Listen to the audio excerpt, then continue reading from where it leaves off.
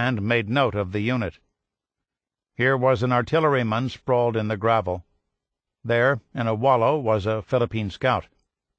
Once in a while he noted a man's injuries. How many bullet holes in the chest or stab wounds in the back. Somewhere before or just after Balanga, his grim census reached 1,000.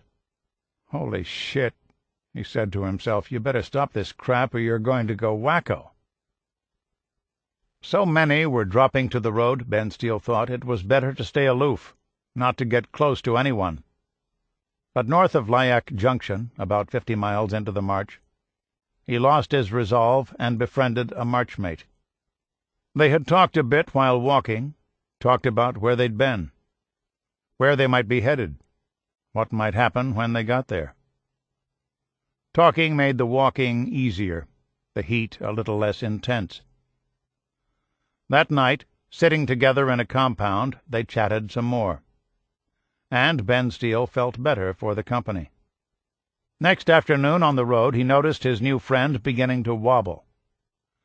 And a mile or two later the man's legs gave out, and down he went, grabbing for Ben Steele's leg as he hit the ground. "Come on, Ben, help me." He and another man hauled the dropout to his feet and started to drag him along between them down the road. They hadn't gone far before a guard rushed up and screamed at them to let the invalid go. His helper obeyed, but for reasons beyond all understanding, Ben Steele hung on to the man.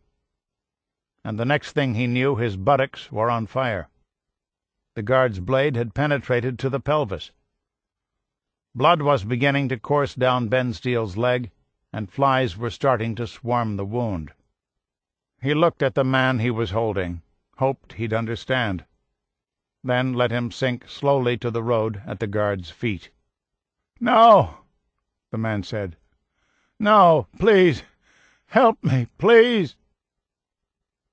As a transit center, San Fernando, 66 miles from Mariveles, had always been a busy city, known for its gaudy Easter and Christmas festivals, and as the location of the large Pampanga Sugar Company. Coming up the old national road from Guagua and Bacolor, the long columns of exhausted prisoners could see the sugar company's tall red brick smokestacks rising in the distance. And, knowing that familiar landmark, some began to spread the word that at last they had reached their destination. Here, they'd been told, they would be put on trains and hauled off to prison camp. The first columns arrived on April 13th, the others across the 2 weeks that followed. Without enough trains and guards, the Japanese supply and transportation officers in charge of the movement of prisoners were overwhelmed by the logistics and the staggering number of men. And San Fernando, their final collection point, was soon a shambles. As in Balanga, men were being held like livestock in barbed wire pens all over town, even in the side streets. Some were fed and fed again. Others got nothing, not even a mouthful. If there was a schedule, it wasn't apparent. One column of men might be put on a train as soon as they entered the city, while other groups languished for 48 hours or more in their foul enclosures. Most men had walked at least 50 miles. On average, they had covered the distance in 5 to 7 days. Days of depredation and duress. They were weak and sick, and had reached their limit. For the Japanese support troops and staff officers billeted in San Fernando, the parade of men shuffling through the city was quite a spectacle, and imperial soldiers turned out in large numbers to gawk and ogle at their trophies.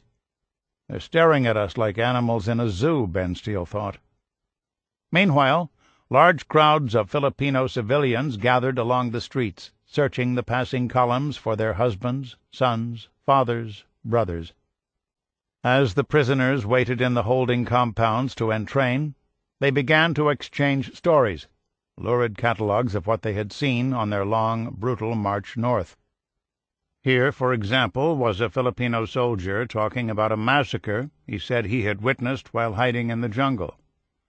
Hundreds of men, he said, prisoners with their hands tied behind their backs, had been bayoneted to death in a secluded spot near the Pantingan River.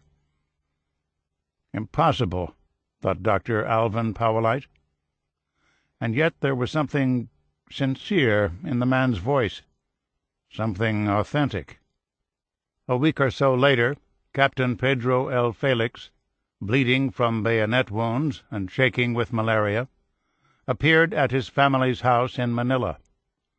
Felix, a staff officer with the 91st Division, Philippine Army, said he'd been in hiding and on the run since April 12th, the day the Japanese massacred hundreds of his comrades at the Pantingan River. On April 11th, what was left of the 91st Division and 2 other units surrendered near Bagak on Batan's west coast, and the Japanese ordered them to begin moving east, on their own, along a dirt road, Trail 8, across the middle of the peninsula toward Balanga. On the morning of April 12th, the prisoners, roughly 1,500 Filipino officers and men, their American advisers were left behind, Felix said, came to the Pantingan River and were taken into custody by Japanese infantry from the 65th Brigade and camped there. The Japanese used the prisoners as laborers to help repair a small wooden bridge. Then they marched them across the river and up a series of switchbacks into the dark green foothills of Mount Samat, stopping, finally, about 1.5 miles above the river at the intersection of Trail 8 and another jungle road. Here, spread out in the rough terrain, were more clusters of Japanese troops. Just then, about noon, a Japanese Army command car came up Trail 8 and stopped about 30 yards from where the hundreds of prisoners were being held. An officer alighted. Big brass, Felix thought, judging from the obeisance paid him. And one of the Japanese soldiers, standing among the prisoners, told Pedro Felix that the officer was, in fact, the commander of the 65th Brigade, General Akira Nara. The general called a conference, and all the Japanese officers in the area, the 4 in charge of the prisoners and others from the infantry units encamped along the trail, gathered around him.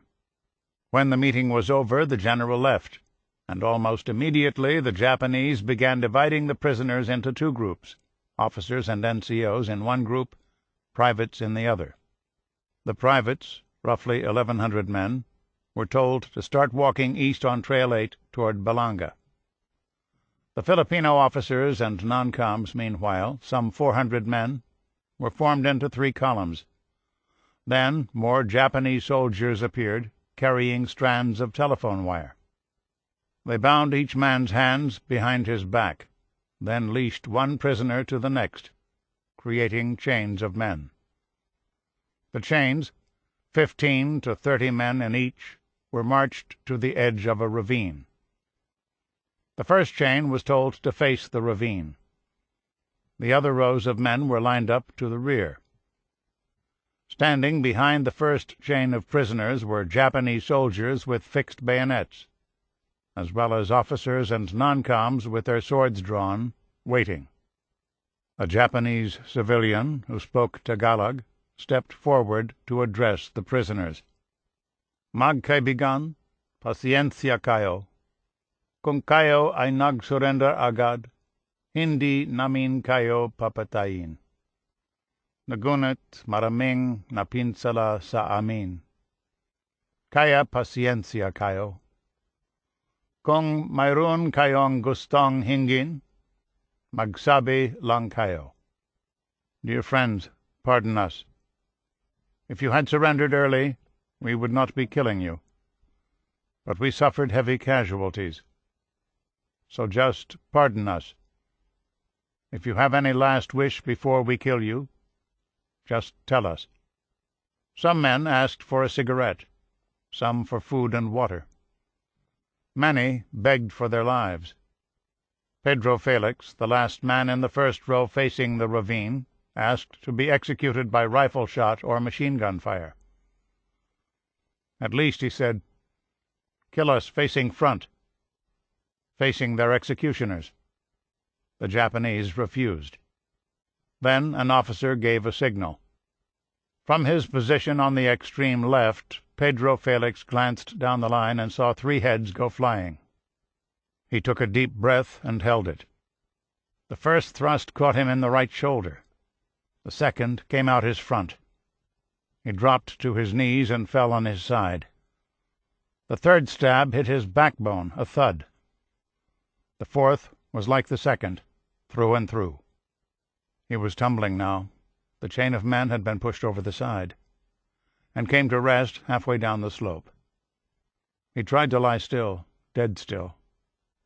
Japanese soldiers were prowling the slope, finishing off anyone who moved. Felix bit his lip and tried to hold his breath.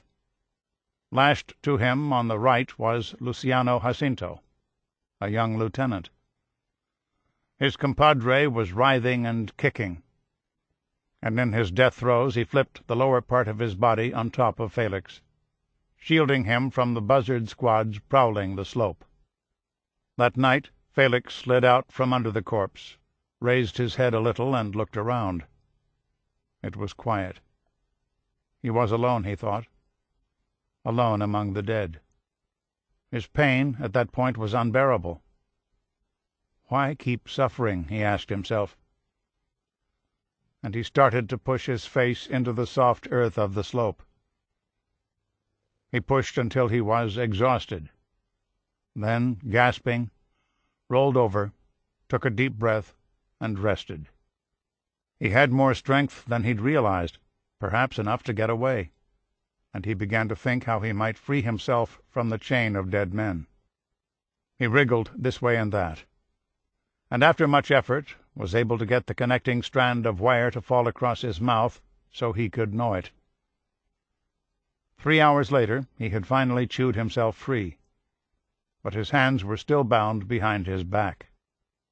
During the chewing he thought he had heard someone groaning, and now he called out in the dark, "Ano, buhay ka pa? Nakakalag ka na ba? Anyone still alive? Have you freed yourself?" "I'm alive," a voice came back. His name was De Venecia, a lieutenant. A big man, he'd been bayoneted 11 times. He was weak, but able to free Felix, who then freed him. Both men were thirsty, and Felix crawled among the corpses, checking canteens, but could not find a drink. So he and De Venecia decided to leave the killing ground to look for water. Too weak to stand, they dragged themselves backward on their buttocks along the bottom of the ravine. Soon De Venecia stopped. "I can't go any farther," he told Felix. "Leave me here. If you reach Manila, contact my family." Felix built a fire. At least he could make the dying man warm. Then set out again. Some time before dawn he reached the banks of the Pantingan River and happened upon 3 more survivors. In the days that followed, the 4 men made their way north, then east across Mount Samat to Pilar, where a Filipino doctor dressed their wounds. From there Felix joined a group of Batanese refugees on their way to the relative safety of Bulacan province. And on April 24th, dressed like a peasant and riding in a horse-drawn calesa, he arrived in the Malate section of Manila, his home. He had returned from the dead, he told his family. And then he began his astonishing story. Private Yoshiaki Nagai, a hostler with the 122nd Infantry, had come down with malaria, and by the morning of April 10th was so sick he had to hold on to his horse's harness to keep himself standing. Teeth clenched, head pounding, his face dripping sweat, he finally stumbled into the regimental bivouac along the Pantingan River and collapsed. A friend put a cool cloth on his forehead, and he soon fell into a deep sleep. The next morning his squad leader sent him to the regimental surgeon, who gave him a shot of quinine. He slept well that night, but in the morning, when he tried to raise himself and join his comrades in their breakfast circle, he still could not keep his feet. Small groups of Filipino and American soldiers had been giving themselves up since the afternoon of April 9th. and now more and more of them were beginning to appear along the Pantingan River. No one had ever seen anything like it, not even the men who had fought in China. "What a lot of prisoners coming out," they said. To Nagai these Horyo looked hungry and worn out, gaunt, bearded men, some groggy and reeling in the heat, most carrying backpacks or gunny sacks on their shoulders. Down the trails and out of the bush they came, dropping their loads and raising their hands, one after another. So many it seemed like they'd never stop. These miserable Horyo, Nagai thought, were a sure sign of victory. "We have won," the Hohe told one another. "We have won the battle." The more they reflected on their good fortune, the more naturally they began to think of those comrades whose luck had run out. The summer brigade had taken heavy casualties, and hundreds of wooden boxes and cans of nakigara, remains, were waiting to be sent home. Now, here, with their hands up, were the ones responsible for all that loss, all that mourning. Here were the men who had rained bullets and shells on them day after day. America had fought with its factories, Nagai thought. Japan with its flesh and blood. Living so long with danger had changed him, he thought, changed his comrades too. Looking at the Horyo emerging from the hills, he felt more than kirai, simple scorn. He found himself filled with daikirai, hatred. For months he had hated the enemy in the abstract, the enemy as evil. Now by the Pantingan River he hated them in the particular. Here were the very men who had made his life so hot, so hard, so damn miserable. Yes, he knew the rules. He'd read the Senjin-kun, the military code. Do not punish them if they yield. But he thought, how can we stick to the rules? Comrades had been killed. Good Matsuyama boys butchered. How can I forgive them so easily? He asked himself. Besides, these Horyo had disgraced themselves. In the middle of a battle they had laid down their arms and raised their hands. A shameless act for any soldier. Should such men be received with respect? What did they think they were going to get? A welcome, a bath, a rest? He wanted revenge, assumed his comrades felt the same way. They had been trained to destroy the enemy, to exterminate him. Well, here he was. And just then, sometime after breakfast, the word came down. No one knew exactly from whom or where. It spread from platoon to platoon, company to company, upriver and down, then among the men camping in the hills. Korosu no da. We are going to kill them all. Well, this was just a continuation of the two sides killing each other, Nagai thought. Not an epilogue to the battle, but an extension of it. If there was a difference between fighting and butchery, he didn't see it. And neither did most of his comrades. They cared nothing, knew nothing, most of them, of international treaties and conventions protecting prisoners' lives and rights. Rights? Horyo didn't have rights. Their lives belonged to the Imperial Army now, and the Imperial Army wanted its due. We are going to stab them to death, the Hohe were told, and soldiers from each company should be in on it. It wasn't an order, exactly, more like an opportunity. The prisoners were going to be killed. This was something that had to be done, and it would be agreeable, harmonious, if a few men from every unit in the regiment took part in the work. Some men volunteered right away, but a number held back. I don't feel like stabbing those who put their hands up, they said. Just do it once, their comrades came back. Kekoda. No thanks, the dissenters said. Then we will go. And off they went. A short time later, several returned, looking bewildered and asking to be relieved. It's too much for me, some said. Let me change with someone. Yoshiaki Nagai wanted to take part in the killing. He had been at battle for 99 days, and every day had started and ended with madness. It was always kill or be killed.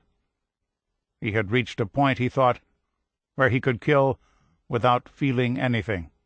"I would really like to go and join my comrades and help kill the prisoners," he told himself. But he was still weak with chills and fever, and could barely stand up. Never mind. At least he could watch, bear witness to their work. He crawled to the trail above the ravines and, like a toad clinging to the roadside, found a place where he could see everything. The killing began right after breakfast. The prisoners were gathered at a secluded spot on the trail, divided into files of 15 to 30 men. Then they were marched a mile or so to the killing site, a section of trail along a precipice above a ravine. Between the staging spot and killing ground was a ridge, so the remaining prisoners could not see or hear what was happening to each file of men after it had been marched away. At the ravine, the first file was made to sit on the ground next to the precipice, facing the void. A soldier held each prisoner tightly by the scruff of the neck. Behind stood other soldiers, the executioners, with rifles and bayonets and swords. At a signal, the soldiers released their grip, and the executioners drove their blades home, aiming at a point from behind where they guessed they might skewer the heart. When they were done, they kicked the dead and dying into the ravine, and another file of prisoners was marched into place. When the second line of prisoners saw the blood on the trail and the bodies below, they grew restive, and as soon as the soldiers loosened their grip on them, they leaped into the ravine. Some tumbled and bounced down the steep slope, breaking their bones. Others crashed directly on the bed of rocks below. They had to give it a try, Nagai thought, watching from a distance. They knew they would be killed. After that, the lines of prisoners were made to face away from the ravine, and after they were stabbed or beheaded on the trail, the soldiers picked them up by their arms and legs and "Ichi, ni, san, 1, 2, 3, flung them into the gorge. Now and then Yoshiaki Nagai noticed an American in the group. The white men were sunburned, the color of pomegranates, he thought, and easy to pick out. One of them, perhaps a young officer, Nagai guessed, had been bayoneted only once and was still alive, flailing about in agony, face down on the trail. He looked like a frog swimming in water, Nagai thought. A Hohe, standing nearby, apparently seething with vengeance, stepped forward and hoisted a large rock above his head. "Look at this," he said. Then, yelling his dead commander's name, he smashed the wounded American in the head, cracking the man's skull. By late afternoon, Nagai was too sick with fever to keep watching, and he crawled back down to the company bivouac to rest. The executioners had been working in shifts. Slaughter, it turned out, was hard work, and they would return to the bivouac to eat, drink, and trade stories. "I killed 7, one said. 7, that is nothing. I killed 12. The afternoon gave way to evening, the evening to night. Lying there, looking up at the moon, Nagai could hear the shouts of the executioners up on the trail. "Yeah!" they yelled with each thrust, and the screams of the captives echoing in the valley. "It's still going on," said the men in bivouac, sitting around their fires. The next morning most of the regiment moved out. As they climbed the trail from the river, their line of march took them past the execution site. The ravine was filled with the dead. "They are piled up to the edge of the road," Nagai noted. "If I sat on the edge and stretched out my arm, I could touch them. I think there must be 1,000. His head was splitting, and he was dizzy, and his platoon commander let him ride in the back of a truck. As they passed the headquarters area, he watched a formation of Hohe performing a ceremony to break camp and mark the victory. They stood at attention, then presented arms while a bugler sounded the call to colors. Yoshiaki Nagai thought the trumpet had an especially bright sound that morning. It echoed off the mountains and through the hills. "We won," he told himself. "We won." Private Isamu Murakami thought his father, a farmer, fisherman, and logger, a most unusual man, at least for the times. Other parents, seeing their sons off to war, told them, "Don't come back alive," or "Go and die for your country." But his father hated the war and blamed the military for putting the country on a path to defeat and ruin. And the day Isamu, his oldest, reported to the 5th Light Machine Gun Company, 122nd Infantry, for embarkation overseas, his father had tears in his eyes. "Don't volunteer for anything," his father said, sobbing. Isamu had never before seen his father cry. "Just come back." Isamu Murakami thought of himself as a good soldier who hated the army and the war. And on April 9th, when the guns fell silent, he was elated.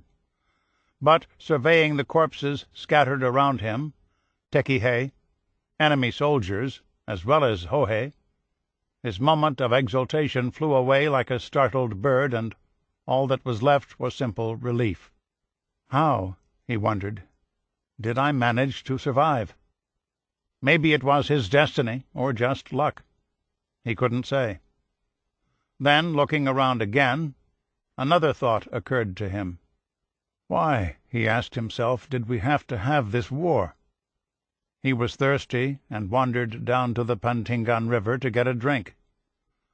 Upstream he saw some Filipino soldiers getting water. Obviously they had yet to surrender. He watched them for a moment, decided to leave them alone. "I'm thirsty, and they're thirsty too," he told himself. "I'm not going to report that I saw them." The regiment bivouacked along the Pantingan and awaited new orders. One day passed, then another. They cleaned their gear and bathed in the river and cooked rice for their midday meal. On the third day, Isamu Murakami and 4 other men got word that the company commander wanted to see them. The officer explained that each company had been ordered to send 5 men to a spot above the river for special duty, men who had excelled in bayonet training. A lieutenant came to fetch the group, led them up the hill and into the jungle to a section of trail above a ravine.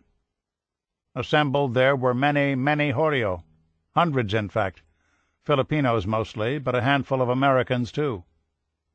Some of the prisoners were blindfolded and tied with rope, some with wire. Isamu Murakami sensed that something ominous was about to take place, and did not like it. Several other men there were uneasy as well. "What are we going to do?" one of them asked. "Shobun," an officer said. They were going to kill them. Then the officer called Murakami's name, told him to step forward. Isamu hesitated. "Just kill one, and then you can go back to your unit," his company sergeant said. Isamu just stood there. The sergeant tried again. "There are lots of officers here from other units," he said softly. "Their men are killing the prisoners, and our company commander wants to show them that our men can do this too. You should do this as quickly as possible. Just one, and you can go back." Then the company sergeant said, "Or you will be killed by the company commander." The officer was growing impatient and barked at the sergeant. "Why don't you tell your men to do it quickly? This is the order of the Emperor." Isamu Murakami thought, "I have no choice." In training, he had stabbed large dolls stuffed with straw, but this was different. He stepped forward with his rifle at the ready. The man in front of him was a Filipino, face pale, eyes filled with fear. Isamu Murakami tightened his grip on the rifle, flexed his knees, and thrust the weapon forward. "Ya!" at a point where he imagined the man's heart was. He heard a kind of click or snap like a stick breaking. He guessed he'd hit a rib. so he twisted the blade hard, finished the stroke, and yanked the bayonet free. The Filipino sank to his knees, blood pouring from the wound. "Owata!" Isamu shouted almost defiantly. "I'm finished." "Kere!" the major yelled back. "Kick him down!" Murakami put his heel on the figure twitching in the dirt and shoved it over the side and into the ravine. "Follow him," the officer told the next man. And so it went, man after man down the line. With each thrust there was a scream, then an echo in the hills. And when the ravine began to fill with bodies, it too issued a complaint, a chorus of moaning and crying. "Why do I have to do things like this?" Isamu Murakami thought. He toweled the blood from his clothes, wiped his weapon clean, and tossed the towel into the ravine. "You can go," the officer said. He ran. He ran as fast as he could, and when he looked back over his shoulder, he saw many of the others running as well, as if someone or something was chasing them from the killing ground. Back at the bivouac he chanted a prayer for the man he had killed, for all the murdered men moaning and crying in the valley. But the prayer didn't work. That night the dead came to him in a dream, one after another. "Don't come only to me," he told them. "But if you want, please appear in front of the Emperor and ask the Emperor how he would feel if he had been ordered to stab you." Kill the prisoners? Thought Private First Class Takesada Shigeta, a machine gunner with the 1st Battalion, 122nd Infantry. It didn't make sense. Why do we have to kill those who come out of the jungle with their hands up, he asked himself. The battle is over. This is not a situation of kill or be killed. On April 12th at the Pantingan River, the men of the 122nd Infantry Regiment were given an unusually large ration of sake. In fact, all they could drink. Not long after the ration was issued, they were told that their unit was going to kill prisoners of war. "Those who want to kill the prisoners," a non-com said, "just go ahead. Kill the ones you want. Kill as many as you want." The men who volunteered for this duty tried to convince the others to join them. "These prisoners aren't real prisoners," the volunteers argued. "They are not yet imprisoned, so we can't call them prisoners. It would be hard for us to kill the prisoners in a camp. But these men are still the enemy, and we're still in the middle of a war. We have to kill them." The killing began in the late morning. All along the river and at bivouacs in the hills, working parties of executioners were assembled and marched to the spot. From all the coming and going along the river, Takesada Shigeta got the impression the executions were taking place at several spots, and several hundred Hohei were taking part. Though it was not put to them that way, the men assumed they were acting on orders. Someone must have given an order, Takesada Shigeta thought. The regimental commander, someone. Someone must have said something. Without an order we would not be killing the prisoners. They worked through the morning and into the afternoon, worked in shifts, drinking and killing, drinking and killing. Takesada Shigeta stayed in camp by the river and watched the killing parties leave and return, men sweating and thirsty and covered in blood. "I killed only one, no more than that," one man said. "I killed 6, another said. By early afternoon the sake barrel was half empty. "Drink and go!" they yelled. "All right, I'll go," a man said. Takesada Shigeta wanted no part of it. He thought, it was good enough to have the enemy surrender. And others apparently agreed. "I don't want to kill them either," he heard more than one man say. As the afternoon wore on, however, some of the executioners began to resent this display of individuality, and one of them started to pester Shigeta. Soon he was nose to nose with the man, shouting and yelling. And now their sergeant was stepping between them. He should either go to the killing site, the sergeant told Shigeta, or take his machine gun to the hill above the ravine and make sure none of the bodies at the bottom tried to escape or crawl away. Takesada Shigeta asked his good friend Kozo Hattori, who had also recused himself from the killing, to join him. "Let's go up, or else we have to kill them," he said. When they finally reached their position on the hill, they looked down and were struck dumb. The ravine was filling with bodies, and issuing from the pit was a sound neither of them would soon forget. Cries of agony echoing in the valley and off the hills. Neither man had ever heard anything like it. A chorus of moaning, pain, and lament that never seemed to stop.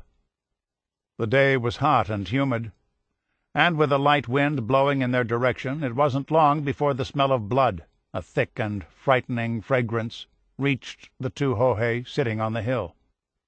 At first they just watched. The prisoners were led forward, 5 and 6 at a time, to a spot on the road just above the ravine. Some wore blindfolds, rags and towels knotted behind their heads. Others just stared straight ahead, facing their executioners. Takesada Shigeta thought, "Imagine standing in front of the prisoner and watching his eyes at the very moment you pierce him with your bayonet." After a while of looking down on all this, he went into a kind of trance. Again and again he told himself the same thing. The battle is over. The battle is over. At length the two men realized that the sergeant who had sent them up the hill would wonder why they had not yet fired their machine guns. So, just before dark, they loosed some short bursts at the empty slope opposite them. But the firing only made the moaning in the valley sound louder, and this unsettled them even more, and they stopped. The killing went on till dark. By the time Takesada Shigeta and Kozo Hattori were called down from the hill, the battalion had packed up and was beginning to move out, north, to a bivouac by the Abo River. Sitting around their campfires that night at the new position, none of the men spoke of the slaughter. They were all in high spirits a few hours ago, Takesada Shigeta thought. They were saying, "I killed this many," or "I killed that many." Now none of them are willing to talk, because it wasn't an honorable deed. He still felt numb, felt nothing really, neither pity nor fear. The next day the 122nd gathered the remains of its dead for cremation and shipment home. The day after that, the unit prepared to move off the peninsula and take up its next assignment. Takesada Shigeta was sure he had put the Pantingan River behind him. But that night, unable to sleep, he meditated deeply on the blood-soaked trail in the jungle and the valley full of bodies below. At length he closed his eyes, but could not sleep. An eerie noise began to nag at him, a chorus of moaning and crying he knew would never stop. One last look. Ben Steele hated this part of the job, sitting here in the pickup in front of Casey's Golden Pheasant, waiting for the shepherds to stumble out of the saloon, their loyal sheepdogs lying on the sidewalk in front. Same thing every payday. Jug Clark's men couldn't wait to drink up their checks. So he'd sit there, just like Mr. Clark had ordered, sit behind the wheel watching the front door till they came rolling out into the afternoon. Then he'd help them onto the mattresses in the bed of the truck, dogs jumping in after them, and haul the ossified load back to the ranch. Next morning Jug Clark would tell him, "Take a bottle out to so-and-so's camp, just enough for one drink. Some hair of the dog to straighten him out for work." Half the time the shepherds were shaking so bad, when he rode up, they'd spill the cure down the front of them. They weren't a bad bunch, though. Many were old cowboys who'd lost their rides and maybe a wife or a live-in woman along the way. The work was lonely, that's all. Out there with the sheep, night and day, week in, week out. Drove most to drink, and made a few of them mean. By the fall of '39 he'd graduated from high school, left Snook Art, and signed back with Jug Clark as a camp tender. The ranch was doing well, and so was he, making $40 a month and still sending most of it home. He had grown up well, 22 years old now, 5'10", a lean 150 pounds with a shock of dark hair, an open face, and an easy-going manner. He got on well with almost everyone, unless, of course, they didn't want to get along with him. That summer he had a run-in with a shepherd named Blackie Halco, a new man from Wyoming country. The sheepherder started giving him a bad time as soon as Ben Steele rode into his camp. "I'll bet I can outshoot you with this six-shooter and you using that rifle you got in the buckboard there," Halco said. The camp tender had several stops to make that day and long rides between them. "I didn't come out here to shoot a competition or anything," he said. "I'm here to tend your camp." Halco was a big, hard-looking man. "That's so," he said. "Well, the last outfit I worked for, I killed the camp tender." Ben Steele finished unloading the wagon and stacking the supplies, then got back in the buckboard and rode slowly away. "Next time I go to that camp," he promised himself, "I'm going with the rifle loaded." When Jug Clark got wind of what had happened, he kicked the shepherd off the place. Later, word reached the ranch that Blackie Halco had walked into a bar in Hardin with a handgun, shot 2 men point-blank, then turned the pistol on himself. The rest of the summer was a cowboy's dream. Clark owned 10,000 acres north of the Yellowstone and had grazing rights on another 10,000 south of the river in the massive foothills of the Pryor Mountains. The practice there was to leave the prairie unfenced, and when the wind was up the grass looked like an ocean, one wave of green after another. His job in the Pryors was to search for water and good grazing, and Ben Steele traded his wagon for a saddle horse. He always rode at a walk or a trot, never a run. Too much ground to cover for that, 50 square miles of range. No point getting pounded. Sit back, ride the pockets, relax. Up this slope, across the ridge, down the backside to the next. Lay the reins left, right, nudge the horse along with a touch of the heel. He'll go where he's told. "A good horse will take you anywhere," the old man used to say. And he was right. He loved riding the Pryors. Green swells in front and behind, mile after mile under a bowl of blue. No trees here, no buildings, wires, fences. Just land. So much of it a rider could go all afternoon without seeing anything but grass, mountains, sky. Open country, they called it. Free range. It wasn't free any more, but that didn't matter. That didn't matter at all. On and on.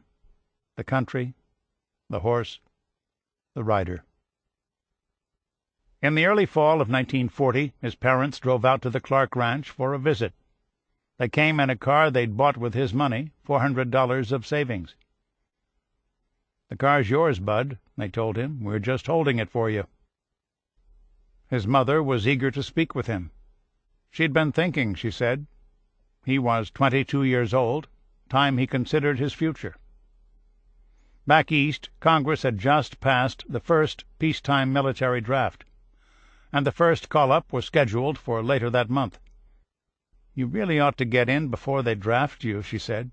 "Maybe if you do, you could, do what you want in the Army." He knew she wanted something better for him. After all, how long could he work as a hired hand? Later, after his parents left, he kicked the Army idea around with Jug Clark. The rancher was against it. His future was here, Jug Clark said, on the banks of the Yellowstone. "You know, Bud, I've always told you someday I'm going to give you your own band of sheep." Someday. He began to think that maybe there was something in what his mother had said. He could travel. He could see the world. He could have an adventure. Hell, he'd never been out of Montana. He'd miss the ranch, no getting around that, the creak of saddle leather, the murmur of the wind. But maybe it was time. In mid-September he borrowed Jug Clark's car and drove to Billings, found the enlistment center in the Stapleton building, and signed the papers to become a private in the United States Army Air Corps. 3 weeks later, October 9th, in the company of his mother, his father, his little brother Joe, and little sister Jean, he stood on the platform of the Billings train station on Montana Avenue, waiting for the westbound Northern Pacific, the train that would carry him to boot camp in California. His mother kept stealing looks at him.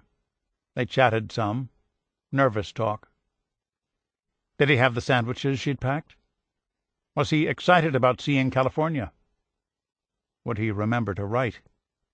The train rolled into the station. He hugged his mother, shook hands with the old man, said good-bye to the kids.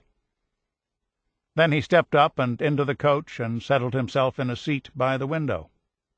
Standing on the platform, his mother tried to smile. He knew what she was thinking. She'd been reading the newspapers, reading the rumors of war. Never mind, he wanted to tell her. He'd be all right. He'd be just fine, like always. The train started with a lurch. He turned in his seat and looked back. Looked back as long as he could. This is the end of the CD. The audiobook continues on the next CD. Chapter 8. A guard was shoving him in the back, pushing Ben Steele to get on the train. Since dawn, the Japanese had been rousting prisoners from holding pens throughout San Fernando and herding them toward the railroad station. As they walked through the streets toward the waiting trains, many men, convinced the worst was behind them, began to say things like, "I think we're going to be okay," or "Things will be better now." A few told their comrades they looked forward to riding in comfortable coaches the rest of the way. At the depot they found boxcars waiting, old French Mercies, 40 and 8s as they used to be called, narrow-gauge boxes just big enough, about 20 feet long and roughly 7 or 8 feet high, to carry either 40 men or 8 mules and horses. Now the Japanese were shoving 100 men and more into these ancient wood and metal carriages, packing them in tight, shoulder to shoulder, belly to back, and slamming the doors shut, leaving the men in the stifling dark. Almost immediately men began to struggle for breath. Some panicked. The Japanese, they were sure, meant to kill them, suffocate them, and they started pounding their fists on the boxcar walls. "I have to get out!" they screamed. "Oh, God! Please, God, open the doors!" Sitting atop the cars, the guards stamped their feet on the roof and screamed back. "Kitsuno wa damari! Shut up, assholes!" Loading each train took time. Men might be left for an hour or more in a closed car before the train finally started with a sudden jolt. 100 men in 200 square feet of space. Stinking men, all of them. Sick men, too, standing in their own waste.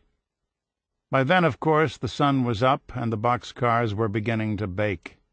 In the hot, smothering dark, some men lost control and began to claw, punch, and grab at one another. Anything to get from the middle of the car to the sides where they might find a crack in the wooden slats and suck some fresh air. A number of men in the middle fainted, and a number of others died. The cars were packed so tight that the lifeless figures were often left standing for the 3-hour trip. Ben Steele was lucky. One of the last men in the car, he found a spot on a side wall and could breathe between the slats. A man standing behind him tried to muscle him out of the way. "Move, you fucker, or I'll break your fucking neck." But Ben Steele was willing to take punishment and return it to keep his spot. Behind him, men were dying. He could hear their death throes, for Christ's sake. But he held his ground and his pity and fought for his sliver of light, his few breaths of fresh air. Some guards kept the doors closed all the way, but others opened them as soon as the trains picked up speed, and they allowed the men to take turns in the open doorways. In the towns and villages down the line, people had gathered along the tracks with food and water. Many of the trains were driven by Filipino engineers, and they slowed their engines as they passed through the stations so the locals could toss their gifts into the open doors or run alongside the platform holding up cans of water. Most prisoners shared what they shagged, but in every car there was at least one man who turned his back and a deaf ear to the pleas of his comrades. After 22 slow miles of this, the trains finally stopped at the station at Kapas Tarlac, and the prisoners spilled out and onto the platform. The living were ordered to drag out the dead, and they set the bodies alongside the tracks, shoulder to shoulder, face up in the sun. Then the prisoners formed up again and started walking on a road that ran west toward the Zambales Mountains in the distance. Most men wondered whether they were about to make another march. Where the hell are we going now? But officers who had worked in the province before the war guessed they were headed just down the road, about 3 miles, to the site of what was to have been a temporary cantonment for a division of the Philippine Army. A steaming 617-acre tract of abandoned rice paddies and rolling grassland, with rows of partially completed barracks and buildings, Camp O'Donnell. When Ben Steele saw barbed wire and watchtowers, he was relieved. At least, he thought, this is where we're going. They entered the camp through a main gate, then walked up a rise in front of a 2-story headquarters building.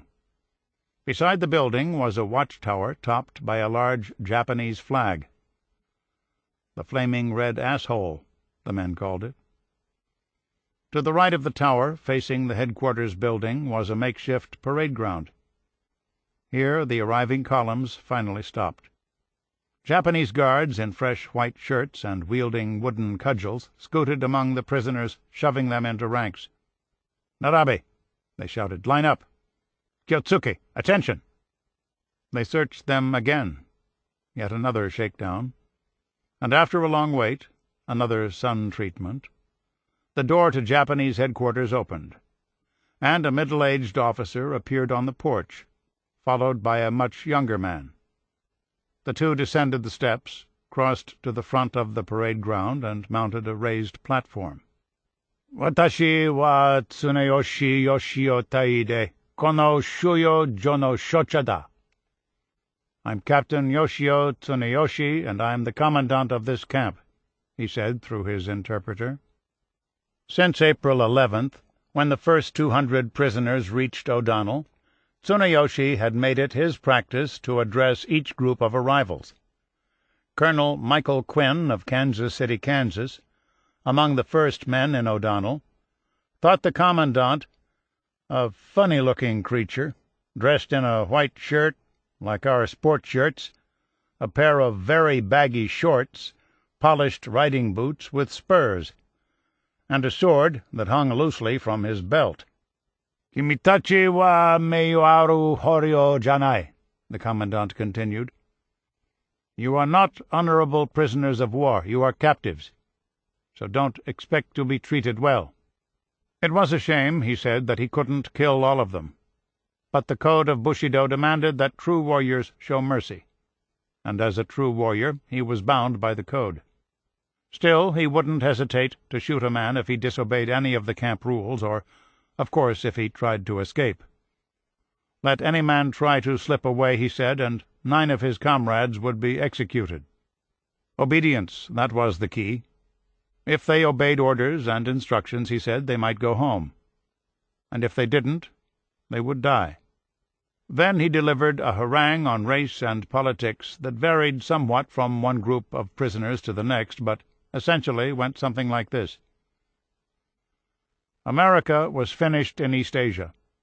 Japan had seen to that, and Nippon would keep fighting till it had won the war, even if the war lasted 100 years.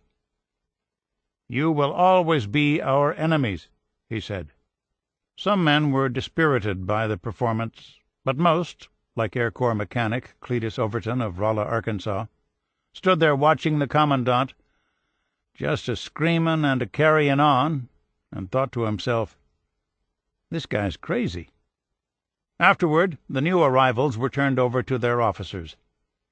Tsuneyoshi had appointed General Ned King prisoner commander, which made him responsible for the maintenance of the camp and the behavior of his men.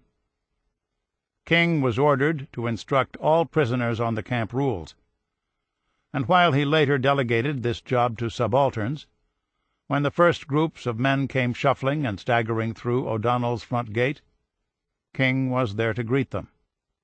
"You men remember this. You didn't give up. I did. I did the surrendering. I surrendered you. You didn't surrender. I'm the one that has the responsibility for that. You let me carry it. All I ask is that you obey the orders of the Japanese, so we do not provoke the enemy any more than he already is." He believed what he told them, and no amount of sophistry from his staff could convince him otherwise. His army was the largest army under American command ever to have been captured, and the dark dishonor of that act belonged to him. Everything that followed from his surrender, the bodies that still littered the old National Road, the bodies they pulled from the box-cars, the bodies beginning to pile up in this hell-hole of a camp, all of it was his responsibility. He was sure, he told them, his career was over. He'd be cashiered, court-martialed, maybe even jailed when he got home. It was up to him to carry the blame, he said, suffer the censure and disgrace. And his men loved him for that. They loved him because he was sharing their fate, their misery, their stinging loss. Whenever he addressed them in O'Donnell, they would afterward talk of his eyes, so heavy with sadness. Ben Steele didn't like all the bowing. "Like this, from the waist," the interpreter instructed. It made him feel like a slave. And to the Japanese, that's what he was. Tsuneyoshi had chosen his words carefully.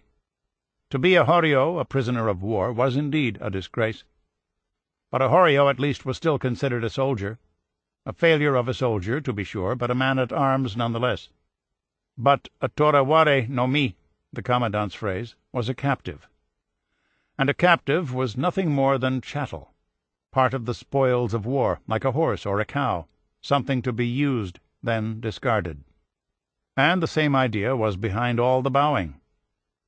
In Japan one bowed atama o sageru, as a sign of respect. Here, however, the guards in the clean white shirts weren't looking for respect. They wanted kupukusuru, a bow of complete submission, something a Montana boy found hard to give. He was hot and tired, one of 1,188 Americans that came out of the boxcars that day, April 18th, 1942. After the speeches and instructions, the men were turned loose to find their barracks. And as Ben Steele wandered away from the formation toward a group of prisoners who had arrived earlier, he noticed a familiar face. Q.P. DeVore was astounded. His pal, Ben Steele, had lost so much weight, the guy looked like a walking cadaver. "God damn, Ben," Q.P. said, "I can hardly recognize you." They settled down to talk. Q.P. had been lucky. He'd been taken prisoner midway up the peninsula, and had been part of a small group of men that had been picked up by a truck on the way to San Fernando. The ride had spared him many of the deprivations of the march, and, compared to many others, he seemed in good shape. Better shape, at least, than his emaciated buddy. "Don't worry," he told Ben Steele. "The word around camp is we're going to be out of here pretty soon. They say 30 days. The Americans are going to clean the Jap plows in 30 days. They'll be back." The Japanese had divided O'Donnell into 2 prison camps. The Filipino camp sat on one side of the road from Capas, the American compound on the other. The facilities, if they could be called that, were the same. Open-air barracks buildings constructed of bamboo poles and rattan lashings, with half-walls of woven sawali and roofs of nipa leaves or corrugated tin. The men slept on shelves that ran the length of the buildings. The barracks were organized by units, the Air Corps here, the artillery there, and so on. As a cantonment for a division of 20,000 native troops, the camp might have been adequate. But the Japanese jammed more than 56,000, 9,270 Americans, and almost 47,000 Filipinos into that small square mile of steaming grassland and jungle scrub. Diary of Captain Alvin Powellite, Prison Camp Doctor, April 17, 1942, Camp O'Donnell. The medical situation is disastrous. I wonder how long a person can stand this situation. I know I'm losing weight, but I'm still in better condition than most of the other men. I finally got to sleep and woke up about daybreak as the Japanese guards tramped through the area. Powellite Diary, April 18th. As more prisoners poured into camp, more sick were placed in the hospital. Already the hospital area was filled with sick prisoners milling around, defecating anywhere, until there was nowhere to stand that was not defiled by human waste. Men were lying, sleeping, and dying in their own waste. Powellite Diary, April 19th. A large group of prisoners, 1,188, came in yesterday. They were more pitiful than the previous group. Practically none of them had blankets. Only a few had towels. Some wore shorts, and many were barefooted. These prisoners had swollen legs which were covered with sores, some with maggots crawling over them. Shortly after midnight a storm broke. The rain came down in sheets. The men who were able ran into the various barracks, while the rest just laid on the ground. Each time the wind died down, you could hear the men coughing and moaning. In the morning, all over this one area, between our barracks and the main hospital, were the dying and the dead. The 617-acre site had only one artesian well with a working pump in its reservoir. The pump pushed the water through a narrow pipe 5/8 of an inch in diameter. The pipe delivered water to both camps, but with only a few spigots for each side, the men had to queue up for a drink. On the American side, one of the faucets was reserved for the exclusive use of the hospital huts, and that left just 2 faucets for general use, 2 water faucets to slake the thirst of nearly 9,000 men. To make matters worse, the Japanese, always short on petrol, issued restrictions on the number of hours the well pump could run. So the water lines were often more than half a mile long, 2,000 men standing in line for 20 hours or more, standing there from well before dawn till well after dark to get just 1 canteen, 1 quart of water. Before long, some of the men in the barracks organized themselves into water brigades, 8 to 10 prisoners taking turns fetching water for the others, especially those too weak to walk. The designated Gunga Din attached the canteens to a bamboo pole and took his place in the long queue that wound its way through the camp. From the notebooks of Colonel James V. Collier. As the water line inched forward, thousands of empty aluminum canteens striking against one another tinkled like bells. The tinkle of the canteens could be heard almost any hour of the day or night. I believe I shall hear that doleful tinkling, the mournful sounding of the doom of the damned, as long as I live. On many more occasions than I like to remember, a man who was told to move along as the line had started to move again was found to have quietly passed on. Army medic Sidney Stewart looked at the men in the water line and thought of the catatonics he'd seen in hospitals back home. They stood there looking at the ground, shuffling their feet. None of them talked. Out of their blank eyes came a stare of detachment, of receding within themselves, trying desperately not to be a part of all that was around them. When the pumps were broken or the Japanese shut them down, the line would stop, and Marine Irwin Scott would sit on the ground where he was, take a nap, and dream. The same dream each time. He was stretched out in an old enamel bathtub with claw feet under a waterfall, his head back, mouth open, catching the clearest blue water anyone had ever seen. Ben Steele started praying. He'd never asked God for anything, but he'd been having one malaria attack after another. Terrible chills, followed by long sweats that left him dry as an alkali flat. He'd been thirsty on the march, thirsty on the train, thirsty waiting on the waterline. He tried to distract himself, think of something else, anything else. But his mind was fixed on water. The cool, crystalline spring at Hawk Creek, the April rains along the Yellowstone. In the barracks he tried to lose himself in sleep. But the sleeping shelves were made of split bamboo, and the planks dug into his hips and back, keeping him awake. His throat felt raw, his tongue swollen. God, he prayed, please help me find a drink. He begged his bunk mates to share their canteens. Come on, just a sip. What the hell's the matter with you guys? Finally, one man relented. Here, he said, watching closely. Remember, fella, just a couple of swallows. On the third day of his thirst, Ben Steele returned to the waterline. 2 hours, 5 hours, 8 hours. In the afternoon, the Japanese shut down the line, and he walked away thirstier than before. His malarial attacks were becoming more frequent. Sometimes he shook so violently he thought he could feel his brain rattling against his skull. One day he fainted. When he came to, he was face down in the dirt, and men were stepping over him, walking around him. He eased himself up on his elbows, looked around. Nearby was an officer's barracks. He crawled there on his hands and knees and propped himself up under a window. He could hear men inside, talking.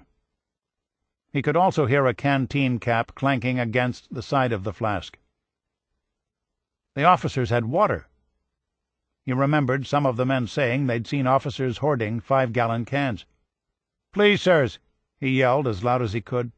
"Please, can I have a drink?" No one answered. Maybe they didn't hear him. "Please, sirs, I need water."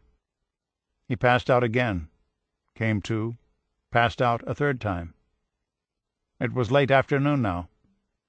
He waited for the sun to set, and with great effort dragged himself back to his barracks. "Damn, Ben, you look awful," QP said.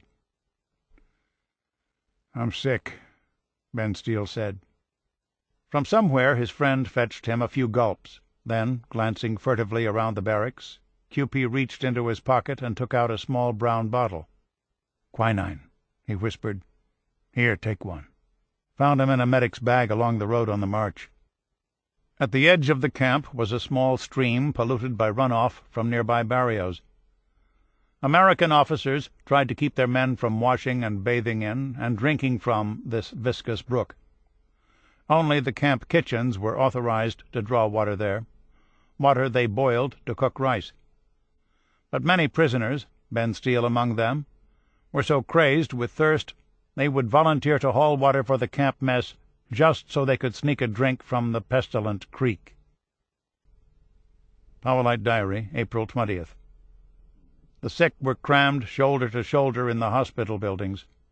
Most of them had no clothes on, nor blankets. Coughing, groaning, and moaning were continuous. Powellite Diary, April 23rd. Most of our cases were malaria, dysentery, bacillary and amoebic, and beriberi. We had all kinds of undiagnosed cases. Some are possibly dengue fever, yaws, and tropical ulcers. Practically all the men had some type of scurvy, vitamin C deficiency. Their gums were bleeding and their teeth were loose. Some of the dysentery patients developed corneal ulcers which perforated and collapsed the eye globe. There was nothing that could be done for these poor souls. They ate rice with stones, dirt, and weevils. They steamed it, stewed it, made it into soup. Sometimes they supplemented the rice with vegetables: camotes, a poor man's sweet potato; kangkong, a spinach-like vine commonly known in America as swamp cabbage, as well as other assorted and often unidentifiable leaves and weeds. Once in a while they got meat, beef or carabao, but the ration was so small, 1 pound twice a month for every 50 men, or a third of an ounce per prisoner, it appeared as nothing more than flecks floating in the dirty rice. Starving men will eat anything, and much of the camp was picked clean of weeds and kogon grass. Army Corporal Johnny Aldrich told himself, "If cows and horses can eat grass, I can eat grass too." He tried it raw first, but couldn't get the bitter stuff down. Then he took his forage to a friend in the camp kitchen, who boiled the long blades into a brown and green stew. They ate in the open, sitting or squatting in the dirt, spooning or fingering their food with one hand and swatting away the flies with the other. On the average, they were given 18 ounces of food a day, 1,500 calories, and 30 grams of protein, half of what a healthy adult man, under ideal conditions and doing moderate work, needed to live. For sick men, and almost all of the Americans and Filipinos at O'Donnell suffered from something, this prison camp diet was a disaster. The lack of nutrients aggravated and accelerated their malaria, dengue fever, blackwater fever, diphtheria, and pneumonia, and left them suffering from a host of painful and lethal conditions: wet beriberi, with its gross edema; scurvy, which made their noses bleed and their teeth fall out; pellagra, a feeling of pins in their skin accompanied by severe diarrhea; nyctalopia, night blindness; amblyopia, day blindness or loss of vision; tinnitus, ringing in the ears; vertigo, severe disorientation; burning feet; conjunctivitis, severe itching and burning in the eyes; and gross peripheral neuropathy. Their limbs went completely numb. Far and away, however, the worst of their maladies was dysentery. So many men had come into camp with it, a third, half. The slit trenches they dug, and they dug them regularly, filled within days. And like the foul holding pens of Balanga and Orion along the route of the march, Camp O'Donnell started to look and smell like a sewer. Men who were too weak to walk fouled themselves wherever they happened to be when the urge seized them. Without enough sulfa drugs to stop it, dysentery was soon epidemic. The barracks became so noxious, men started sleeping outside on the ground, if they could find an unsoiled patch of dirt for a bed. Coming up the road from Capas some weeks after the camp opened, Medical Corps Captain John H. Brow of Burlington, Vermont, caught wind of O'Donnell miles before he ever set eyes on it. This, he thought, must be the smell of a charnel house. Within a week of the prisoners' arrival, O'Donnell was aswarm with bluebottle or blowflies, a great buzzing mass of them, and their eerie vibrato filled the camp day and night. Powellite Diary, April 26th. Sunday morning was clear and nice. The chaplains held services, but many who attended last Sunday were not there to attend this one. Powellite Diary, April 27th. A number of our doctors were sick with malaria and dysentery. Actually, we have only about 12 medical officers who were able to work. The rest were sick. Each time a new group of men arrived with a doctor, the doctor was as sick as his men, so the workload was not eased. I was called over to see a couple of men who were having difficulty breathing. I looked in their mouth and saw what appeared to be a large black membrane. I am sure that this was diphtheria. A tracheotomy was attempted, using a piece of rubber tube and a safety pin, but these cases were so far gone that it was impossible to do much for them. Powellite Diary, April 28th. Tuesday morning we tried to get some diphtheria antitoxin, but it was a useless attempt. a waste of time. The Japanese did not care. They were busy trying to win the war. Powellite Diary, April 29th. Nothing much to do but try to comfort the sick without medicine, giving them guava tea, which did not do much good. We attempted to enforce some sanitation rules, but made little progress. Every man was forced to look inward. Those who saw nothing, and there were many of them, abandoned all hope of ever seeing home again. It was almost as if death itself had become contagious, and men who should have survived, men in halfway decent shape, lost their will to live. Men of faith found themselves praying for their lives. Every night, Second Lieutenant Philip Brain of Libby, Minnesota, slept outside on the ground with his canteen for a pillow, so no one would steal it, staring at the stars and thinking of a different world, and the loving God he believed was looking down on him. In that miserable place, however, many a man mislaid his religion. Mormon Gene Jacobson, an Air Corps supply sergeant from Montpelier, Indiana, lost his capacity for forgiveness. "I'm going to do everything I can to survive," he promised himself, "and then I'm going to get even with these sons of bitches." Zoeth Skinner, who had grown up relying more on his wits than on his parents, believed in himself. Lying in a camp hospital hut with malaria, he noticed that most of his ward-mates were too sick to feed themselves. "Hey, buddy," he'd ask, "you going to eat that chow?" "I can't eat nothing," they'd always say, too weak even to raise themselves off the floor. "I just can't." So Skinner ate the food, ate it right there in front of them. "I'm going to do what I need to do to live," he told himself. Some men were selfless, buddies from the same unit, looking out for one another, keeping an eye on the sick and weak, giving a bit of comfort to the dying. Empathy, however, and the altruism that sometimes accompanied it, was the exception that proved the cruelest of rules. In prison camp, more often than not, men revealed what Darwin called the indelible stamp of their lowly origin. When his malaria got worse, infantryman Richard Gordon dragged himself to one of the huts in the hospital compound and encountered a short man wearing a white armband with a small red cross, sitting at a wooden crate, a makeshift ward desk. "I'm sick," Gordon told the American medic. "I need something." The man could see Gordon's tremors, hear his teeth chattering. "We don't have any quinine for you," he said. "Sorry." But there, in front of him on the crate, Gordon could see a brown bottle of white tablets. Medicine Gordon recognized from his visits to the field hospitals on Bataan. "That's quinine, isn't it?" Gordon said. "Yeah, that's quinine," the medic said, "but that's my personal stock." "Your personal stock? What the hell?" "Yeah, mine, pal.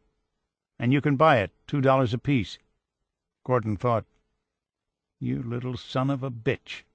"I'll see you in hell first," he told the man, and dragged himself away. He could feel himself failing, and he staggered around the compound, not knowing where to go or what to do. At length he wandered into the kitchen shack, where he'd been assigned to work, and curled up in a corner. He was conscious. He could hear and see what was going on around him, but he was shaking so violently all he could do was lie there. "What's the story with that guy?" he heard someone say. "Don't worry about him," someone else answered. "He's had it." He thought, "I'm right here next to them, and they're talking about me dying." Was he really that bad, that close to the end? Then he felt someone cover him with something, empty rice sacks. Were they trying to keep him warm, or drape him with a winding sheet, a shroud? "Dick? Dick?"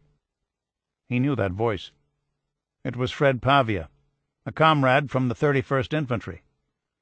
Pavia was from New Jersey, just across the river from Manhattan, where Gordon had grown up, and fighting together the two had become close. "I looked for you in the barracks, Dick. Figured I might find you here. You don't look good. I'll be right back."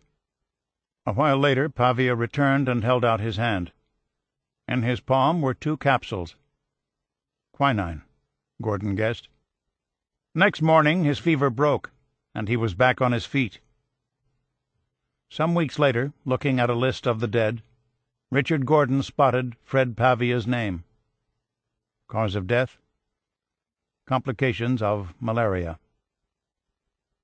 Ben Steele tried not to think ahead. No daydreams. No ideas but in things. Food, water, medicine. Survive. Exist. Another hour and day. He'd walk by a barracks hut and see a man sitting in the dirt, sobbing, and he'd think to himself, "The hell with you. What a waste of goddamn energy. Where the hell is crying going to get you?"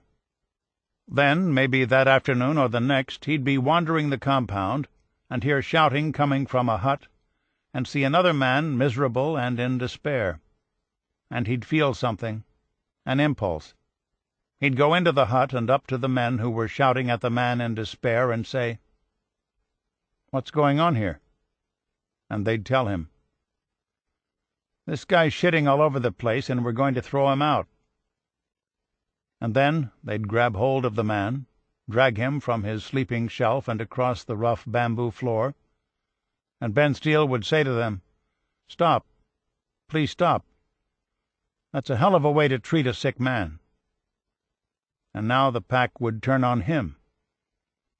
"Keep your goddamn mouth shut," they'd say, "and get the hell out of here." Powellite Diary, May 7th.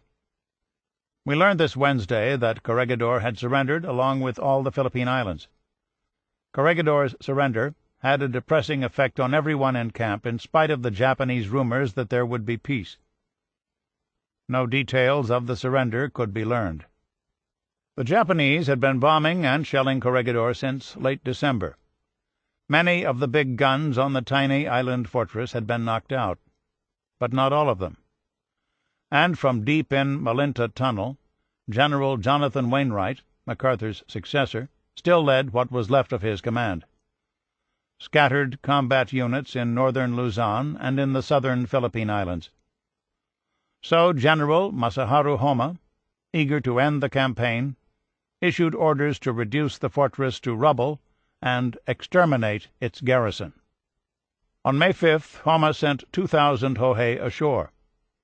At that point, the island's beach force of 4,000 Marines, sailors, and Filipino soldiers had been bombed and starved to the breaking point. They fought the invaders fiercely, fought them for nearly a day. After that, the Japanese landed tanks, and without the weapons to stop those armored cannon, American commanders knew the fight was finished.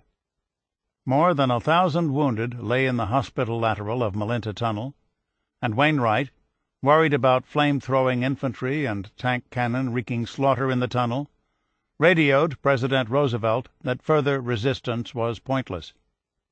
With broken heart and head bowed in sadness, but not in shame, "I report to your Excellency that today I must arrange terms for the surrender of the fortified islands of Manila Bay. With profound regret and with continued pride in my gallant troops, I go to meet the Japanese commander."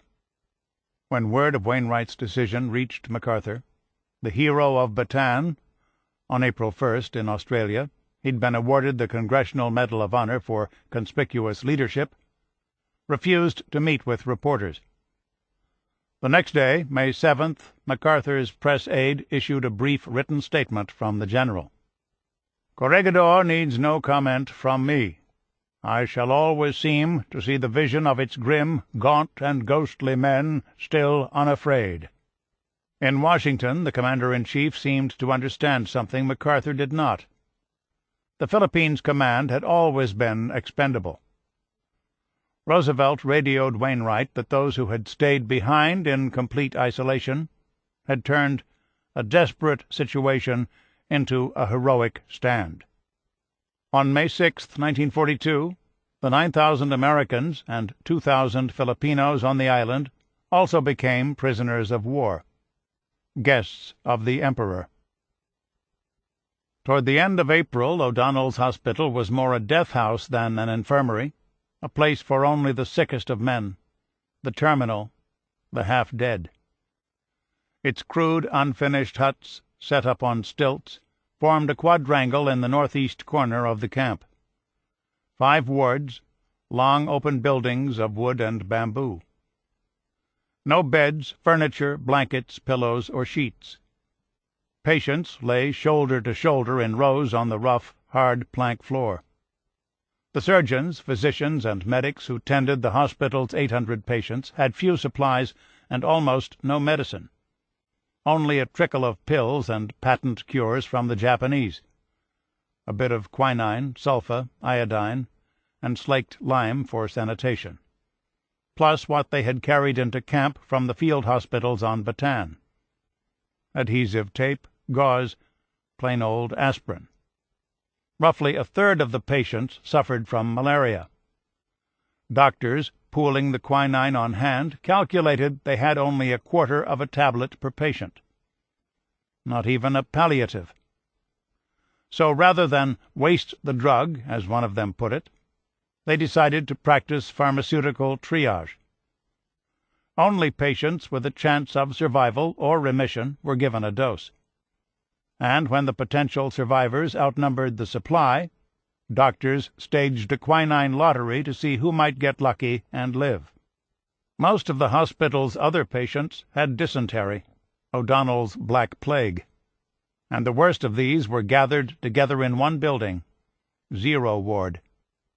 Zero Ward patients had long since stripped off their clothing and now lay naked on the hardwood floor in pools of filth.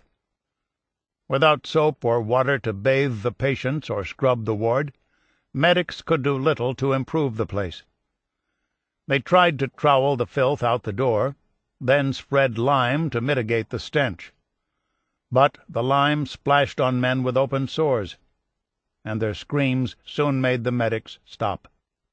In the end, the patients of Zero Ward just lay there, waiting to die. 2 long rows of living skeletons, side by side, along each wall from one end of the ward to the other. Half-conscious, most of them. The flies found them, of course, and it wasn't long before maggots were spotted in their mouths, ears, and noses. Then the ants arrived. Army Captain Merle Musselman, a doctor from Nebraska City, attended Zero Ward during the late April rains when a leaky hospital roof left the patients wet and shivering. At night, seeking warmth, they would worm together across the floor in an unconscious effort to share body heat. And in the mornings, when Musselman and his colleagues entered the ward, the doctors would come upon a large mass of intertwined bodies, the living snuggled up to the dead. His malaria was so bad he could barely get to his feet, so Humphrey O'Leary found himself on his way to Zero Ward. The ward was full when they carried him in, and since he looked half gone, they took him back out again and laid him on the ground in the crawl space beneath the building, among 4 other hopeless cases. In the morning, when he awoke, he was cold, very cold. One of the men lying beside him was holding his hand, and the man was dead. Since he'd survived the night, the medics gave him a spot on the ward floor. At least he was off the wet ground. That morning, a man he knew well, Bill Young from Manila, was also brought into the ward. Bill was in bad shape, too, worse than Humphrey. His back was covered with suppurating sores, and the ulcers were infested with maggots. "You guys have got to clean this man up," O'Leary shouted. "We're too busy for that," one of the medics said. "Besides, he's—" "Just give me the stuff," O'Leary said. "I'll do it."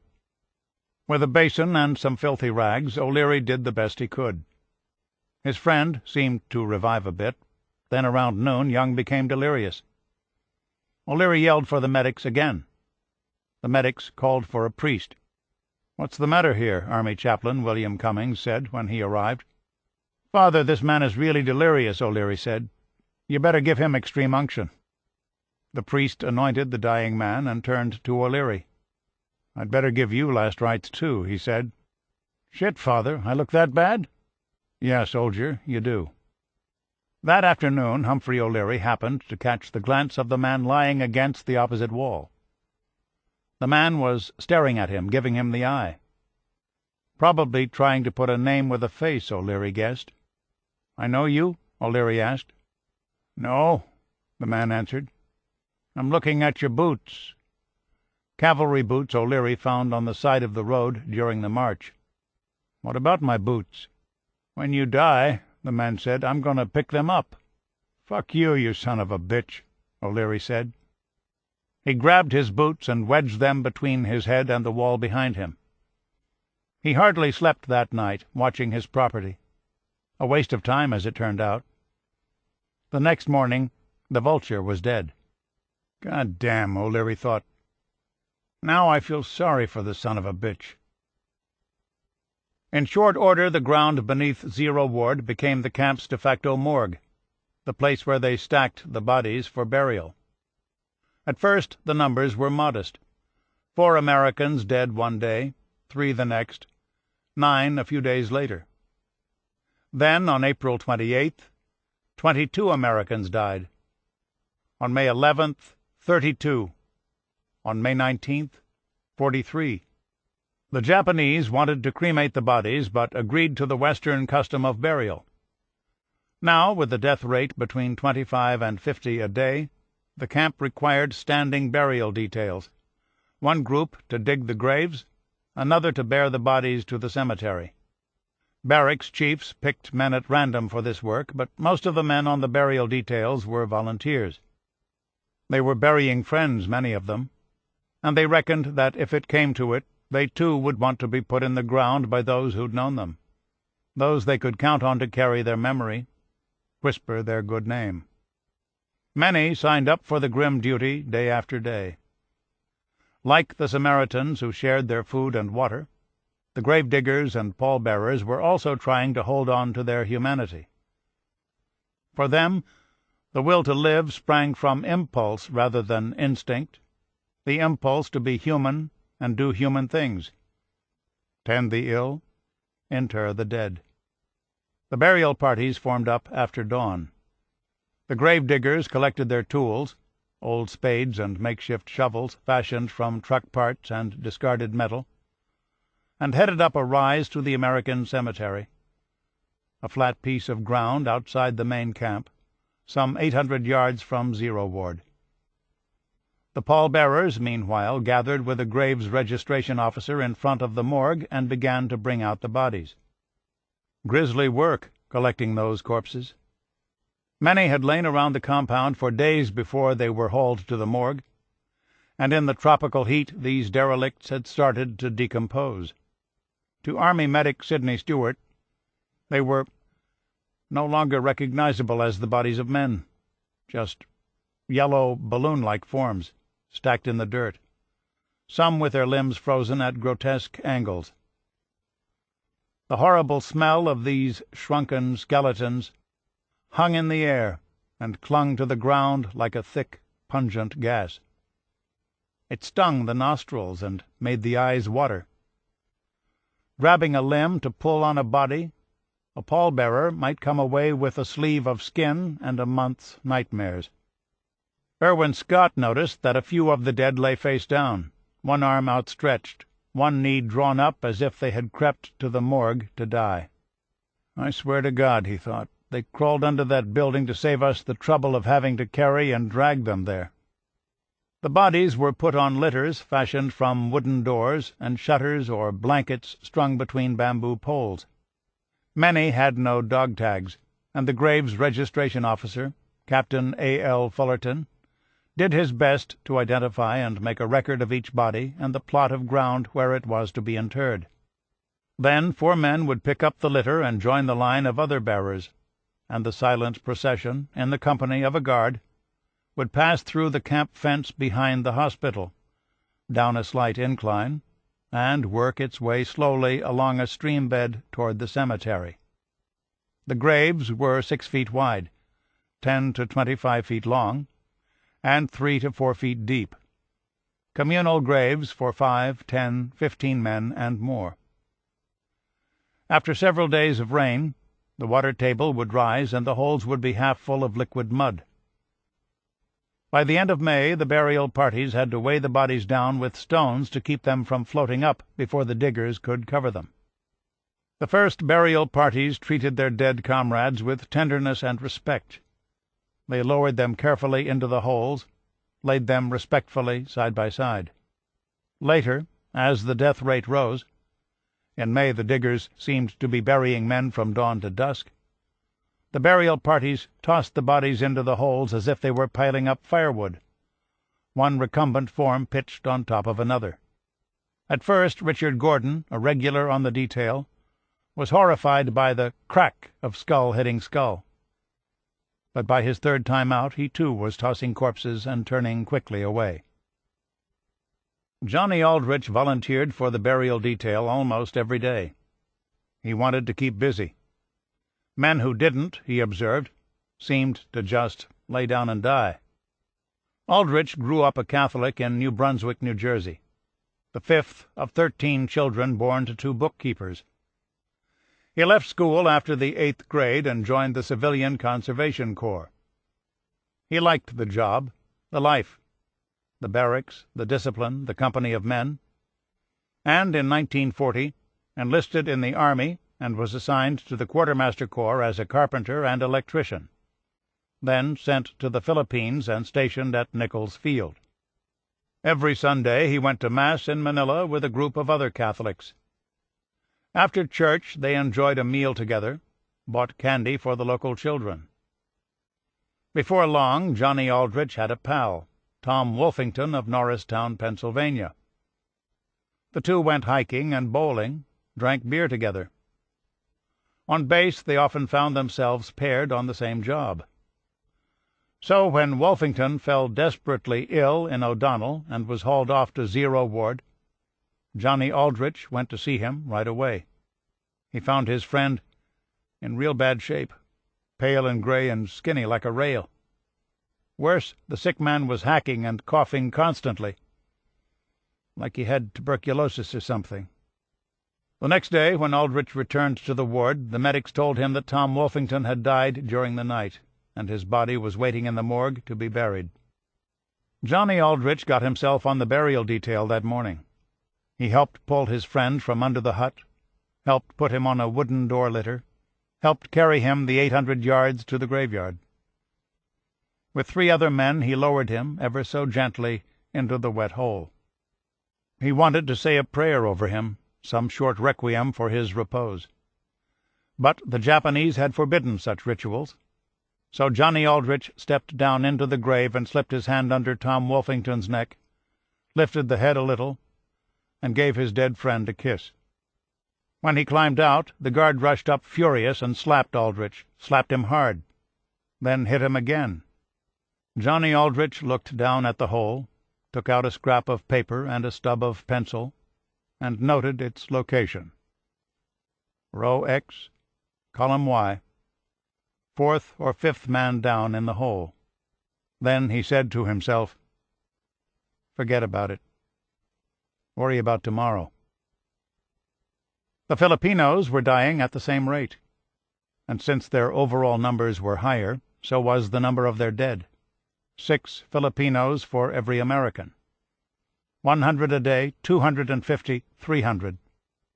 At first, Filipinos volunteered by the score to bury their dead comrades.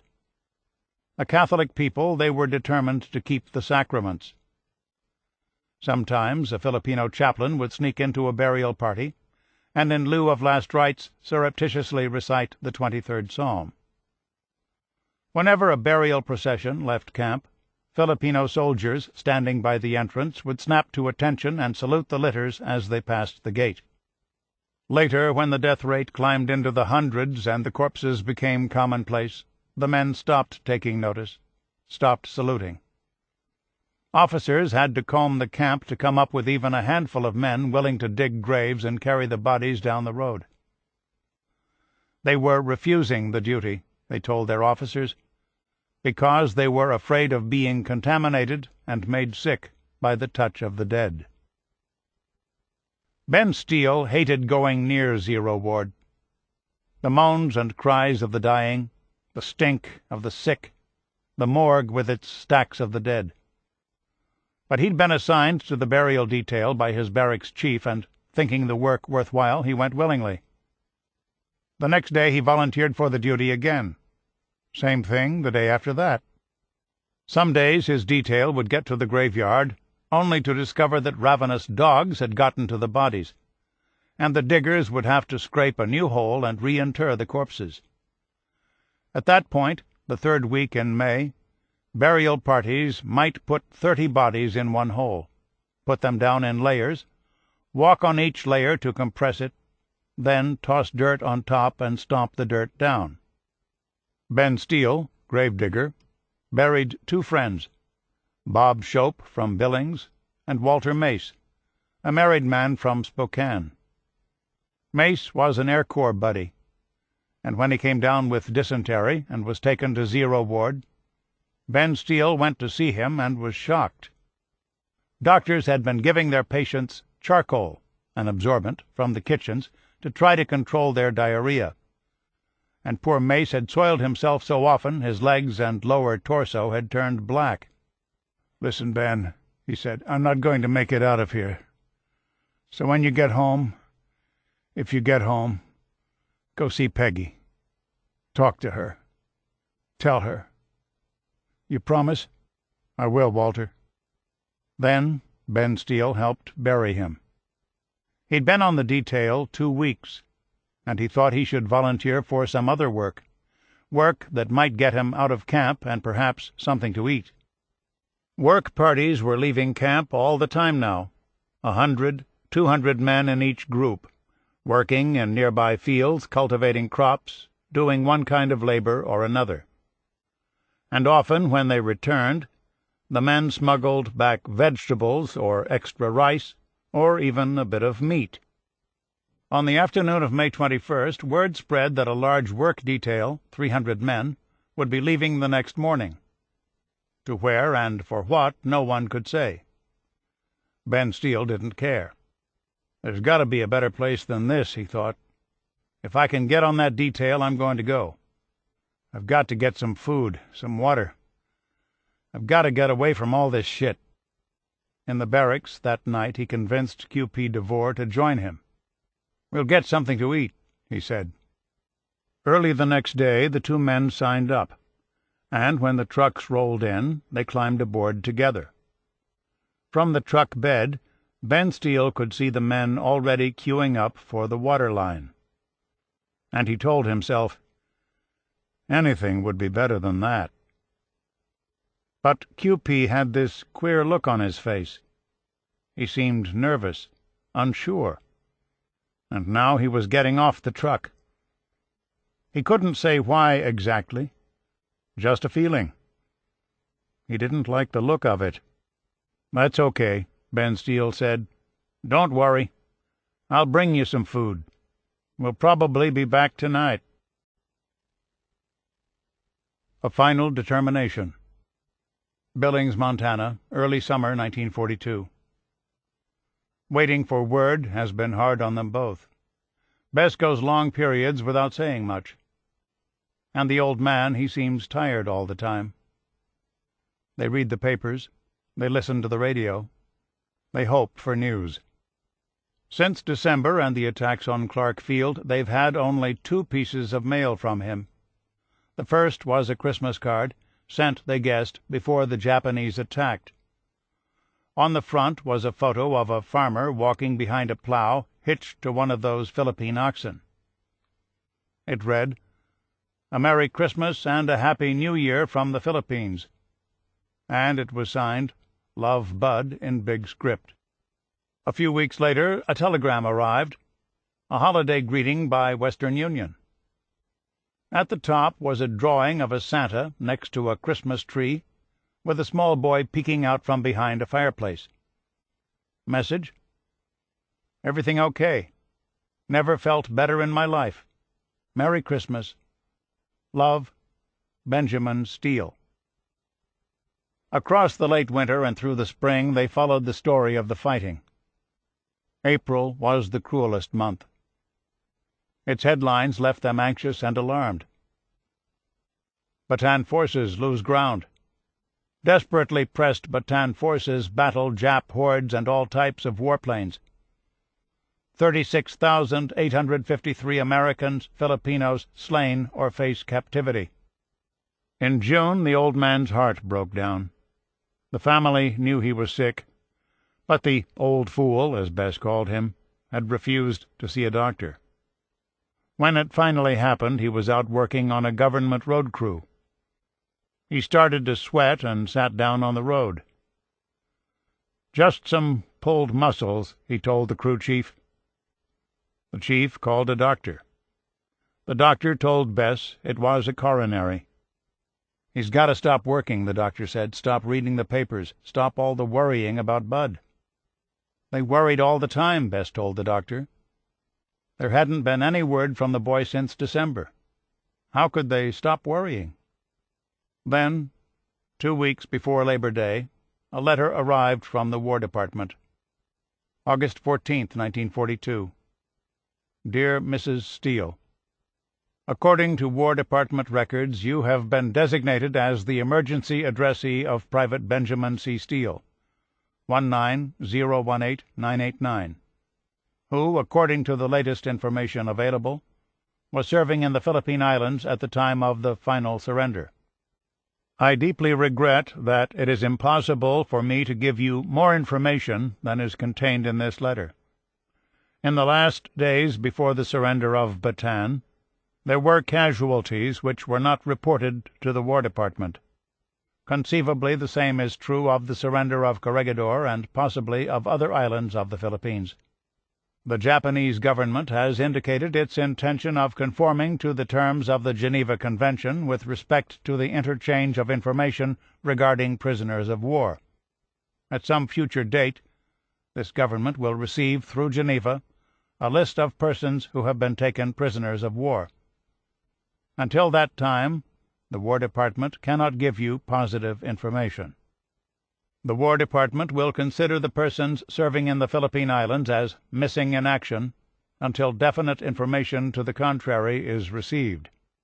It is to be hoped that the Japanese government will communicate a list of prisoners of war at an early date. In the case of persons known to have been present in the Philippines and who are not reported to be prisoners of war by the Japanese government, the War Department will continue to carry them as missing in action. At the expiration of 12 months, and in the absence of other information, the War Department is authorized to make a final determination. Very truly yours, J. A. Ulloa, Major General, the Adjutant General. The letter left Bess undone. Her sister, Sue, sent a note to Gert in Bremerton, Washington. "Come quick," it said. Gert drove straight through. The doctor was there waiting at the house on Broadwater Avenue when she finally arrived. It was all too much, the doctor said. The war news, the old man's heart attack, the letter from the government. In the absence of other information, the War Department is authorized to make a final determination.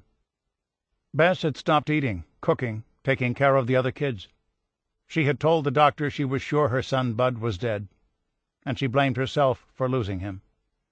She was the one who'd urged him into the army, who'd told him to get a new life. The doctor had put her on tranquilizers and sleeping pills, but, he told Gert, there had been no improvement. All she did was sit in the parlor and stare at the walls. Maybe Gert could get through to her, the doctor said. "Look, Mother," Gert began, "it isn't your fault. You understand? You didn't realize what was going to happen. How could you? Even they didn't know. He was just like all those other boys who joined the army. Do you hear me, Mother? Are you listening? It's not your fault, Mother. They all went to war. Nobody made them. They just went." Chapter 9. 10 trucks loaded with prisoners rolled slowly out the front gate of Camp O'Donnell and down the asphalt road toward Capas. Glancing back, the men could see a wall of dark gray thunderheads gathering above the Zambales Mountains and the camp. "I'm damn glad to leave that death trap," Ben Steele thought. "Anything is going to be better than that." Where the work detail was going, none of them knew. A couple of men guessed they'd be put to work salvaging armaments and equipment from the battlefield. But others thought the detail had been assembled for more arduous labor. Guards had come through the barracks the day before looking for men who were fit. "Maybe get eat," the guards said, knowing they would fill the quota with anyone who could walk. Rolling south, most of the prisoners in the trucks thought themselves lucky to be leaving O'Donnell. No more water lines or burial details. Gone were the flies, gone was the filth. And for the moment that was enough.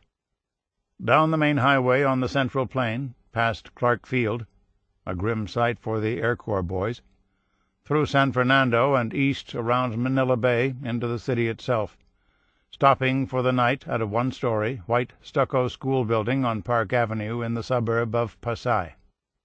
The Japanese were using the school as a way station for prisoners being transported between prison camps and work sites throughout the Big Island. A handful of captured Navy doctors were in temporary residence at the school, and a small group of Air Corps mechanics captured in the southern islands and brought to Luzon were also being quartered there that night. The mechanics were in good shape. They had been treated well since their capture, and now, as they stood on the porch of the Pasay schoolhouse watching the grimy and ragged men from O'Donnell slowly get off the trucks and stumble into formation in the courtyard, they were shocked at the sight of them. "They're more dead than alive," thought Sergeant Louis Colger of Richmond, Indiana. "Their eyes, they're vacant. And look at their ribs. You can see their ribs." Colger and his comrades from the south could not understand what the hell had happened to the men in the trucks. They seemed to walk listlessly around the schoolyard or just stand there staring into space. Hard to get anything out of them except a yes or a no or a passing glance. An empty look. "It's like they've resigned," Colger thought. "Like they're a bunch of sleepwalkers." The Navy doctors in temporary residence were also shocked by the men from Bataan and asked the guards to let them examine the prisoners. It didn't take long to see they were quite sick. Not one seemed fit enough to work, and the doctors tried to convince the Japanese to take the most serious cases off the detail. The guards refused. Their orders, they said, called for a work party of 300 men. And in the morning 300 men were going to get back on those trucks. "At least," the doctors pleaded, "hold back the 5 with highest fevers and replace them with men who'd come up from the south." To this their keepers agreed. And the next morning 3 officers and 297 enlisted men, Louis Colger newly among them, were rolling south under a tropical sun. They drove for hours along the western shore of Laguna de Bay, then stopped for the night at a lime kiln outside San Pablo. The next afternoon they boarded railroad flat cars, heading south and east, across the neck of land that connects the main part of Luzon Island to the wild uplands and jungle wastes of the rugged Bicol Peninsula. The train rolled slowly through the lush countryside, across the day and into a bright moonlit night. A good night, Louis Colger thought, to escape. "That guard is going to be nodding off, and I'm going to jump this train," he told himself. He watched and waited, 1 hour, 2, 3. Then he felt his eyes get heavy. Suddenly it was morning, and the guard he'd been watching was yelling for the prisoners to get off the train. They had been traveling for almost 3 days. Half the men appeared weaker than when they started, and now the Japanese were ordering them to start walking.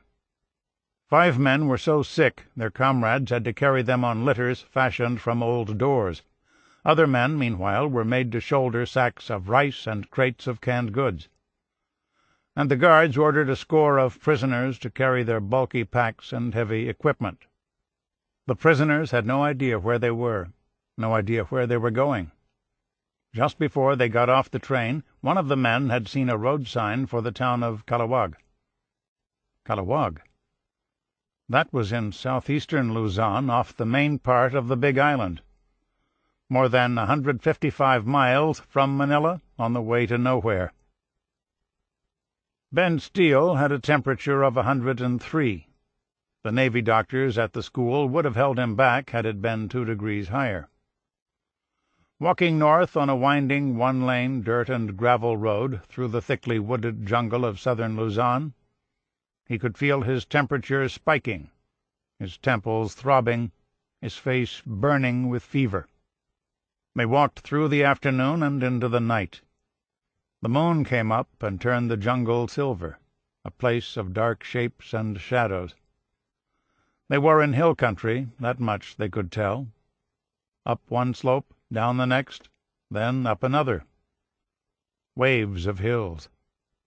Ben Steele was tired, and so were the others. They kept switching off on the litters, stopping to adjust their Japanese packs. No one said much. Most of them were too weary to talk, too sick. The guards, for the most part, let them be, content with the pace, tolerant of the frequent stops. 5 miles, 10, 15. The sky was turning from silver to steel blue, then gray, as banks of monsoon clouds rolled in from the south. They had forded a number of rivers and creeks, and now they came to another, spanned by a small wooden bridge. Crossing the bridge, the guards turned the column left, parallel to the river, then down through the underbrush to the river bank, and downstream another 200 yards to a large flat point bar of rocks at a bend in the river below the bridge. The rock bar was wide and long. It ballooned out from the shore some 30 feet into the river and stretched roughly 125 feet along the shore. Behind the rock bar was a dirt and grass embankment, the beginning of the dark green jungle. All along the river a wall of trees leaned out ominously over the water. The weary and bedraggled group put their loads down on the rocks and looked around. There was nothing there. No bamboo buildings, no nipa shacks, no canvas tents. Nothing but the rocks under their feet, the shallow, slow-moving river at their front, the deep green jungle at their backs. "Is this the end of the trail?" someone said. "Where are we going?" another man shouted. "What the hell is going on?" Ben Steele thought, "This must be just a place to stay overnight, a campsite. We're going to move on to another place." Then the gray sky turned black, and it started to pour. "There's nowhere to get out of the rain," Ben Steele thought. "This isn't good." The rugged, rain-swept Bicol Peninsula is really a jumble of sub-peninsulas, isthmuses, and islands, volcanic derelicts that spread out eastward from Luzon's southern end.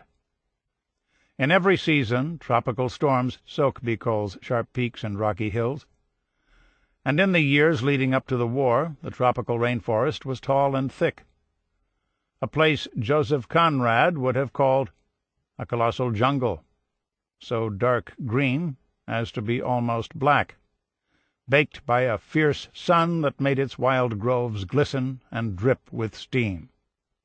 To be sure, there were towns and villages in Bicol, occupied mostly by migrants from Luzon's crowded cities.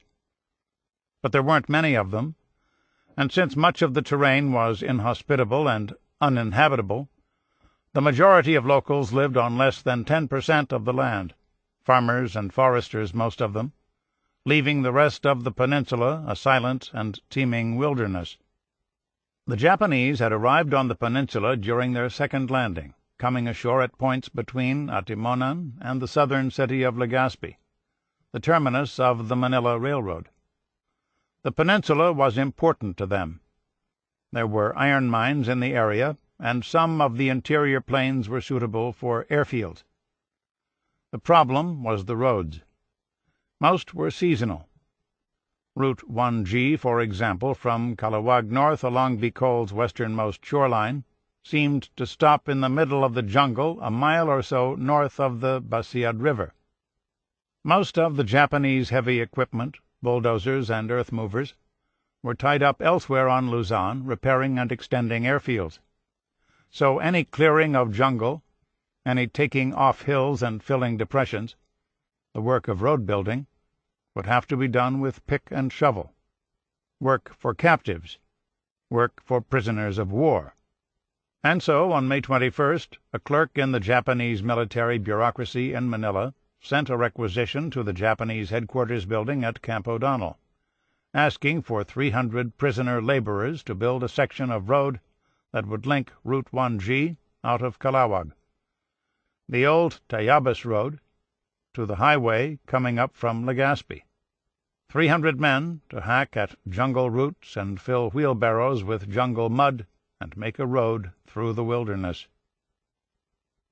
The men slept on rocks that night, and the next day guards issued picks and shovels and wheelbarrows, then marched them into the jungle to work. It was clear they were preparing a roadbed, and some of the men thought maybe this was a temporary job, something they would finish by the end of the day, and then move on to someplace else, someplace more permanent and with shelter. But that night the guards led them right back to the rocks, and they knew that this long stretch of river bank, this point bar of rocks and stones and gravel 200 yards below the wooden bridge, was where they were going to stay. There the river formed an S with the bridge in the middle. On the lower bend of the S was the rock bar bivouac of the prisoners. On the inside of the upper bend, upstream from the bridge, was the Japanese encampment. The Japanese lived in tents with wood walls and floors, while their bedraggled captives were made to sleep in the open on the rocks.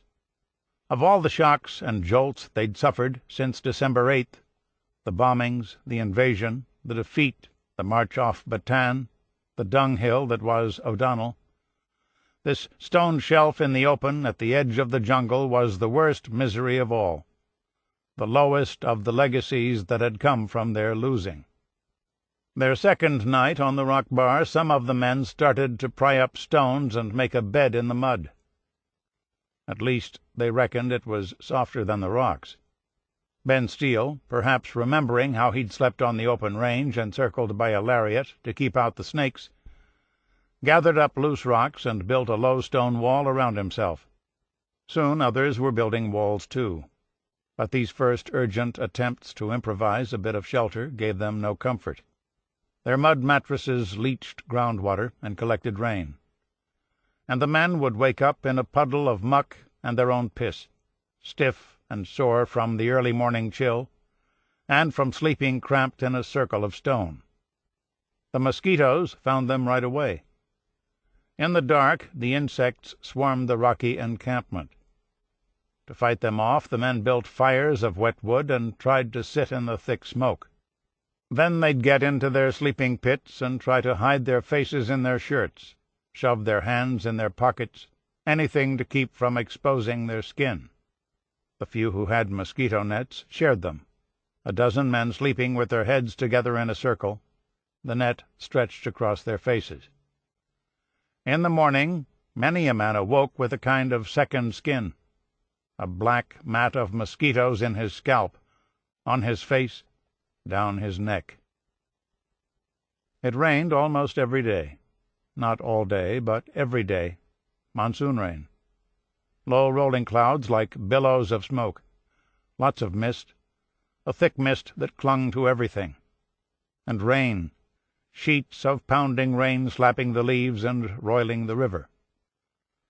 The rain turned the jungle dark, and in the perpetual gloom some men began to believe that they had been forgotten. Their government had forgotten them, of this they were sure, and it seemed that God had forgotten them too. He had sent them into a wilderness, into the heart of darkness, and set them down by a river on a bed of stones. Now the jungle was their enemy too, and it showed them even less pity than the Japanese. Their captors were merely indifferent to their fate. They could live or not. The guards didn't care. Nature, however, seemed bent on destroying them. The heat, the wet, the rot and disease. And they were alone and utterly exposed in a world that hissed and snapped and stirred in the dark. Shadows of men sleeping on rocks by a bend in a river on a ragged peninsula at the end of the world. All they had was one another, and as comrades often do, they buddied up, many of them, picked a partner, another man to share camp chores, nurse them through the chills and fever, break the long spells of loneliness. They hoped a partnership might preserve them. But because hope had so often lost its currency among them, and because it was clear to everyone that their chances of surviving in this wilderness were few, men were dying now, and the scent of death had started to mingle with the musty smell of the damp earth. They buddied up for another reason as well. Here at the end of the world they wanted someone to save them from oblivion, a buddy to carry their memory, if it came to it, and comfort their kin. Ben Steele buddied up with Dalton Russell, first sergeant to the 7th Materiel Squadron. They had met in training camp in Albuquerque, and although first sergeants and privates were never close, the young cowboy from Montana had taken a liking to his supervisor. Most of the squadron had. Russell was young for a first sergeant, just 26 years old, which made him something of a prodigy in a pre-war army of hoary bootlickers. He had graduated with honors from Troy High School, Montgomery County, North Carolina, in 1934. The class valedictorian, lean, dark-haired, and handsome. In those days of depression and want, even a top student had trouble finding a job, so he joined the Army Air Corps and married Donnie Harrison, a blonde, blue-eyed nurse he'd met back home in Denton. He was a good manager of men, and rose quickly in rank. Near the age of those under him, he wasn't afraid to get close to his soldiers, or let them know him. Ben Steele, addled with malaria, didn't know Russell was part of the detail until they got off the train in Kalawag and started walking in the moonlight. The first sergeant remembered the young cowboy right away. "You were the only soldier on base who had a horse," Russell said.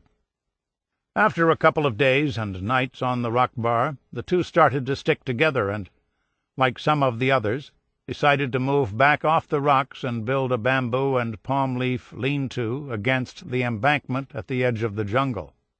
Some nights the lean-to would give them comfort.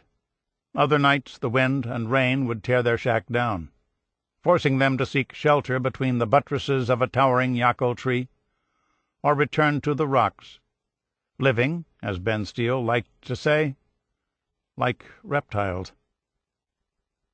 They ate what they'd carried in from Kalawag, mostly rice and cans of corned beef hash, a dish the Japanese disliked. The beef, however, was too rough on intestinal tracts ravaged by dysentery, and it passed right through them. So they lived on the rice, low-grade rice, unlike the polished white grains the Japanese kept for themselves, that often still had the chaff on it.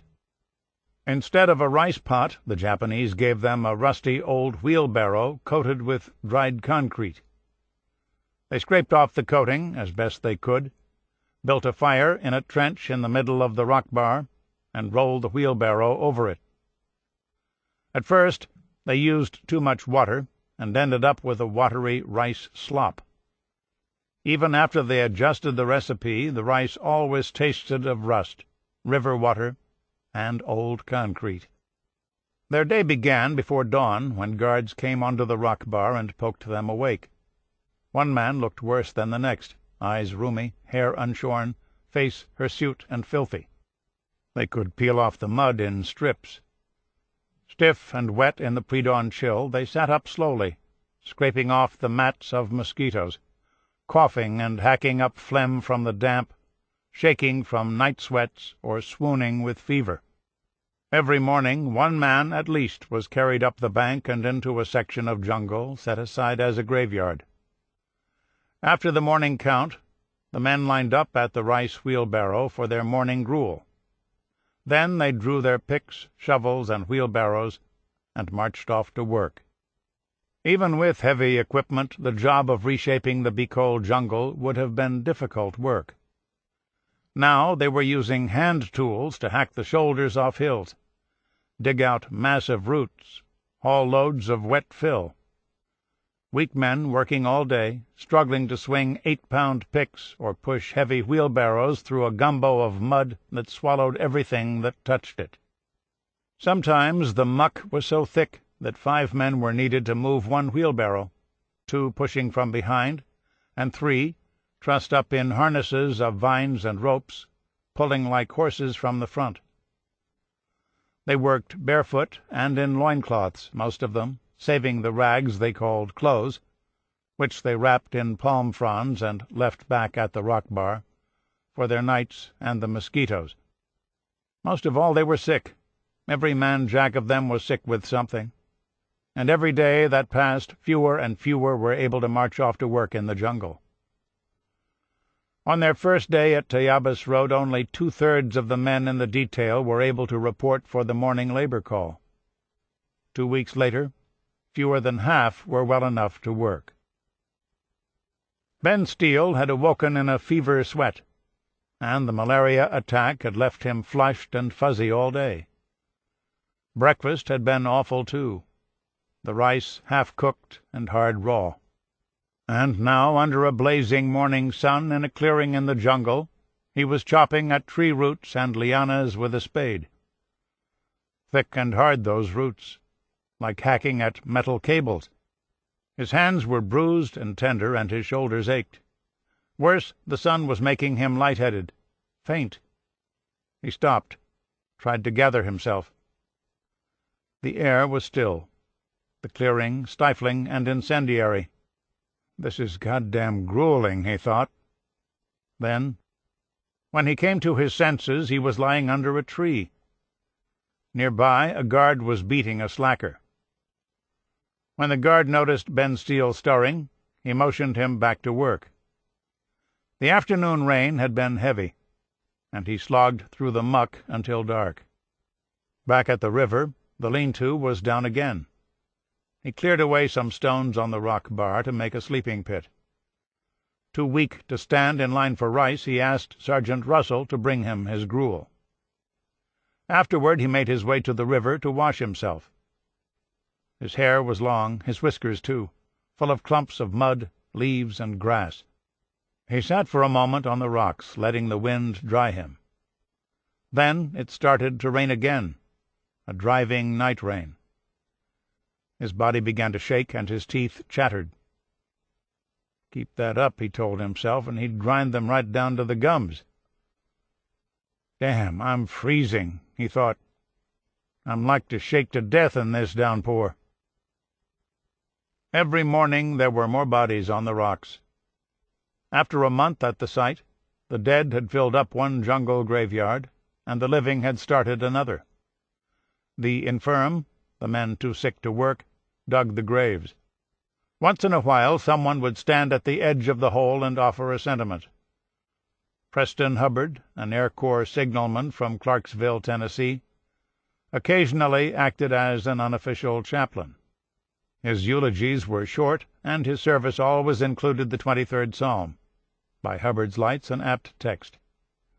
In the green gloom of the Basiad River, he could easily envision the valley of the shadow of death. They buried them as they were born, naked, their filthy rags stripped for the living to wear. If they died, balled up or contorted, they were put in the ground that way, sitting hunched over. Less digging, the men reckoned. Too many roots to go down deep. The diggers made crosses from sticks and pounded the rough root into the damp earth at the top of the hole, then paused for a prayer. The Lord is my shepherd. Poor guys, thought Ken Calvert, an Air Corps mechanic from Alexandria, Louisiana.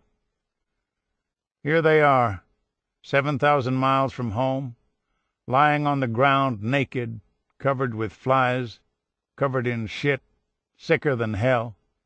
Nobody to even hold their hand. Nobody to comfort them. Nothing. What a way to go. Men dying of cerebral malaria groaned and wailed for days, their song of suffering filling the hospital grove and spilling out onto the rock bar. At the end, their wails would fall to whispers, faint cries to friends and family. Then, finally, an inarticulate rattle and rasp. At that point, the worms had already started their work, and everyone was eager to get the bodies underground. Ben Steele and Dalton Russell were agreed. "If they don't get us out of here," Ben Steele said, "neither one of us is going to make it. We gotta get out of here some way. We're burying more dead every day, and soon we're going to be one of them." They were huddled in their rebuilt lean-to, staring out at the heavy rain and gray gloom. "We ought to try," Russell said. "You're right. We're going to die if we don't get out of here." Many of the others, watching the boneyard fill, were also thinking of escape, and sometime in June 6 men took flight. It was easy to elude the guards. There weren't that many of them. Besides, it was the jungle, not the Japanese, that was really imprisoning them. As soon as the missing men were discovered, the Japanese asked for volunteers to help search. But after several days of beating the bush, they gave up.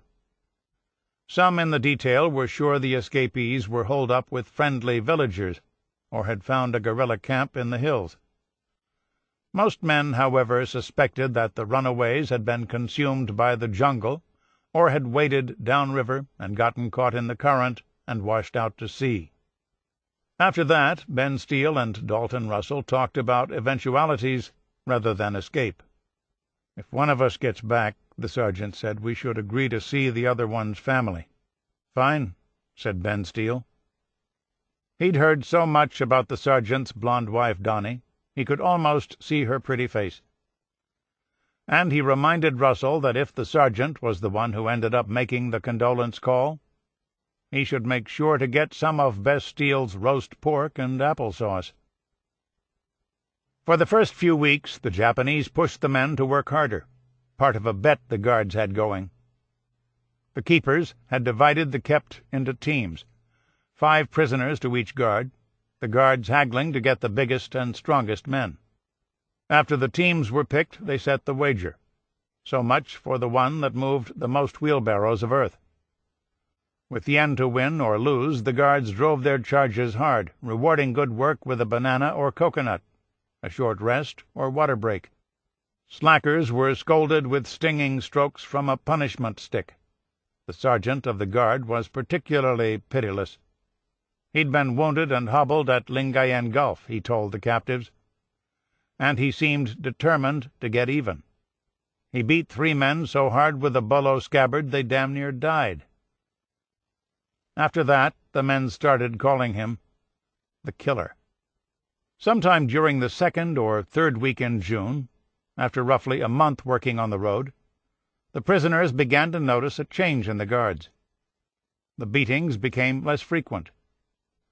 And every now and then, either at the jungle work site or back at the rock bar, a guard might wander over to where a prisoner was sitting and nonchalantly toss an okurimono, a little present, on the ground. Irwin Scott was so sick with malaria when the detail arrived at Kalawag, his comrade Bill White of Albuquerque had to carry him most of the way to the Basiad River. Scott couldn't work, of course, and in the mornings was left back at camp with the infirm. Every afternoon, when White returned from digging on the road, he would try to help his friend. First he would fetch him a cup of gruel and insist he eat it. Scott always refused.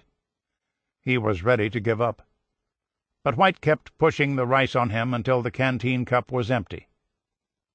Then White would pull his friend to his feet, Scott screaming execrations, and drag him across the rocks to the river to cool his fever and wash off the crud. After a while Scott started to show some improvement, and White made his friend crawl to the water on his own, kicking him in the backside when he balked.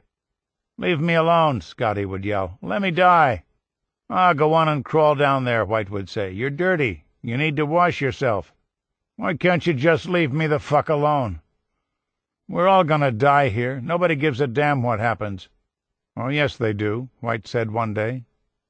"Watch." A few minutes later, a guard appeared at the edge of the rock bar. He looked around till he spotted White. then started walking slowly and casually in their direction. "Here he comes," White whispered. As the guard passed the two men on the rocks, he dropped a small bundle wrapped in a green banana leaf and wandered off as if nothing had happened. White unwrapped the package. Inside was a rice ball and a tiny white hand-folded envelope that held 2 pills. "Go ahead," White said, handing the rice and pills to Scott. "Eat them." "What is it?" Scott said. "The pills are quinine." "Bullshit." "Taste it." Bill White was right. "The day after I brought you into camp, passed out," White explained, "that guard came walking by like he was checking something. And when he saw you, he tossed me a folded banana leaf. 'For him,' he said, and he pointed at you. That's the only words he said." Every 2 or 3 days the guard returned with another okurimono, and White slipped the pills into the gruel he had been forcing Scott to eat, the spiked slop that had been saving his life. One guard gave Louis Colger a whole bottle of quinine, and another tossed Ben Steele a couple of pills. Air Corps radio operator Paul Reuter of Shamokin, Pennsylvania, noticed that even the killer was handing out okurimono.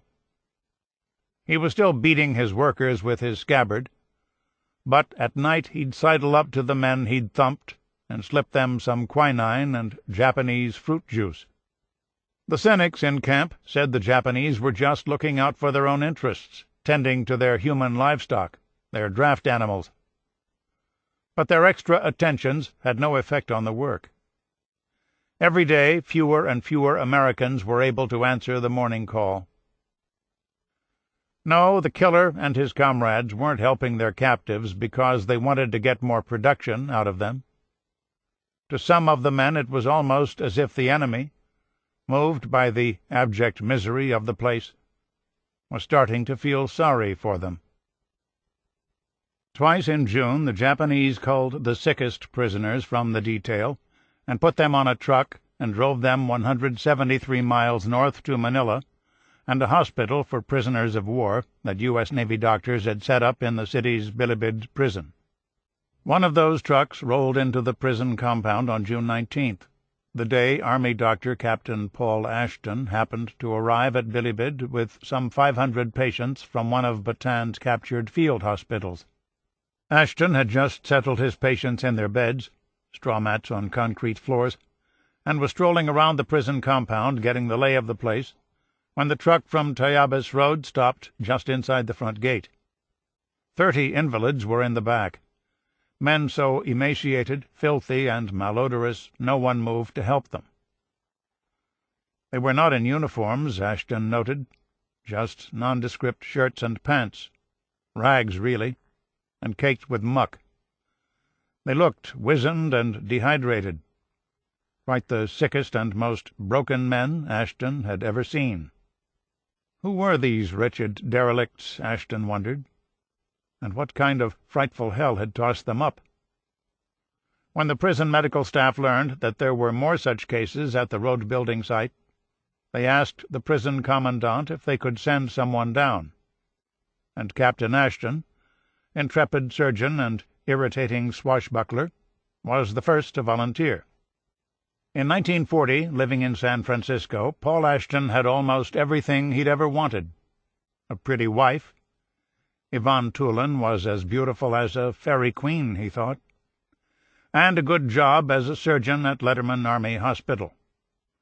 All that was missing was a little adventure. He'd spent a lifetime sitting in chairs studying, and now he yearned for some excitement, some color. So he put in for a transfer to the Philippines, arriving in Manila in June 1941, and assigned to the 12th Medical Regiment, Philippine Scouts. On Bataan, Ashton had become a triage specialist, operating in the open or under a tent next to the front lines. His first job, of course, was saving lives. But he thought himself a fighting man as well as a doctor, and was just as willing to take lives as save them. He kept a .45 automatic strapped to his hip and told anyone within earshot that he was ready to use it against the nearest Jap. Riding in an ambulance once, he came under fire from a Japanese Zero, grabbed a Browning automatic rifle, and started shooting at the plane. He could be abrupt and abrasive, but he was a steady surgeon, ready to carry his doctor's kit into any foxhole or jungle waste. Ashton convinced Major Charles Brown, a doctor from San Antonio, Texas, and a few Army medics who'd chased around on Bataan as his assistants to accompany him to Tayabas. The medicos likely arrived at the site on Monday, June 22nd, almost a month to the day since the detail left O'Donnell to start working there. It was dark when the truck carrying the 6 men from Bilibid came up the road from Kalawag, crossed the bridge, and stopped at the riverbank. Ashton, an avid memoirist, never forgot his first impression of the place. The headlights of the truck revealed the rock-covered riverbank. It was a warm, tropical night, and as our eyes became used to the dark, we could see many people sleeping amid the rocks on the bank. Few of them had anything to lie upon. The next morning we awakened early, and at dawn the red sun was filtering down into our clearing. Smoke from a few small fires curled straight up, and many people were stirring around.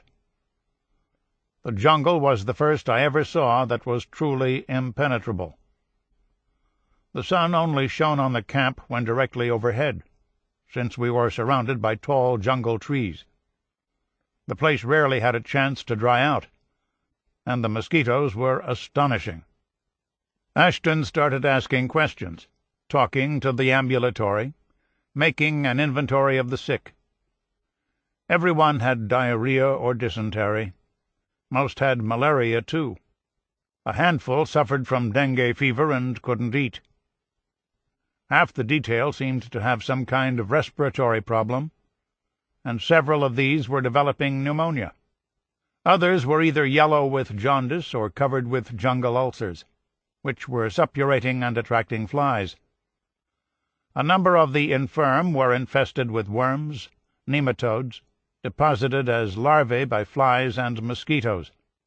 A local guerrilla, Bernabe de Leon, who sold snacks by the bridge and spied on the Japanese, one day came upon an American on a path in the jungle near the river.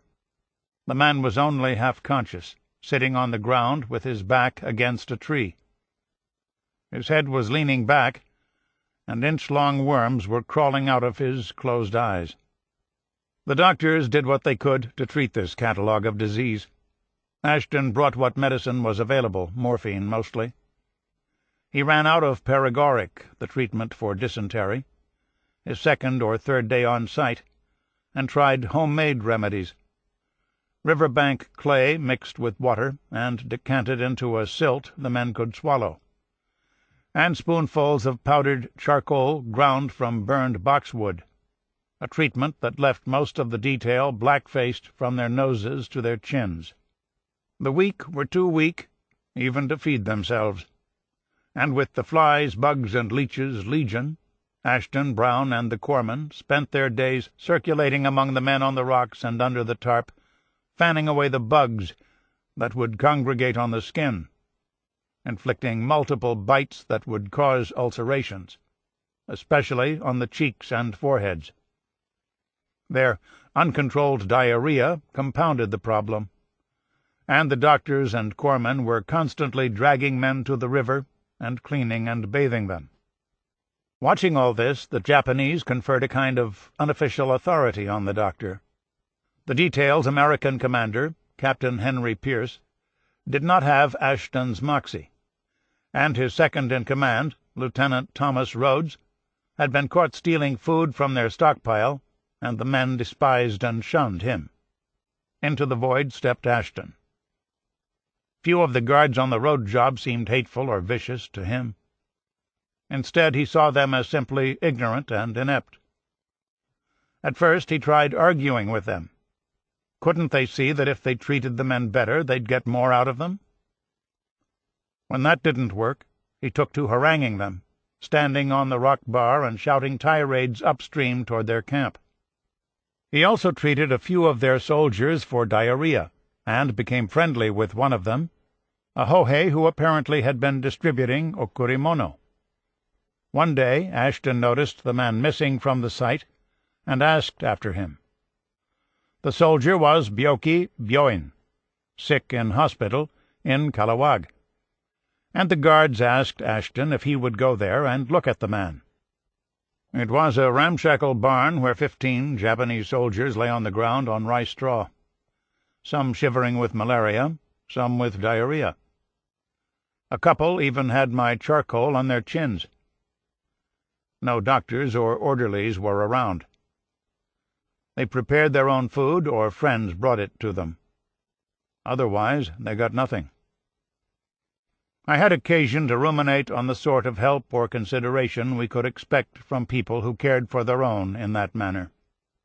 After that, the Japanese took to calling Ashton Shosa, Major, instead of the captain he was, and made him a kind of honorary non-commissioned officer in their unit.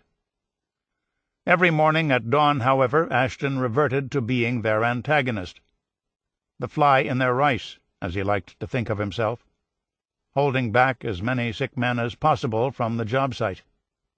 In the weeks that followed, the death rate increased, 3, 4, 5 men a day. The stronger men became weaker, and several startling cases of sudden death occurred even in the strongest when attacked by dysentery, which we could not prevent. Our graveyard was growing by leaps and bounds at the edge of the clearing. Most of the men died in blackface, and their hats and rags, taken to be washed as best we could without soap, were given to survivors. We had no shrouds for the emaciated corpses covered with bug bites and leech ulcers. I said or thought a few words for each man as his last rites. Some men went insane. The detail's executive officer, Captain Jerry Gonzalez of Magdalena, New Mexico, spent a whole day trying to put both his shoes on the same foot. He died June 19th, and his men, out of respect, buried him in uniform, the only man so interred. Another soldier, Hatton, some of the men called him, developed an obsession with his mess kit. Every morning he'd become angry at his breakfast and beat his tin canteen cup into a lump. Then he would spend the rest of the day banging it back into shape again. Steve Kramerich was crazy and knew it. Sick with cerebral malaria, he'd been assigned a spot under the hospital tarp. One afternoon he dreamed he had amnesia.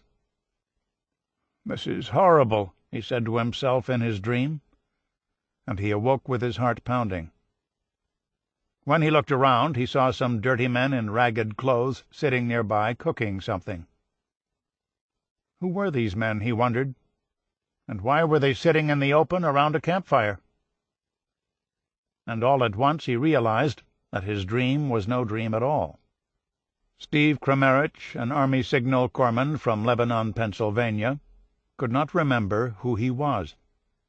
He wandered over to the circle of men, asked what they were doing. Maybe they knew him, he thought. "We're fixing a little chow," one of them said.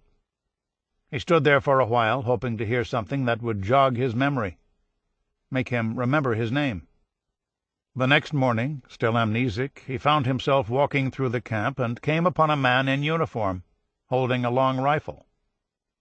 What a strange-looking fellow, Steve Kramerich thought, and he ambled up to the man and introduced himself.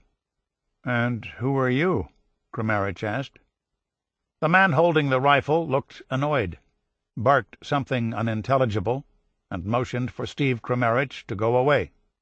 "But I don't know you," Steve Kramerich said. The man was getting irritated now, shaking his rifle at him. Steve Kramerich said to himself, "This man has a gun. I better not do anything foolish." And he tootled away, more befuddled than before. By the middle of July, Ben Steele was spending all day in his lean-to at the edge of the rock bank. His malaria was so advanced he was having daily attacks. "Each one is tearing me down a little bit more," he thought. I'm getting weaker every day." The week before, digging on a hillside barefoot and in a G-string, he had stepped on a sharp stick. The point punctured the ball of his foot, and within 24 hours the foot became infected. The infection spread up his leg, which started to swell. "Blood poisoning," Ashton told him. On top of all this, he was suffering from beriberi and the painful edema that comes with it.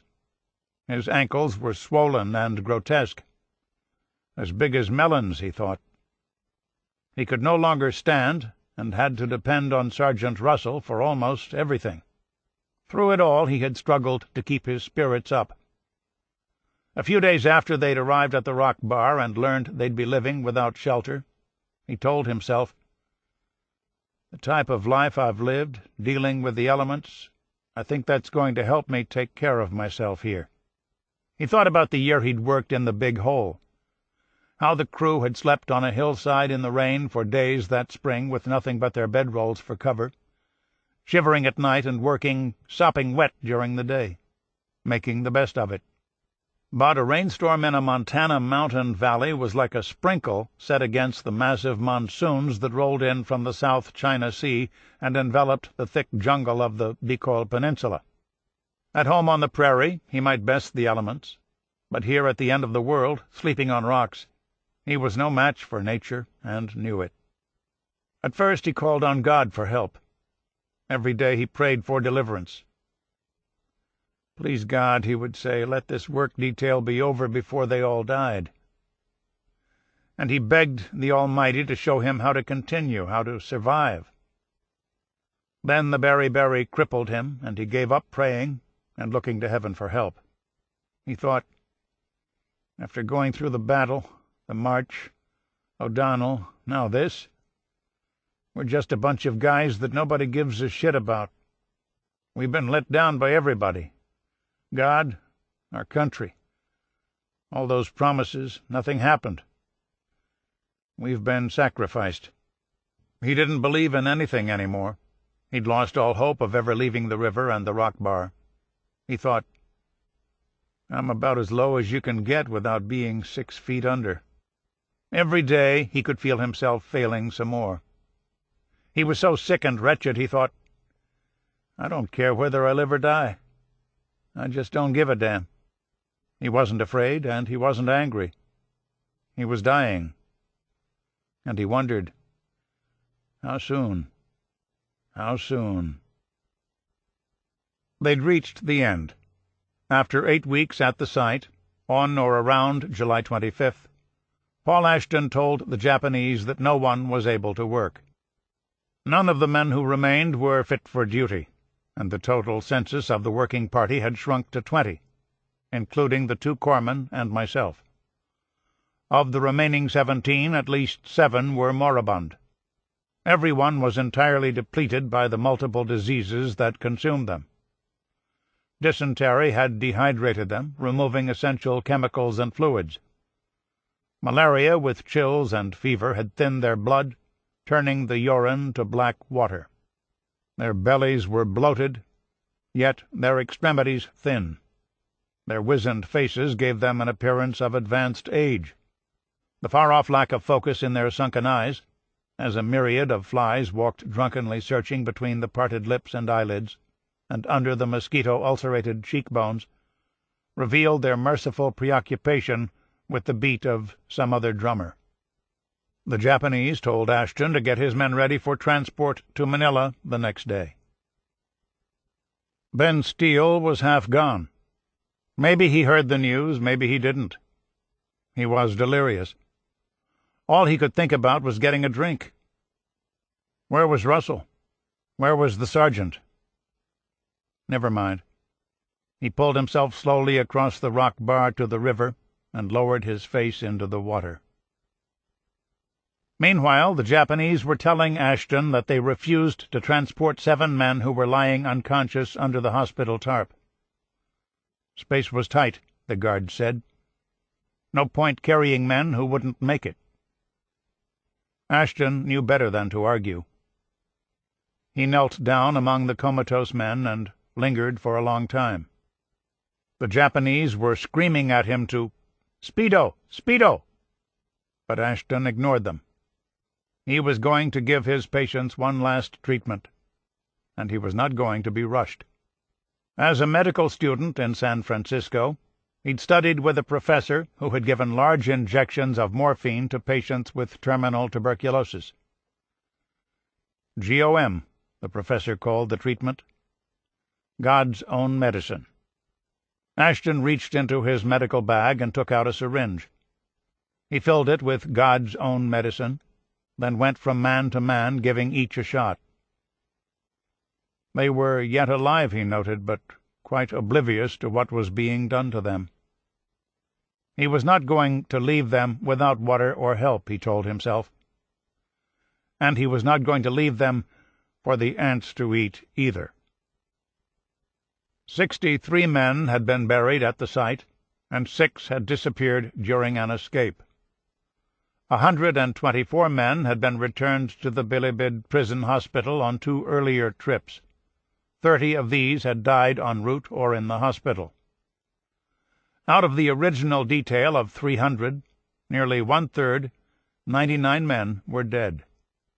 At 5:45 p.m. on Tuesday, July 28th, trucks carrying 107 American prisoners of war and 1 corpse, Oliphant, James L., Sergeant, U.S. Army, 389-12574, rolled into the courtyard at Manila's Bilibid prison. Waiting for them were Navy doctors and corpsmen. Commander Thomas H. Hayes, Bilibid's chief surgeon, noted their arrival in his diary. 8 big truckloads arrived. It was the last of the work detail, and the medical officer came with them. 2 lasted long enough for us to lay them out on stretchers under a mango tree, where they immediately expired. Another dozen in extremis we laid out on the ground until the Japs would release them to us for bedding down. The rest, horrible walking creatures, like Haitian zombies, the living dead, dirty, bewhiskered, hollow-cheeked, sunken eyes, some too weak to stand, others still up on their pins, fighting to the last ditch to carry their few remaining articles. Pitiful, broken human hulks. Pharmacist's mate Clarence Shearer, standing nearby, started to catalogue their condition. All very pitiful. Suffering from malaria, dysentery, beriberi, pellagra, and general starvation. With our food issue here at the hospital scarcely more than sufficient to prevent starvations, with the supply of anti-dysentery and anti-malarial preparations meager and uncertain, it is going to prove extremely difficult to save the majority of these individuals. Chapter 10. Bilibid Prison was a sprawling 17-acre quadrangle, a penitentiary the size of 5 city blocks, in the center of Manila on the north bank of the Pasig River.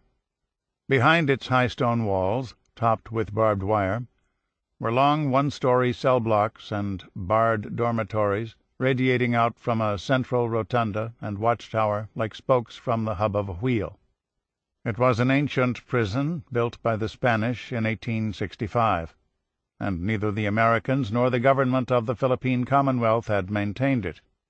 Most convicts were being transferred to a new jail in a suburb south of the city, and many of the crumbling cell blocks and ramshackle barracks were being used as temporary office and storage spaces for several departments of the Philippine government.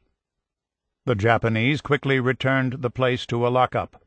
They used one part of the old adobe and concrete prison as an overnight staging center for prisoners in transit between the many forced labor sites in the islands. Another part of the prison housed disciplinary prisoners, so-called hard cases. A third part was given over to administrative offices and barracks for the Japanese guards. The rest of the old jail, roughly half the compound, was a central hospital for all prisoners of war in the islands, a place, putatively at least, where the sickest men could be sent to get well, which is to say, to keep from dying. Patients and their doctors lived in 9 of the cell blocks, They also occupied several L-shaped dormitories set in each corner of the compound. Once upon a time all the buildings had been whitewashed. Now the facades were gray and ochre and streaked with soot and grime. The roofs leaked. Most of the pipes and electrical fixtures had been purloined by the locals, and almost everything else inside the crumbling prison was rusted or rotting or in disrepair. Not long after surrender, the Japanese moved a group of American Army doctors into the derelict compound, but, overwhelmed by the number of patients, the doctors mostly warehoused the sick instead of trying to treat them. Then, in early July 1942, the Japanese brought in a group of Navy doctors and corpsmen, led by Commander Lee B. Pappy Sarton and his chief of surgery, Lieutenant Commander Thomas H. Hayes. Sarton, now the senior man, took a look around at the filthy and degrading hellhole, and immediately ordered his 26 doctors, 11 dentists, and 165 corpsmen, pharmacists' mates, and orderlies to scrub it down and effect repairs. The Navy men took inventory of the medicine and equipment they had been able to salvage from the places where they'd been captured, infirmaries in and around Manila and the hospital on Corregidor. Then they established wards, treatment rooms, and a space for surgery. Pappy Sarton set down the rules, but Hayes was the hospital's real ramrod. A day or two after he arrived, he visited each ward to see what was waiting for him. Hayes, Notebook, July 4th, 1942. A walk through the length of the wards, each holding about 80 cadaverous animals that once were men, is one of the most desperate, heart-rending sights conceivable. At best, many must die. In this prison the war is not over.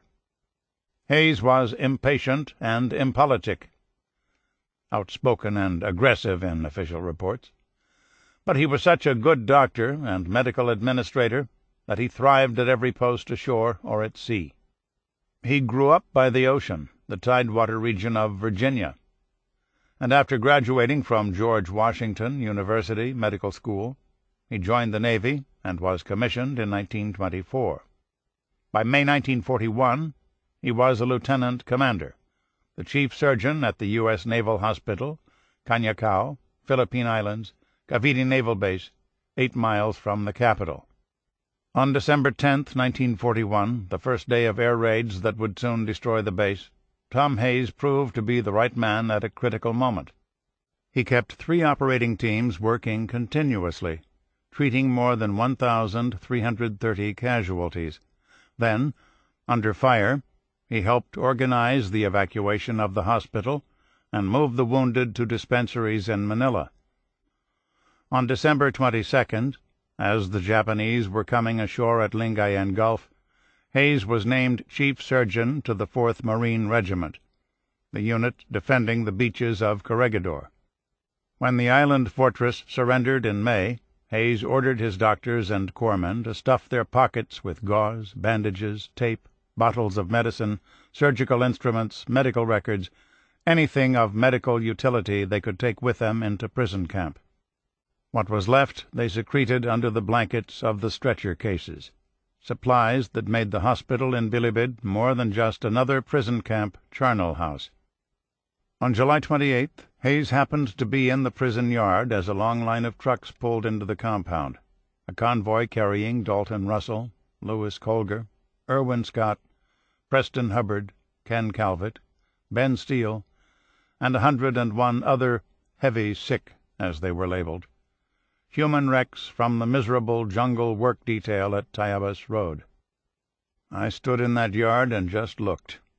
All the bitterness and the hate that has kindled and built up in me in these past 2 months of captivity seemed to well up within me at that moment. At no one other moment in my life have I ever hated with the intensity of that moment. And then again I swore and vowed that I would never be satisfied nor content on earth until every vestige of Nippon was destroyed, until I have personally known the feel of ramming a bayonet into their guts, starving them, looting them of all they hold dear. Until I die, every one of them is my avowed eternal enemy. God damn 'em. The trip from Tayabas Road had been long and rough, a day's travel across bad roads. When a truck hit a rut or pothole, the men in back would bounce and moan, and Ben Steele, delirious, would come to for a moment and think, "I'm all but dead." Now, in the prison yard, someone was slipping arms under him, lifting him up, setting him down on a stretcher. "How did he feel?" one of his bearers asked. He would be okay now, they said. They'd take care of him. They carried him across an open area and into a building. The first thing he thought was, "I have a roof over my head." They set the stretcher by a wall, spread a cotton pad on the concrete floor, rolled him onto it. "How about some soup?" one of the corpsmen asked. The soup tasted good. "Thank you," Ben Steele said. "Thank you." Then he began to weep. His falciparum malaria, the worst form of the disease, had turned the blood in his brain to sludge, and he was unconscious for long periods of time. His beriberi was advancing rapidly. His ankles were swollen to the size of melons, and the edema had climbed up his legs and into his scrotum. The wound in his right foot that had given him blood poisoning was suppurating, and doctors thought they detected the first signs of gangrene. During a moment of lucidity, he was sure he heard one of them say, "You could lose that leg, you know. You hear, soldier?"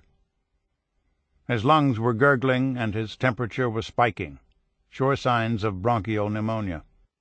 He still had dysentery, and he was jaundiced, a liver infection, doctors said. Some days he knew he was alive, some days not. On one such day a priest appeared, Father William T. Cummings, a short, plucky Maryknoll brother who had served his order in the Philippines before the war and, after the Japanese attacked, had volunteered for service in the army. Father Cummings opened his mass kit, took out a prayer book, a rosary, a tin of holy oil. He dipped his thumb in the oil, made the sign of the cross on Ben Steele's eyes, ears, nose, and mouth. "Through this holy anointing may the Lord forgive you whatever sins you have committed. Amen." Ben Steele lay very still. His eyes were closed, his senses swimming. But he could hear the voice, and he could recognize the prayer, the last rites. Along the Death March, and later in Zero Ward at O'Donnell, he'd watched priests kneel at other men's sides and absolve them of their sins before death released them from their misery. Now he felt neither joy nor fear, just sick, heavy sick, and tired. "I'm ready," he thought. He survived the week. His edema got worse, though. He was hideously swollen now. Then he went into a coma again, and Cummings returned with his rosary and tin of holy oil. "Okay, Ben," the priest said, "why don't we try this again?" The other men in the ward, watching all this, took Ben Steele's moaning and babbling as death throes. And after the priest left, a few of them crawled over to where Ben Steele lay and began to divvy up his kit, his web belt, mess gear, canteen, and the crackers an orderly had set at his side. The next morning Ben Steele was still breathing. The day after that he was able to sit propped up. Now he could look around a bit, get a sense of place, check his pitiful few belongings. "You goddamn bastards!" Where the hell was his gear? "Give me my stuff back. Damn you guys. You wait till a man gets buried before you do that." To the men who had been on the Death March, then in O'Donnell, then on a grueling work detail, the greystone walls of Bilibid prison seemed warm and enfolding. The doctors and orderlies, however, hated the place. The circumstances of their capture and early custody had not been nearly as harsh as that of the patients. Accustomed to the white antiseptic chambers of a hospital, the Navy men were appalled by the sooty squalor of Bilibid.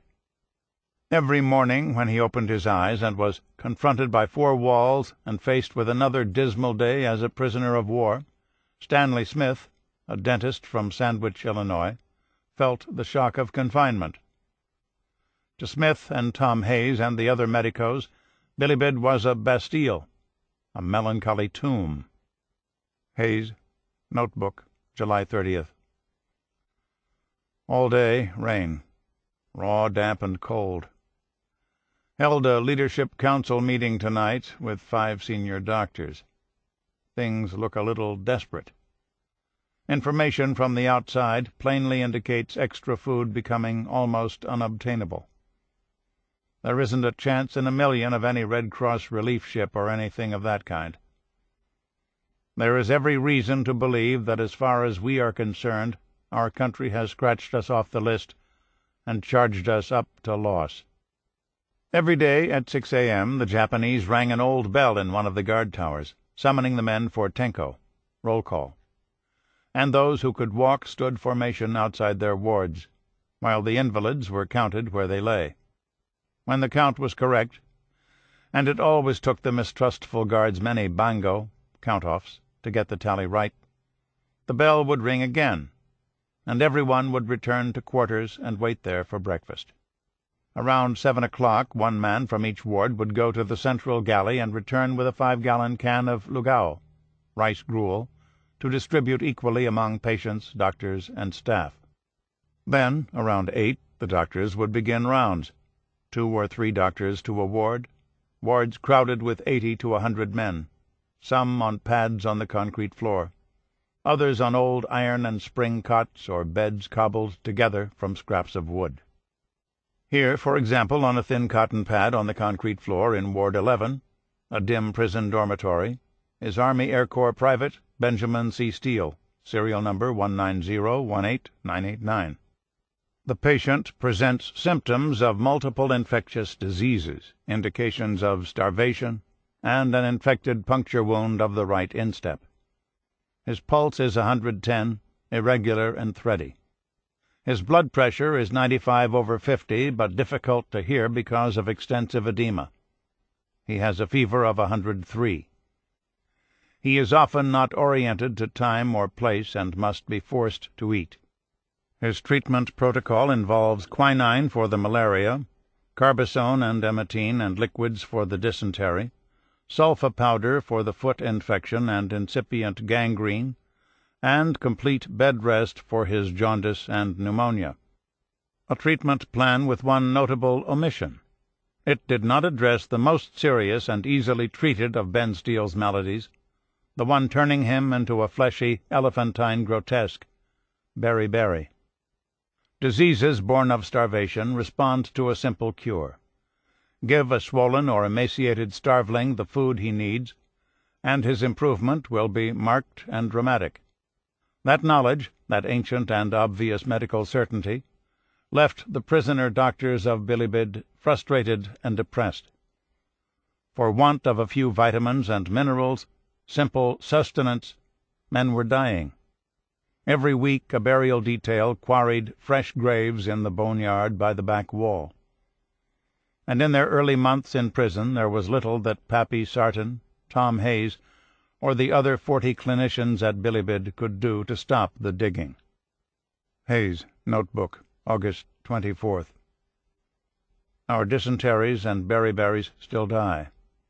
We have improved the general mass of the sick, but even at best, with our supplementary food bought from merchants at the gate, we are not able to produce a planned ration. None of us will ever be really well. Beriberi is a disease of the nervous system and heart caused by a thiamine vitamin B1 deficiency. There are 2 forms of the disease. Dry beriberi affects the nerves and the extremities, particularly feet and legs, and some of the men in Bilibid were in so much pain they could not walk or even stand. Wet beriberi weakens the heart, affecting circulation and blood pressure. Without thiamine, the body's cells begin to break down, and the walls of the arteries and veins grow so weak and porous they allow pints of fluid to leach into the surrounding tissue and body cavity, turning a man into a bloated hulk. The fluid, in turn, puts pressure on the body's organs, and when they start to fail, death is sure to follow. Ben Steele looked awful. The fluid in his body had pooled everywhere. The swelling that had started in his feet and spread to his ankles, legs, scrotum, and abdomen finally reached his chest and head. His body was so bloated, the term is anasarca, that his skin looked like the surface of an overinflated balloon, smooth, shiny, stretched hideously tight. Sometimes the liquid in his head would pool on one side of his face, and he'd wake looking deformed. His eye sockets so swollen he'd have to hold an eye open with one hand, so he could see to eat with the other hand. Looking himself over, he thought he weighed 300 pounds. He was so misshapen it was impossible for him to do anything but lie flat or sit propped up against the stone wall. There were many nights when he could hear the fluid sloshing around in his chest, and he was afraid his heart would drown. Many days he was so sick he couldn't eat, couldn't do anything for himself, really, and since the corpsmen and orderlies were always too busy to tend an invalid properly, his doctor on Ward 11, Lieutenant Gordon K. Lambert, assigned an ambulatory patient in the ward, a man with his own troubles, to help him. Steve Kramarich was as crazy as ever. He came into Bilibid from Tayabas Road with severe cerebral malaria. The daily doses of quinine he was taking had done little so far to stop the amnesic spells and the bizarre behavior that had started on the rocks by the river. His doctors recognized his pathology right away. His comrades, meanwhile, thought him just plain loony. One day on Ward 11, for example, he spiked a fever of 105 degrees, and the corpsman dragged him into a cold shower to lower his temperature. He was addled and woozy, and as he stood in the shower stall watching the water circle the drain at his feet, he got the idea he was being sucked down into the city's sewer system, and he started to scream. In the weeks that followed, he suffered one malarial delusion after another. One day he might be Jesus Christ standing in an open window, arms outstretched, shouting to heaven, "Father, forgive them, for they know not what they do." The next day he might see himself as a fallen angel exploring the precincts of hell. He was sure Bilibid was Hades, he told his bunkmates, because the clock on the central guard tower, long since broken, of course, never changed time. "Forever and ever," Steve Kramarich kept mumbling as he stared at the clock. "Forever and ever." For a while, Dr. Lambert thought that intravenous quinine might stop Steve Kramarich's delusions, but the man was still nuttier than a fruitcake, as his comrades liked to say. So Dr. Lambert took Steve into the compound for a stroll and a talking cure. Steve talked, and Lambert took notes. He was still seeing visions, he said, still hearing voices. The wards as circles of hell, the rain on the roof as a chorus of the damned. Then he accused the doctor of being Satan in disguise, said he was keeping him alive just to torture him. The doctor had heard enough. "Soldier, you need a job," he told Steve Kramarich. "Something to occupy the mind." And he ordered him to work as a corpsman's assistant on Ward 11, work with one particular patient, empty the invalid's bedpan, fetch the man's food, chat with the poor fellow. A patient named Ben Steele. Hayes, Notebook, August 25th. To gather round a lugao bucket and dip out your ration with a wooden stick, to drink from a hollowed-out coconut shell a watery slop made from a river weed and some tough gourds, to squat about a fire with some dozen practically naked comrades and beat mongo beans or boil a 10th run of coffee in a blackened tin can. You can't do these things day in and day out, with nothing to look forward to tomorrow except this mud and heat and flies and stink, half-starved, and yet not wanting the stuff that comes to fill the emptiness of your guts. You can't do this and then snap back into a world that couldn't ever believe that this could happen to us. Lunch was at noon, dinner at 6, rice and rice, just like breakfast. The Japanese insisted they were supplying the prison with enough raw grain to yield 2 cups of cooked rice for each man every day. But the daily ration was usually less, closer to 10 or 12 ounces. Other than carbohydrates, rice has few nutrients. Filler food for the most part. The prisoners got the worst grade of rice, the dregs of each shipment. The grains were often spoiled or moldy, each sack laced with worms, weevils, small rocks, dirt, rat droppings. Everything, of course, went in the pot. There were men who couldn't stomach the worms. They'd sit over their ration, meticulously culling them out. White worms about as long as a finger joint, with 2 tiny black spots near the head. Paul Reuter ate it all, the whole squiggling mush. But he always took a moment to flick off the worms on the surface. Just couldn't look 'em in those 2 black eyes before they went down. The rice tasted moldy and musty, dirty and soggy, like raw dough, like wallpaper paste, like dishwater. Some men found it so vile they had to choke it down. To others it tasted like nothing, a meal that left the American palate sour and unsatisfied. Still, they ate every ounce, especially the men from O'Donnell and work details. They licked their cups clean, then checked in the dirt at their feet for any grains that might have dropped there.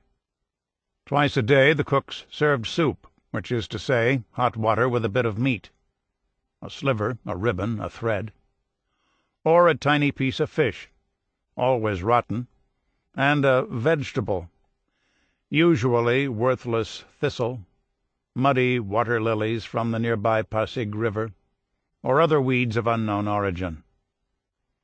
Almost every day the men found scraps of garbage in the soup, the tops of carrots or camotes or radishes, refuse from a restaurant or Japanese army mess. Pappy Sarton and his doctors tried to supplement this subsistence ration with extra food from local merchants. The doctors pooled the little money they'd smuggled into prison with the $10 to $12 a month the enemy paid them for working in the hospital. Some of this fund went to set up a special diet kitchen for the heavy sick that procured foods high in protein or other nutrients, peanuts, duck eggs, most of all mango beans. Mango beans, about the size of small lentils, were cheap, ubiquitous, high in thiamine. Some men ate them raw or stewed, or let them soak in a wet towel to sprout, then boiled them and served them over rice. Every ward had a mango bean garden, tins and jars and buckets growing the beans. Hayes' notebook. This mango bean is a lifesaver to us, and as long as we can get them, we can stomach the rice and eat a sustaining quantity as well as acquire a vitamin intake of which we are so much in need. We buy these beans at 45 centavos a cup, canteen, about 1 centavo's worth in pre-war prices.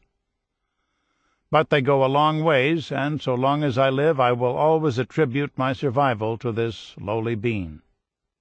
Everyone was hungry all the time. Men picked through the garbage outside the galley for scraps. Scraps of scraps, really. They chased after the dogs, cats, snakes, and rats that wandered into the compound. The Catholic chaplains had contacts outside the walls who, from time to time, would smuggle in peanuts and chunks of crude horse sugar. And for a while an unusual number of Bilibid's patients expressed an interest in converting to the Church of Rome. "Son," Father John E. Duffy told a would-be catechumen, "you don't want to be a Catholic. You're just hungry." They dreamed about food, dwelt on it night and day.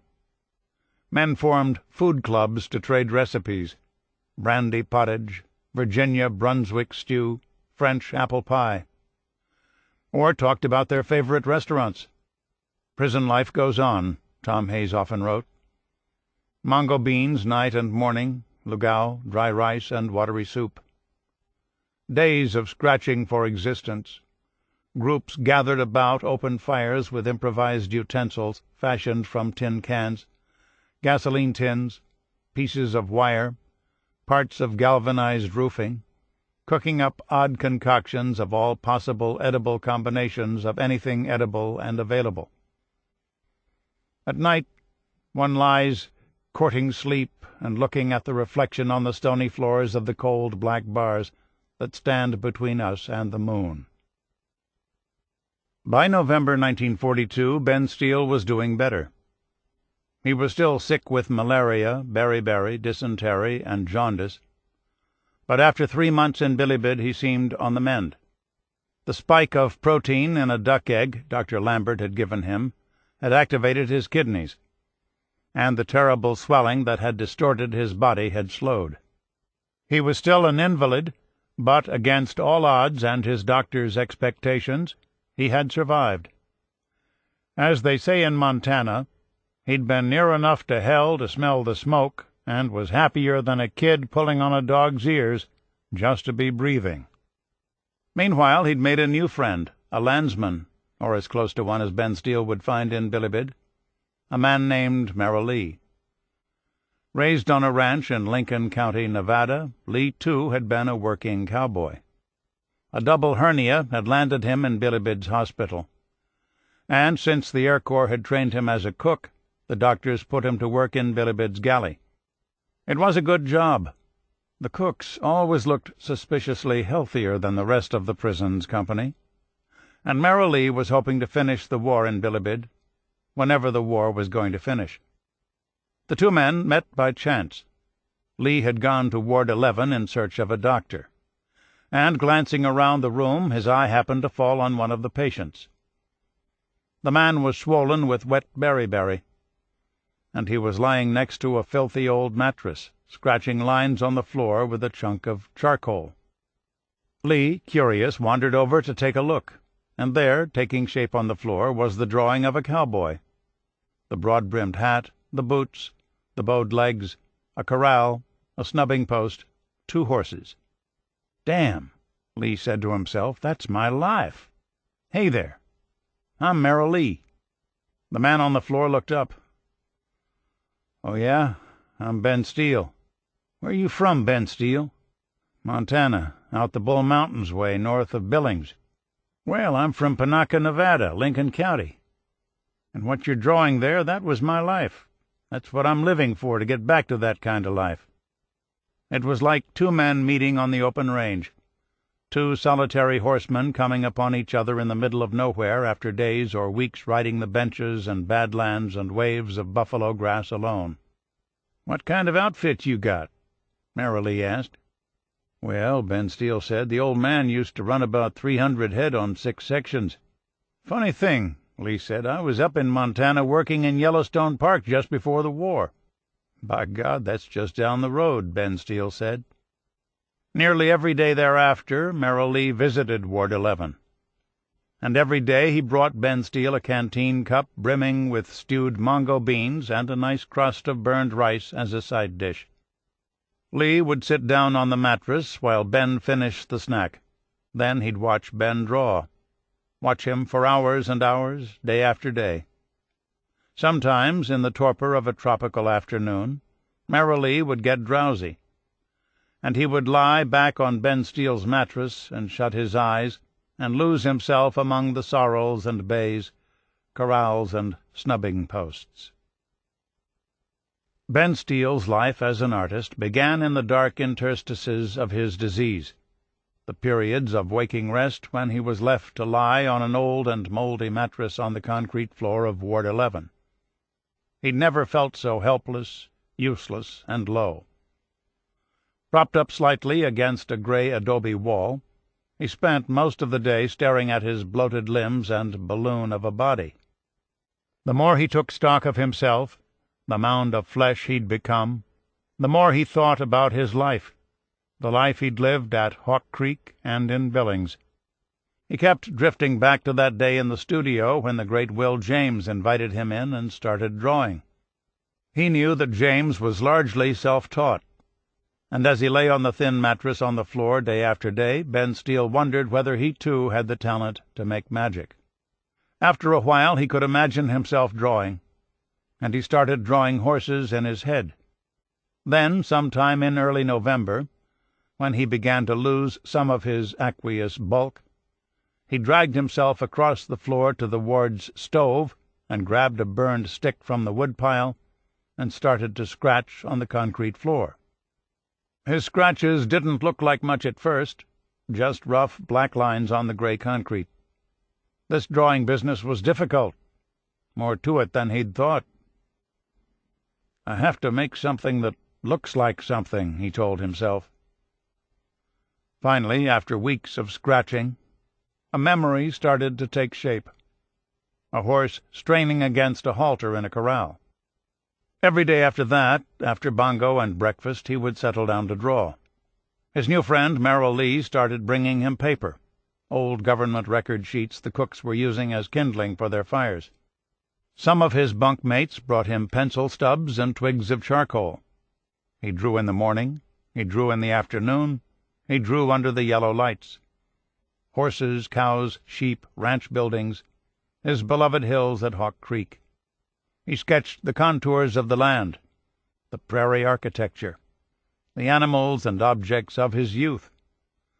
But since he knew nothing of the geometry of composition, his renderings were all surface, pictures on one plane with animals and men that looked more like cutouts, paper dolls, than the animated figures he'd watched Will James create.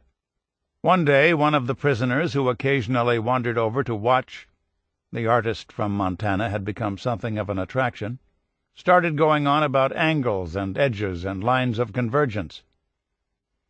Ben Steele asked the man what he was talking about. "Perspective," the man said. He was an engineer, and, like all engineers, he'd been trained as a draftsman. Every sketch, he said, needed depth and distance, and the way to create the feeling of depth was to find a drawing's vanishing point. Okay, vanishing point. What was that? By mid-December, Ben Steele was able to stand and take a few steps. Pretty soon he could make his way across the compound to the ward where the engineers slept. Every few days he took another lesson in picture planes and eye level. His teachers were patient. They explained that all the lines in a sketch should run to a point of convergence, the point where the lines vanish from sight. Vanishing point, they told him, was the secret to creating perspective, and perspective was the magic he was looking for. He practiced every day. One day, sitting cross-legged on his new bunk, a sleeping platform fashioned from scraps of wood, he decided to draw the interior of Ward 11. The ward was an L-shaped building with plenty of angles and vanishing points. He drew them all, every pillar, crossbeam, joist, rafter, and brace. And afterward, sitting back and looking at what he'd brought, he thought, "Hell, everything worked beautifully." It was like, well, a revelation. He kept at it, one sketch after another, convinced that it was art, along with a timely duck egg, many cups of mongo beans, and doses of quinine, carbazone, emetine, and sulfa powder that had saved him. Here, he thought, was a way to put all this other misery aside. All he had to do was take up a pencil and start to draw his way around his disease, past the guards, over the wall, and across an ocean home. Hayes, Notebook, December 6th.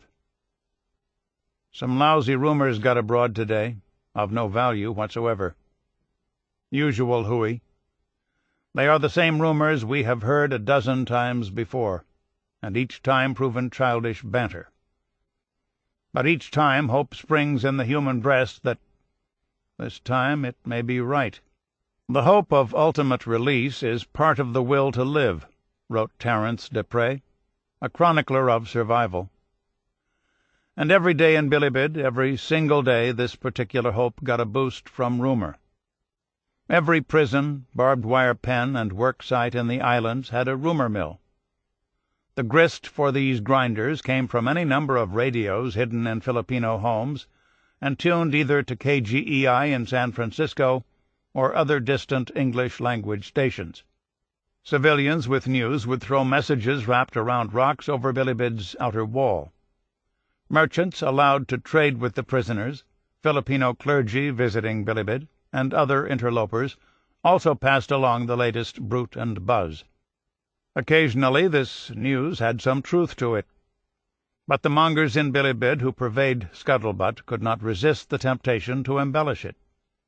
Many men, desperate for the least bit of light, hung on every word of this nonsense. Tom Hayes, Bilibid's resident cynic, listened and laughed. "The dope is big things to happen in Luzon in a matter of hours," implying arrival of an American force. "Of course that is plain unadulterated hooey. To bed before I think." Scuttlebutt began to flow about hearing bombings about midnight last night. If the rumors keep on as they have in the past few days, they will have MacArthur calling up from the Manila Hotel and inviting us to lunch in about a week. The last wild rumor of the day comes in that Wall Street bets 2-1 the war will end in November. Lloyd's of London bets 29-1 it will end in December. Gobs of rumors. Formosa has fallen, and Hirohito is asking Roosevelt to permit Tokyo to be an open city. My. Or Hirohito has requested that Roosevelt keep Tokyo an open city, and Roosevelt is supposed to have replied, "Get out of Manila." Just beyond their ken, of course, the actualities of war were playing out across two oceans. For the first 6 months of 1942, the tripartite-pact countries, Germany, Italy, and Japan, the so-called Axis powers, had pushed the Allies, the Americans, British, French, and Dutch, off their colonial possessions and out of their overseas bases. Allied losses were heavy: 894 ships sunk, and more than 192,600 American, British, and Dutch soldiers, sailors, marines, and airmen captured, along with at least another 100,000 native troops under their command. Then, in May, as General Wainwright was surrendering to the Japanese on Corregidor, the American Navy, steaming in the waters between Australia and New Guinea, won a strategic victory at the Battle of the Coral Sea, the first serious challenge to Japanese advances in the Pacific. In Europe, meanwhile, the British increased their air raids over Germany, and 1,000 Royal Air Force bombers raided Cologne. In June, Germany and the Axis rolled over the British in North Africa, but in the Pacific at the Sea Battle of Midway, a tiny atoll held by the Americans, the American Pacific Fleet sank 4 Japanese aircraft carriers in a dramatic victory. The next month, the Japanese consolidated their position on New Guinea. But again the Americans were able to mount an offensive and bomb Japanese possessions in the Solomon Islands, including Guadalcanal. In August, the Allies suffered a setback as 6,000 British and Canadian troops tried to conduct a surprise raid on Dieppe in occupied France. Half were slaughtered, and the survivors were lucky to escape. Meanwhile, U.S. Marines in the Pacific landed on Guadalcanal, built an airfield, and held it. The year ended with the Japanese being beaten and pushed back in the South Pacific. On New Guinea and Guadalcanal, Hohe fell in great numbers. Hayes, Notebook, January 2nd, 1943. 38 Jap bombers went over today. Couldn't tell from our sight, of course, whether they were coming in or going out. Probably for the south. Cold in the early mornings now. We stand bongo long before daybreak. I am reminded that this is 1943, and, as I recall, the year Mr. Churchill had decided upon as when Britain would make her offensive. The greens, the water lilies, and pachai, Chinese cabbage, are still shoveled out of a truck on delivery to our galley. And they still stink and are cluttered and mixed with eggshells and other debris that plainly tell its source as being some slop chute or hotel garbage barrel. It makes no difference if we refer to it as greens in the garbage or garbage in the greens. It is still garbage. But they are still greens, and we eat it. They had been prisoners of war, most of them, for more than half a year now, and, like all convicts across time, they had come to accept what Dostoevsky called the drab, sour, and sullen aspect of life behind bars and barbed wire. They lived on hope because hope was all they had. And they sat around all day speculating about the date of their deliverance and composing anapaestic epigrams to cheer themselves. "We'll be free in 43, Mother's door in 44. Men lost hope, of course. In the squalor of prison life and throes of disease, a number of the sick just gave up. Irwin Scott could see it in their eyes. Dull eyes, he and other patients used to call it. Eyes that went blank. It's like you can look right through them, Scotty thought. And you know they are going to die.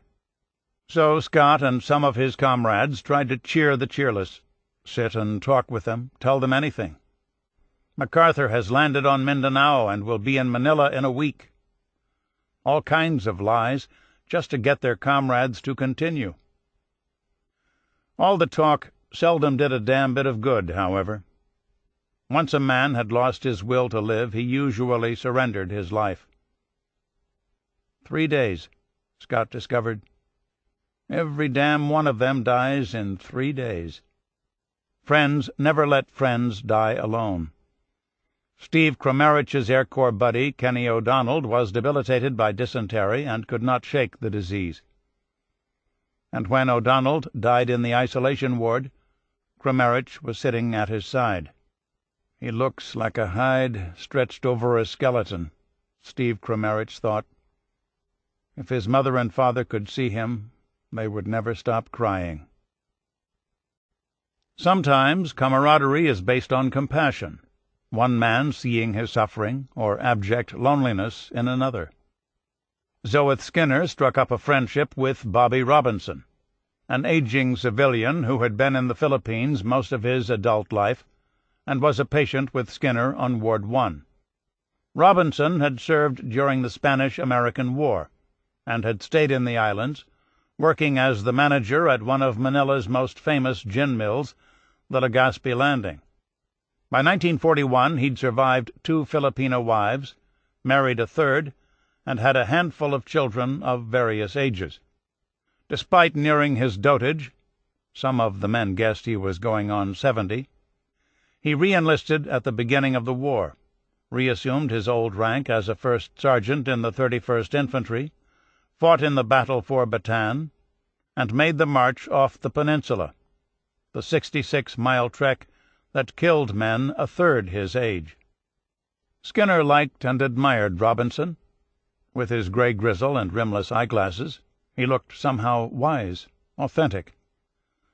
Both men were classified as convalescents and had been assigned to light work sorting POW mail at Japanese headquarters. The headquarters was 2 blocks from the prison, and every morning, as the two walked the route with a guard, they saw Robinson's third wife standing at the curb outside the front gate, holding his youngest child high for him to see. Robinson always stopped to look before moving on, and every morning Zoeth Skinner noticed steam on the old man's glasses and tears rolling down the old man's cheeks. For months the laity, as Tom Hayes liked to call the men on the wards, had been awaiting the arrival of mail from home and food packages from the International Red Cross. Patients working the docks, convalescents strong enough to do manual labor were drafted as stevedores, reported unloading pallets of cartons marked with the Red Cross logo and labeled "Prisoner's Parcel" or "For American Prisoners of War." So where, the men wondered, had those packages got to? Every occupying army has profited while doing its duty, and some of the Americans in Bilibid knew that a certain amount of these relief supplies were going to end up in the pockets of Japanese soldiers or as goods on the local black market. And, sure enough, in the early winter of 1942, some of the guards were seen smoking American cigarettes. "It will be very interesting to see how much of the shipment we get," Hayes wrote in his secret notebooks. Entire cases are taken by the guards at the pier, and, of course, every agency handling them gets their cut. Finally, a week after Christmas, 1942, the 11-pound boxes, along with some mail and medical supplies and vitamins, were distributed to the various work sites and prisoner-of-war pens throughout the islands. And since Bilibid was so close to the docks, the prisoners in the hospital were among the first to get the boxes. Ben Steele was excited. The whole ward was. Guys ripping open their packages, laughing and joking and spreading the contents on their bunks. Biscuits, lunch, type C, 8-ounce package. Cheese, 8-ounce package. Chocolate, ration D, 2 4-ounce bars. Cigarettes, package, 20s, 4-packs. Coffee concentrate, 4-ounce tin. Corned beef, 12-ounce tin. Fruit, dried 15-ounce package. Liver paste, 6-ounce tin. Milk, whole, powdered 1-pound tin. Oleomargarine, 1-pound tin. Orange concentrate, 4-ounce tin. Pork luncheon meat, 12-ounce tin. Salmon, 8-ounce tin. Soap, 2 2-ounce bars. Sugar, 8-ounce package. Ben Steele grabbed a chocolate bar. He peeled the wrapper from the end, bit off a corner, and let the candy slowly roll around in his mouth. Save the rest of the bar, he told himself. No telling when or if they'd get another package. Then he eyed the margarine. How long had it been since he'd tasted butter? He stuck his finger in the can, smeared a gob on a cracker. God, that was good. Around him, guys were swapping for their favorites. "Anyone want to trade butter for some coffee?" Ben Steele asked. And right away he had a taker. "How about cigarettes?" he asked. "I'm giving cigarettes for spam." Everyone knew that these few supplies would not last long. With some prudent self-rationing, they might stretch the contents several weeks and augment their regular daily ration. But after a month or so they would be right back to their cups of verminous rice, spoiled fish, vegetable peelings, and a handful of peanuts in the cup of sewer water they called soup. Still, Ben Steele was happy.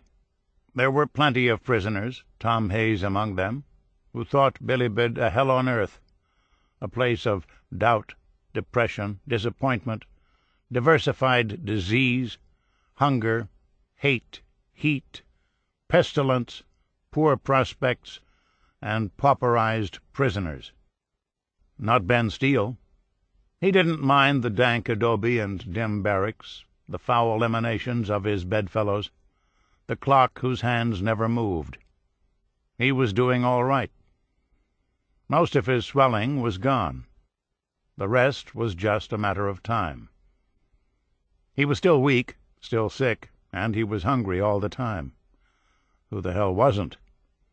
But on balance, he thought, Bilibid is the best damn prison I've been in so far. Roof over his head, wooden bunk, guards more annoying than anything else.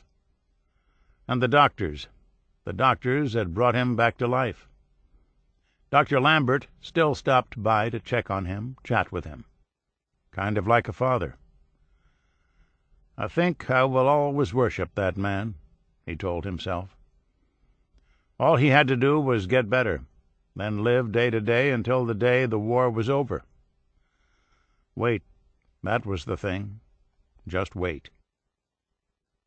One afternoon in February 1943, Ben Steele was crossing the inner compound on his way to the galley to see Merrill Lee. For more than a month he'd been feeling well enough to get around, and had slowly been exploring the half of the prison that served as the hospital. He'd visited a couple of the Air Corps men in other wards, taken a look at the prison store, such as it was with its handful of items, horse sugar, bananas, and a few peanuts, that no one could afford, looked in the library, and taken general stock of his surroundings. Around the corner from his ward he noticed a rusty metal door in one of the prison's interior dividing walls. The portal was painted orange, and it appeared to lead to another section of Bilibid. On this particular day, passing by that door, he heard screams coming from the other side, the kind of screams made by men who are being beaten. "What the hell's going on over there?" he asked merrily, when he got to the galley. "That," Merrill said, "is where they keep the special prisoners." On the island of Palawan, a long narrow strip of land between the Sulu and South China Seas, on the night of Tuesday, February 2nd, 1943, Don Schlote, a tall, lean 21-year-old Army medic from Los Angeles, waited until his fellow prisoners had fallen asleep, then slipped out of his barracks, scaled 2 high barbed-wire fences, and scampered down an embankment between some palms and through the undergrowth toward the beach below to begin an escape. His partner, a man he knew only as Hansen, was right behind him in the drizzle and mist.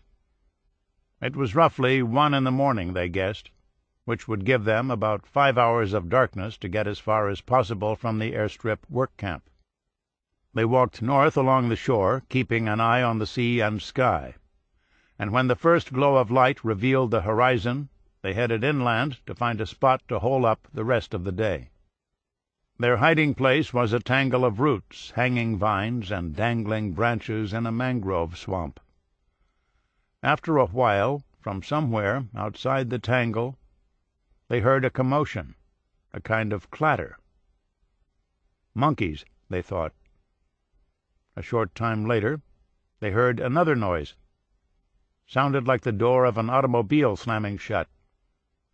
Then they heard barking. They thought about abandoning their hiding spot, changed their minds, watched and waited.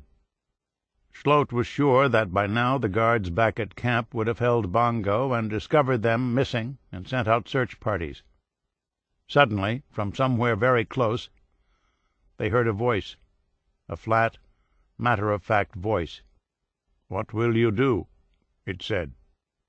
Through the tangle they could see a man in uniform, and he was pointing a small silver-plated pistol at them.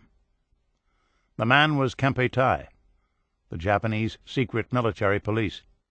"What will you do?" Schlote and Hansen had agreed they would never be taken alive. They'd both seen fellow prisoners beaten almost to death for making escape plans, and they knew the enemy's standing order. Anyone caught trying to escape would be executed. Hansen jumped to his feet. "Don't shoot," he yelled, raising his hands high above his head. "Don't shoot. We surrender." The Kempeitai man motioned them forward, and as they stepped over the vines and roots and out of the tangled grove, they saw that the policeman had company, Negritos, Philippine bushmen the Japanese used as trackers, standing nearby with long spears. Maybe it was his experience as a medic, someone who'd watched how other men handled pain. Or maybe it was his sense of self-possession, the staunch Presbyterianism of his youth. Whatever the case, Don Schlote guessed what was coming and started to gird himself. He thought, "You're going to be punished terribly. Whatever happens now, eventually you're going to be killed, executed, decapitated. So don't allow yourself any hope. Don't allow yourself fear. Be numb, completely numb." The Kempeitai man had brought an interpreter. The interpreter was holding a bokuto, a wooden practice sword the Japanese used as a punishment stick, and he rushed the 2 prisoners and started to beat them on the shins. The prisoners were put in a truck and hauled to Puerto Princesa and headquarters, a 2-story cement building with cells in the basement. Looks like a fortress, Schlote thought. Guards separated and questioned them. Where were you going? Who else was involved? Why did you want to escape? Between questions, the prisoners were beaten. Ride with the blows, Schlote told himself. Feel nothing. They beat him across the day and through the night and into the next day. Then they told him, Tomorrow morning you will be beheaded in front of your people." Instead, they denied him food and water, deprived him of sleep, gave him another beating. "Don't faint," he thought. "Don't let yourself get hungry. Don't let yourself feel pain. Don't let yourself hope." But it was hard not to hope, for his reason kept getting in his way. He reasoned that every day he survived he made his death less valuable as an object lesson for his fellow prisoners. If the Japanese were going to kill him, he thought, they'd have killed him straight away, walked him into the compound, made him kneel in front of his comrades, and left his head rolling in the dirt. They asked him to sign a confession, a document written in kanji. He signed. Who cared? If they were going to kill him, they were going to kill him anyway. A month passed. Another month. Off and on, a Filipino or two would be thrown into jail with him. One had a mirror, and Schlot was shocked to see himself. His hair was falling out, and his scalp and face were so white his blue eyes seemed to glow against his Cretaceous skin. He had a full beard, too, and it was bright red. He looked bizarre, he thought, a haggard albino in a crimson frame. Finally, in late April 1943, nearly 90 days after he went over the wire, he was told that he and Hansen were being taken to Manila to be court-martialed. The hearing was quick. The verdict reached in minutes. Hansen was given 4 years in jail, Schlot 5. Sentences to begin immediately in Bilibid prison, the section for special prisoners. Their cell was a wooden box, one of 10 such boxes, or enclosed rooms, that had been built inside a regular adobe cell block, a kind of box within a box. This particular chamber was roughly 10 feet wide, 30 feet long, and 12 feet high, a long, narrow eye of a room. At one end was a short barred door, 4½ feet high and 2 feet wide. On either side of the door was a small observation window for the guards. The floors, walls, and ceiling were polished mahogany, Schlot guessed, beautifully joined and fitted. At the rear of the room were 2 traps cut into the floor. Beneath one was a drain. Beneath the other, a shallow tin box the prisoners used as a latrine. Overhead, a single naked light bulb burned day and night. The room was otherwise bare, save for the prisoners, 10 in this case, all escapees. Their hair and beards were clipped short, and they were issued baggy gray shorts and a plain blue cotton jacket and trousers with coconut shell buttons. They were to wear the blue uniform only for morning and evening bango, which took place at the far end of the room, standing at attention. "Koyaku Yonju Ichi," Schlot would shout. 541, his prisoner number. At all other times they were to wear only their shorts. From 7 in the morning to 9 at night, all day, every day, they were made to sit and face the wall. Just sit. A Japanese Filipino guard, a slob of a turnkey the prisoners called Mr. Big Number 3, read them the rules. You are not to talk to each other. You cannot lean against the wall. You must sit on opposite ends of the room with your backs to each other while facing the wall. You must not look up at this door or window. While sitting, you must not put your hands on the floor to rest. You can sit with your knees up or cross-legged. In any other position you are breaking camp rules. Whatever you do, you must always face the wall. And you must never talk. Breaking any of these rules invited a slap in the face, a cuff on the ear, a punch.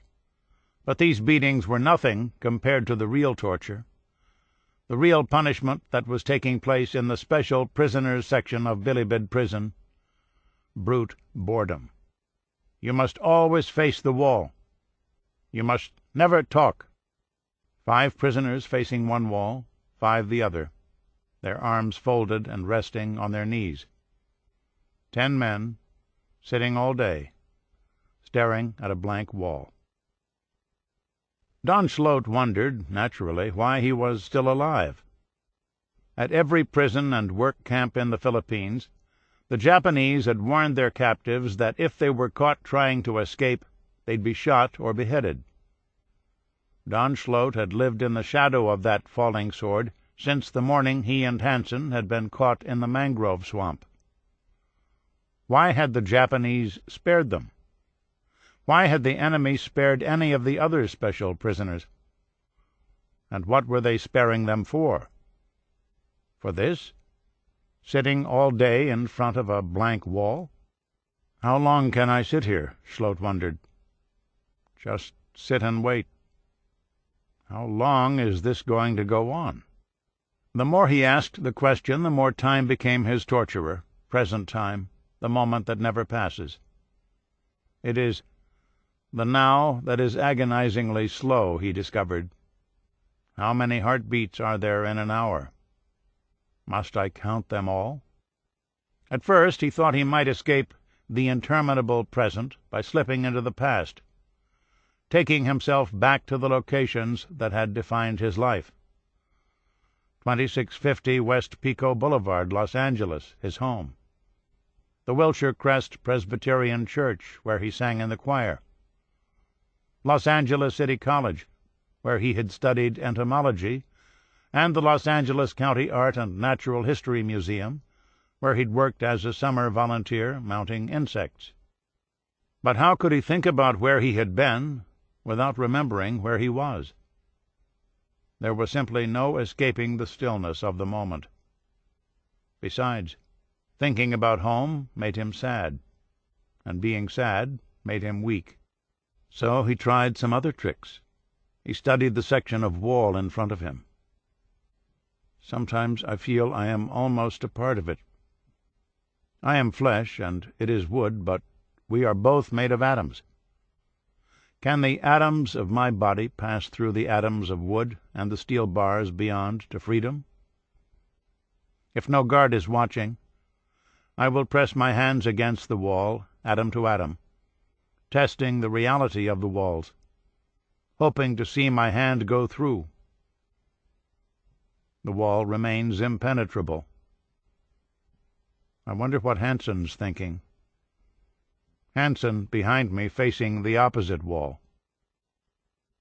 As the months passed, the 10 men in the wooden box found that when the guards were out of earshot, they could whisper to one another. And when one of the 10 died, and another became so sick a Japanese doctor thought he was dying, the survivors started to scheme. For reasons none of them could explain, the Japanese did not want their special prisoners to die in the box.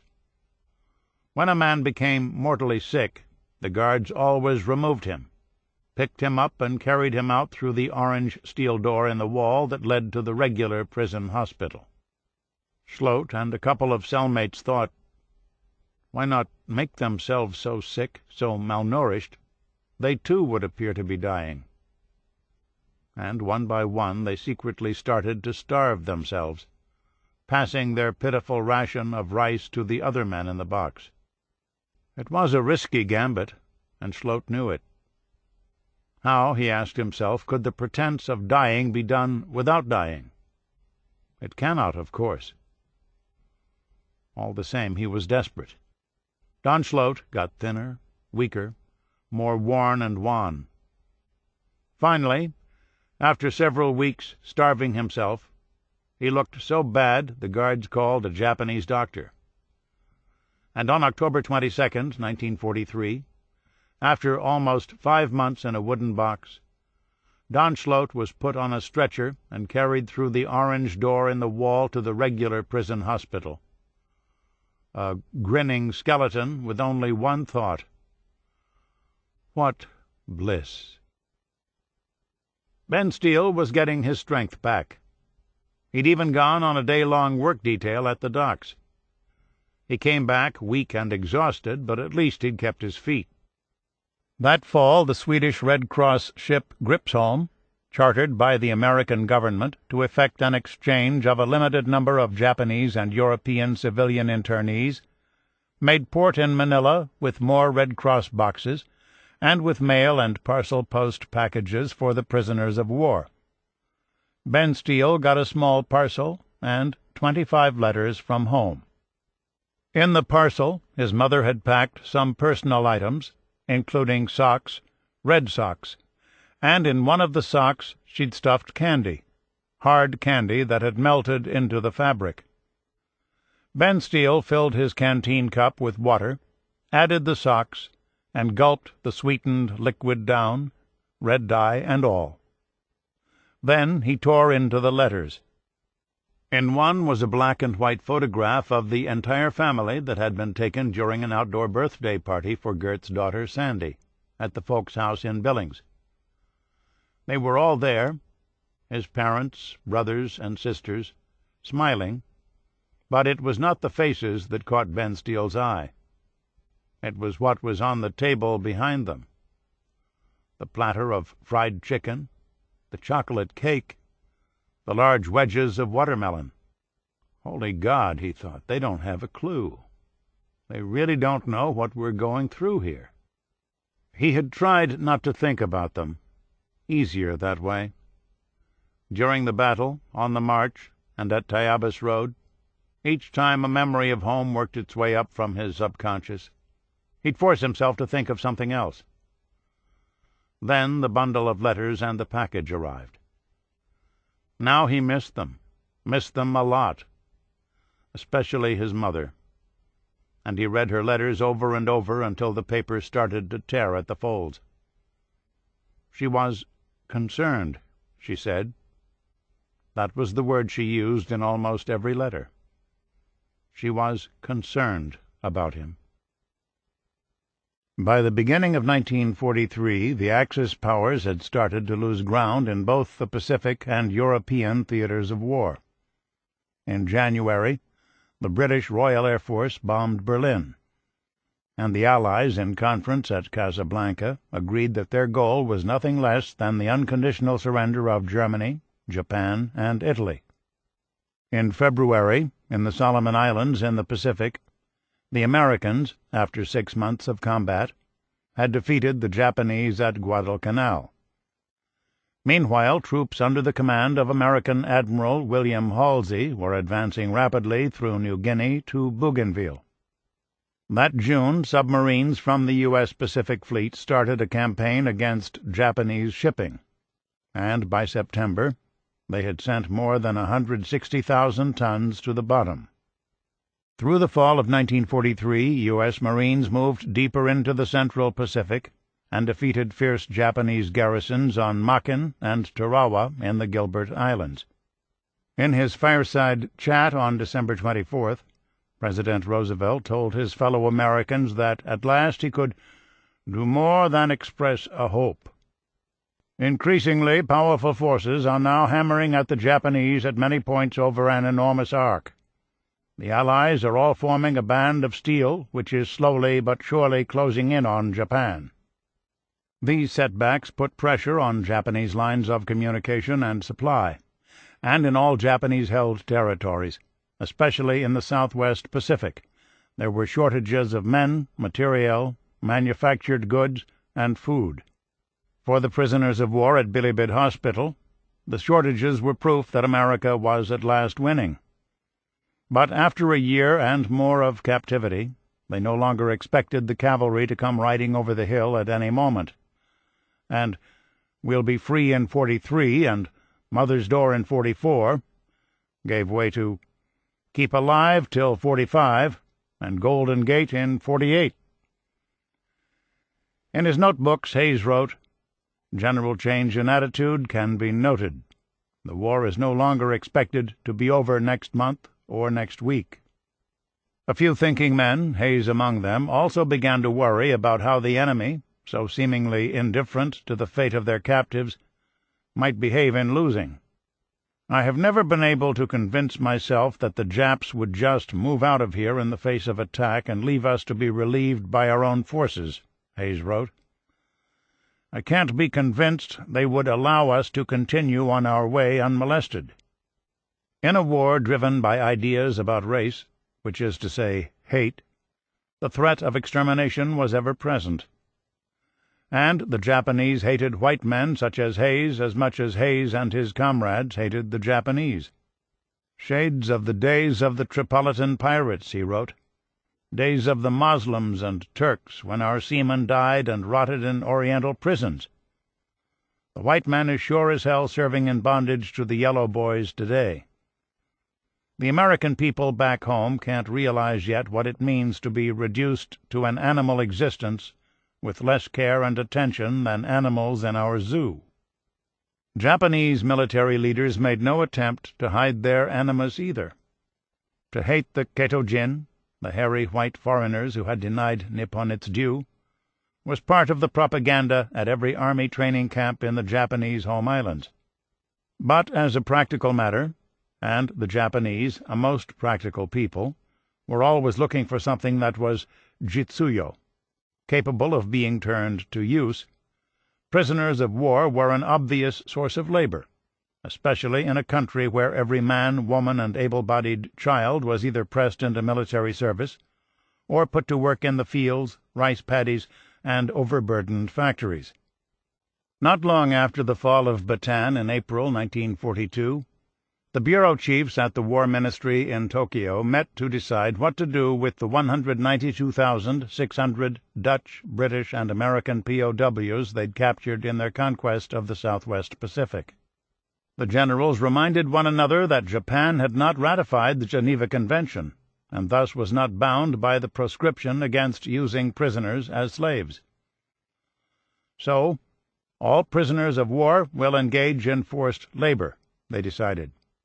First, they would set up work camps in Japan proper, then in Formosa, Korea, China, Manchuria, and throughout the occupied territories of the Southwest Pacific, 160 camps in the home islands, 367 camps overall. The commanders of these labor camps were ordered to keep their chattel busy. "Do not let them remain idle for even a single day," Hideki Tojo, the war minister, said. And work them they did. By the fall of 1942, in a brief on labor conditions in the home islands, the Japanese Prisoner of War Information Bureau was able to report, "The use of POW labor alleviated in some measure the labor shortage in the country at large. The Quito, of course, were not as efficient as Japanese workers, only 60 to 70% as good in special labor such as coal unloading," the brief said, "but it is generally admitted by all the business proprietors alike that the use of PW labor has made the systematic operation of transportation possible for the first time, and has not only produced a great influence in the business circles, but will also contribute greatly to the expansion of production, including munitions of war." In the Philippines, the first draft of American prisoners to leave for Japan, 500 men, set sail from Manila aboard the Nagaru Maru on September 5, 1942, some 5 months after surrender. These innocents, still filled with hope and perhaps a little hooey handed out by the Japanese, boarded their ship convinced that the Red Cross had negotiated a prisoner exchange. Later drafts either knew better, or the Japanese dropped all pretense. Whatever the case, no one wanted to go. They knew that the Allies, their liberators, were fighting their way north from the Solomons to the Bismarck Sea, from the Marshalls to the Marianas, and simple geography told them that the Philippines would likely be liberated long before America would be able to push north of the islands and mount an invasion of Japan. The Japanese captured some 20,000 Americans in the Philippines, and from that first day of captivity forward the victors used their prisoners of war as slaves.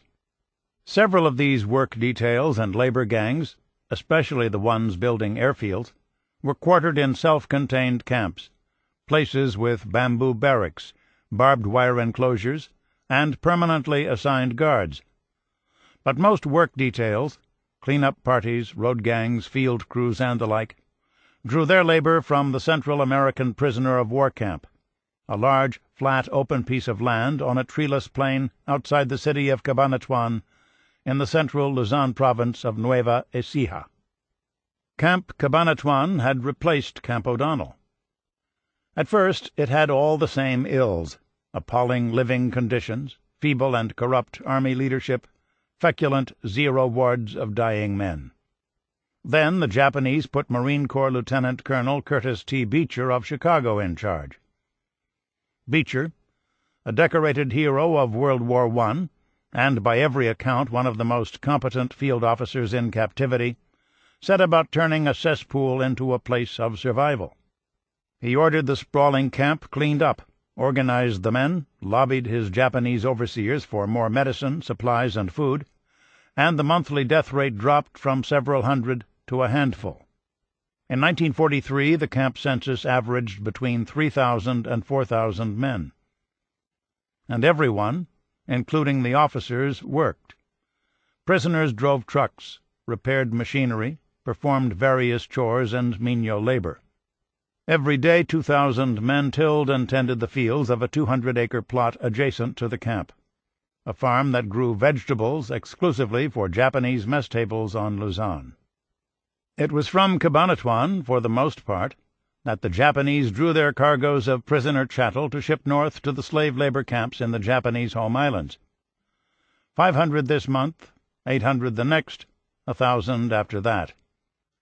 And as the calls for more men increased, the doctors in Bilibid came under pressure from the Japanese to move as many patients as possible off the sick lists and into Cabanatuan, patients the doctors knew would likely end up on drafts designated for Japan. Ben Steele wasn't well yet, but at least he was on the mend. The beriberi was under control, and his malaria was in slow remission. Christmas was coming. Christmas 1943, his second in Bilibid prison. Services were scheduled in the chapel in the compound, and the ambulatory planned to serenade the invalids with carols. Maybe Santa would deliver a Red Cross treat or two. For weeks the doctors had been discharging men from the hospital, sending them to Cabanatuan. Some of the men in Bilibid were so desperate to stay in the hospital they were buying stool samples from comrades with dysentery and passing them off as their own. Ben Steele just sat and waited and sketched. Sitting cross-legged on his bunk with a makeshift drawing board in his lap, he usually attracted an audience.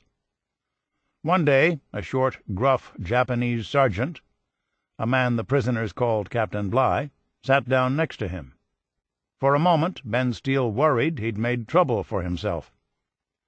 The sergeant was pointing to the drawing, a generic sketch of a Japanese guard, and going on and on, yammering about something. Finally someone summoned an interpreter.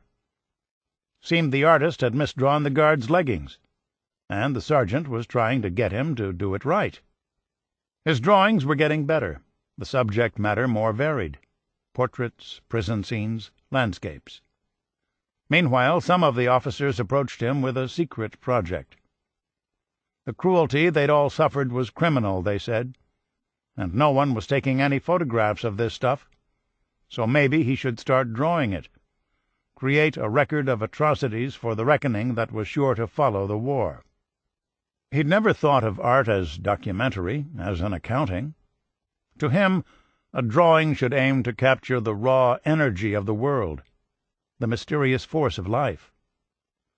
Like someone looking at a well-drawn picture of a horse and feeling the animal under him, feeling its muscles, its natural aversion to having anything on its back. That was the kind of art he wanted to create. Still, he understood. In their secret diaries and reports, a number of American officers had already started a chronicle of the enemy's misdeeds. Now here was a young artist who could help record that malfeasance, a man who could make his comrades' misery come alive. So, with an eye out for the guards, he started drawing scenes of suffering, scenes he remembered. He drew men on the long march off Bataan falling to their knees and begging for water. He drew the Japanese guards who answered those entreaties with a bullet or bayonet. He drew the daily death parade and burial details at O'Donnell. he drew the rocky hell of Tayabas Road. This was dangerous business, and everyone knew it. As soon as each drawing was finished, Ben Steele would give it to Father Duffy, who would hide the young artist's growing body of work in the false bottom of his mess kit. Ben Steele produced more than 50 such scenes, and from time to time kept sketching his West as well. He drew every day, drew his pencils down to the nub. Rather than sharpen them and waste precious lead, he carefully picked the wood away from the core until, at the end, he was left holding nothing but a short rod of lead between his fingertips. At some point during all this drawing, he got the idea that, "This is what I want to do when I get home. Go to art school." Art, after all, had saved him, sustained him. It distracted him from his constant hunger and gave shape to his days.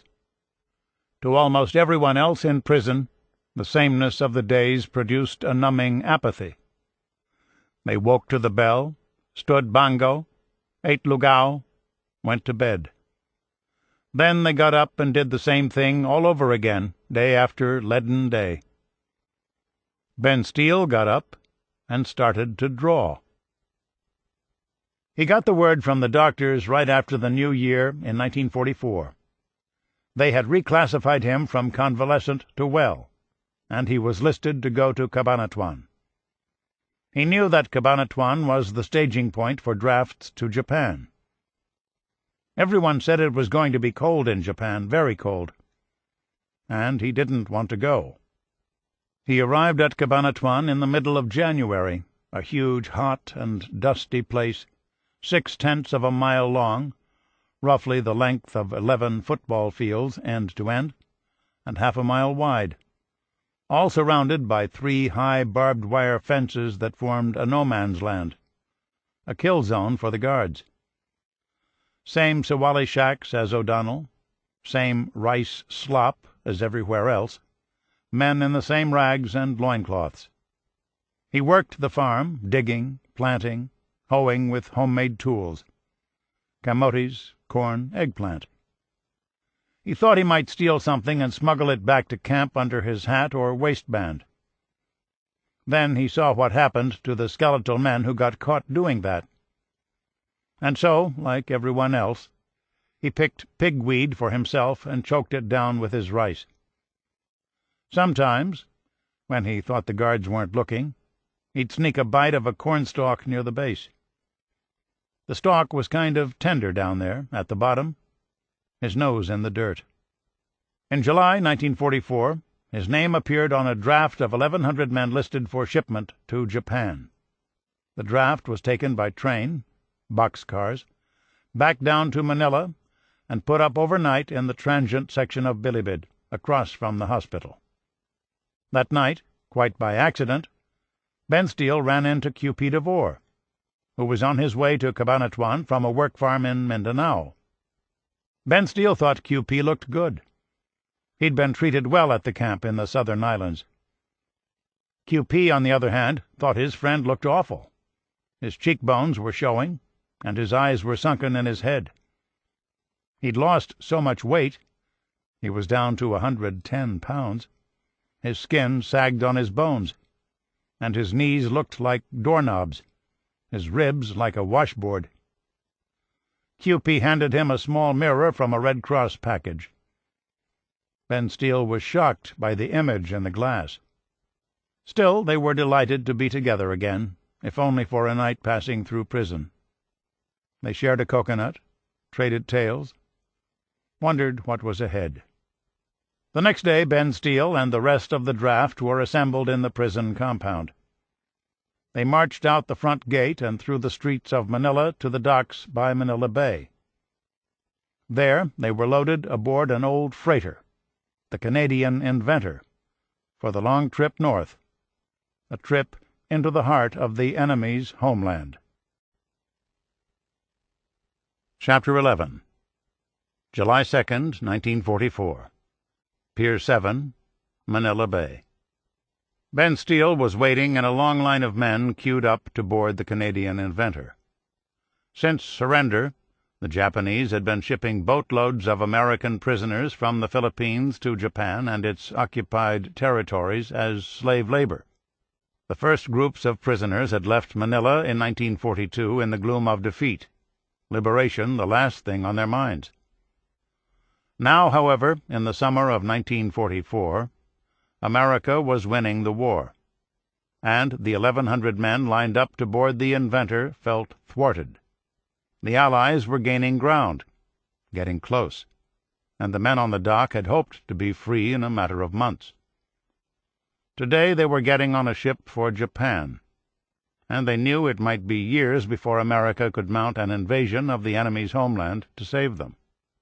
From the end of the pier it was possible to look out on the bay, and that grand sweep of scene must have been a bitter vista to Ben Steele and his comrades.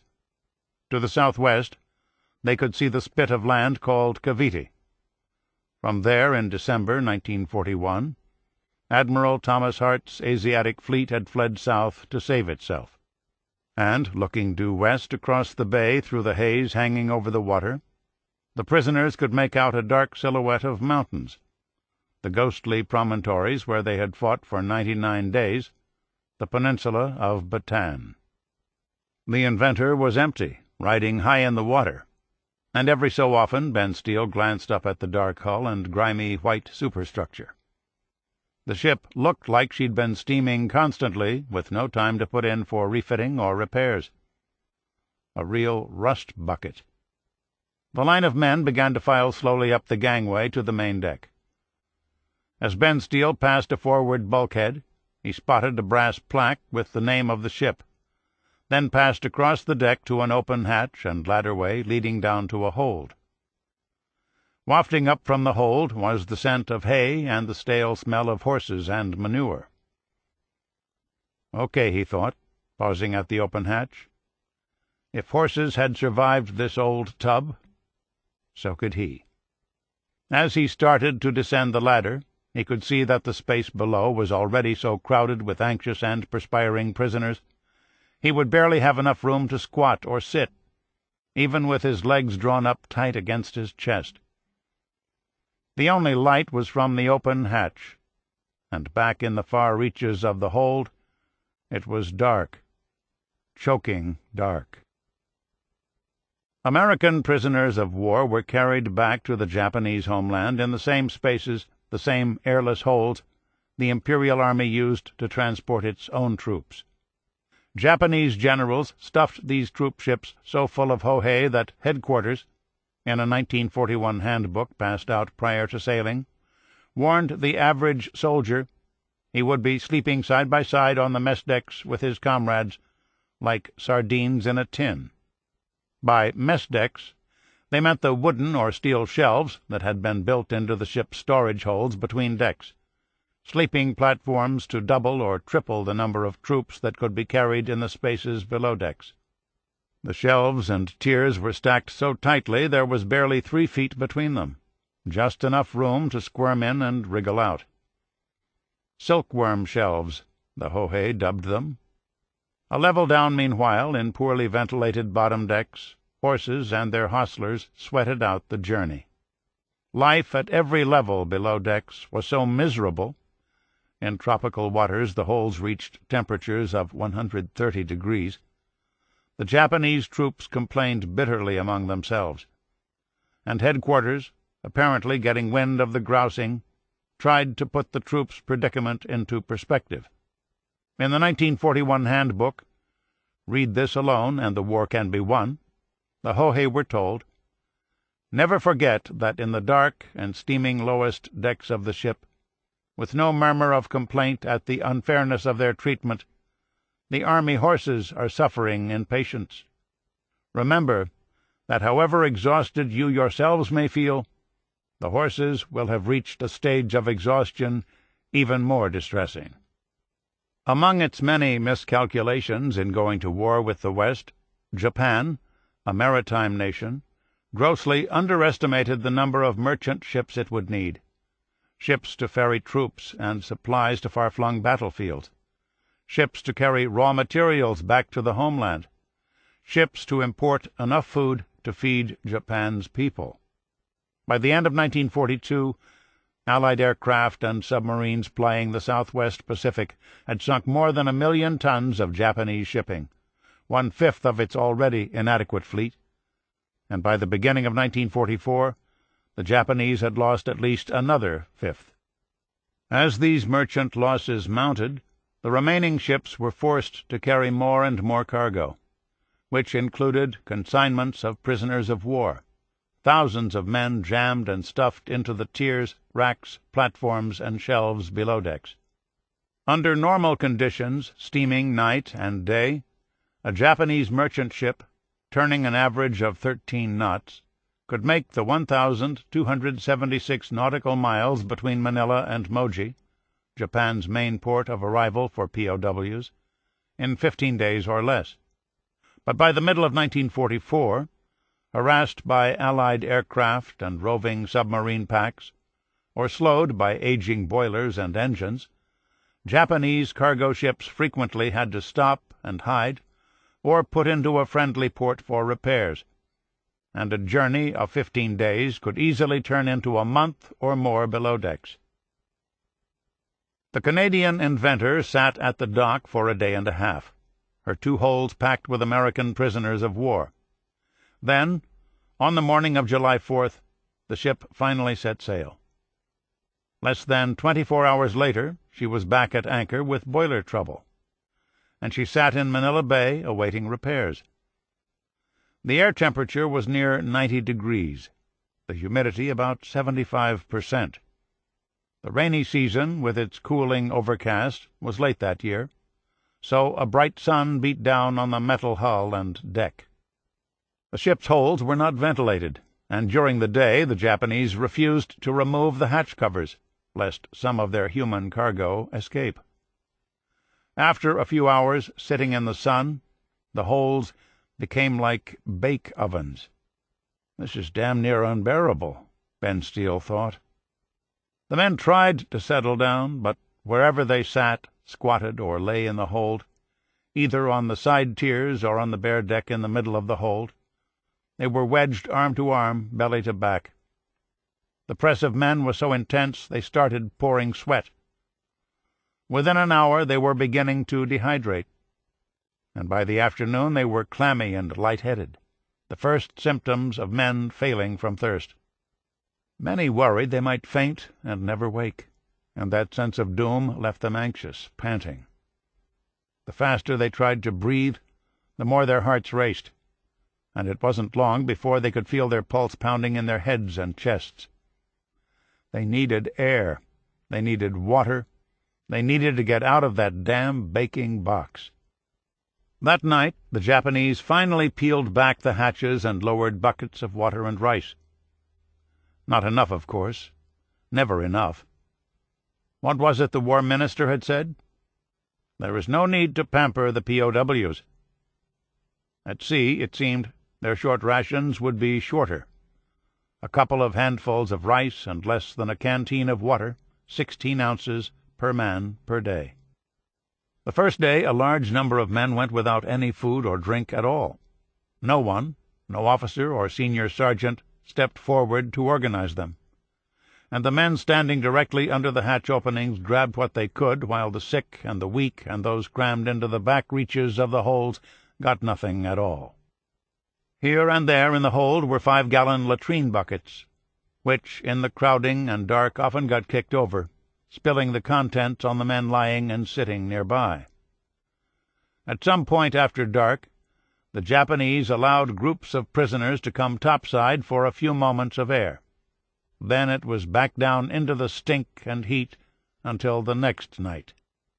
And so it went for 11 days, broiling in the airless hold, until the afternoon of July 16th, when the Canadian inventor, her boiler finally fixed, joined a small convoy of ships sailing out of Manila Bay. Once under way, the Japanese removed the hatch covers, which allowed a bit of air to find its way down into the holds. The fresh air seemed to calm the men who were delirious and screaming and yelling. Someone stepped forward to organize the chow detail, and every man got a bite of food and a sip of water, just enough to keep them starving and so thirsty they could think of little else.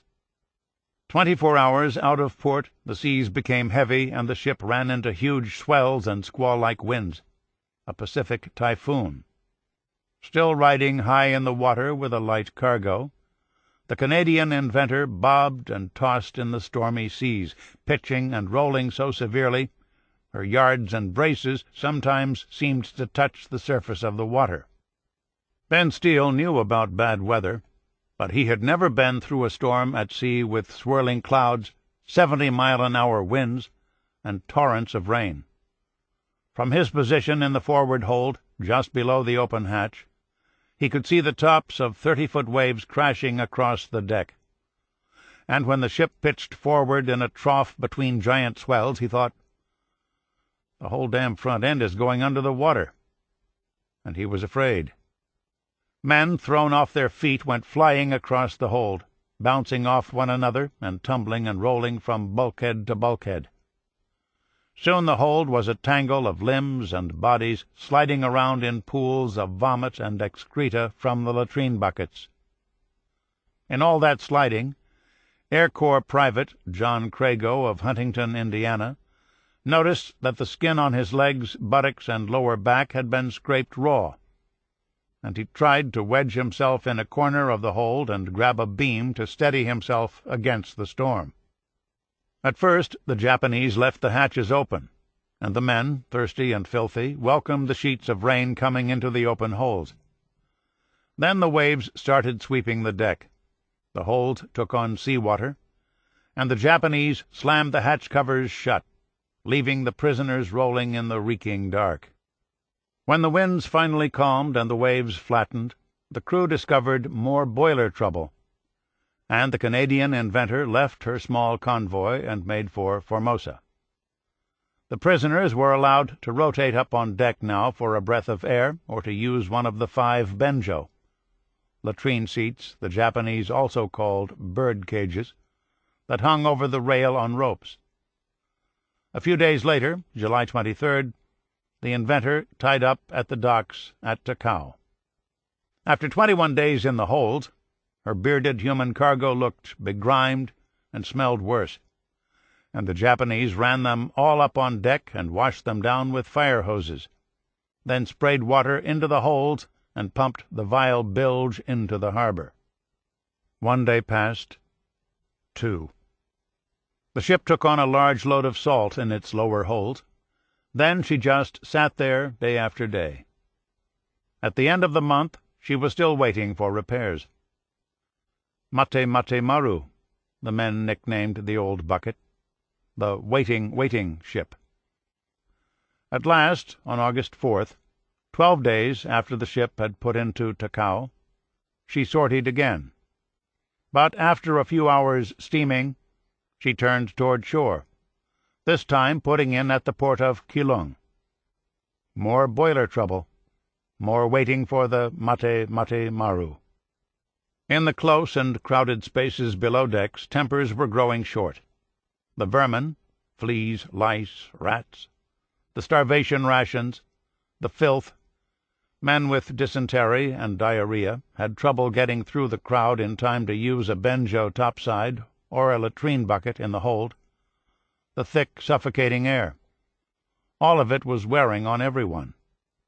Fistfights broke out over nothing, feeble men flailing at one another.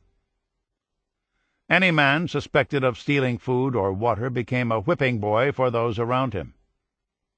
Some men lost control of themselves and began to scream and yell and thrash around in the reeking gloom. "Grab him!" his shipmates would yell. "Keep him fucking quiet!" All the yelling and fighting filled the hold with a din. "I'm going mad," Gene Jacobson thought, stark raving mad. From his sleeping shelf, Jacobson watched a party of goons go after a hysterical man in the bottom of the forward hold. Jacobson couldn't see clearly, but he could hear a lot of grumbling and commotion down there. Then the body of the man who had been quieted by his bunkmates was hauled up through the hatch cover to the top deck and tossed into the sea. After 12 days at Keelung, the inventor set sail again. For the next 17 days she crept north, nursing her sick boiler, heeding reports of enemy submarines, and hiding in coves and inlets along the way. The weather was better, cooler, and the prisoners were allowed on deck more often now. Each time the ship anchored offshore, they begged the guards to let them jump in the water and wash off the muck from the holes, but the nervous sentries refused. The last 10 days of the journey were among the worst. Most of the time the prisoners just sat and stared at one another or busied themselves picking off fleas and killing bedbugs. Finally, on September 1st, 62 days after boarding the ship in Manila, the American prisoners of war, beards long, hair matted, skin covered with ulcers and open sores, came stumbling down the gangway of the Mate Maru at Moji, Japan. At the bottom of the gangway a line of Japanese soldiers stood with hoses and canisters. They sprayed the prisoners down with seawater and doused them with a white powder that smelled like disinfectant.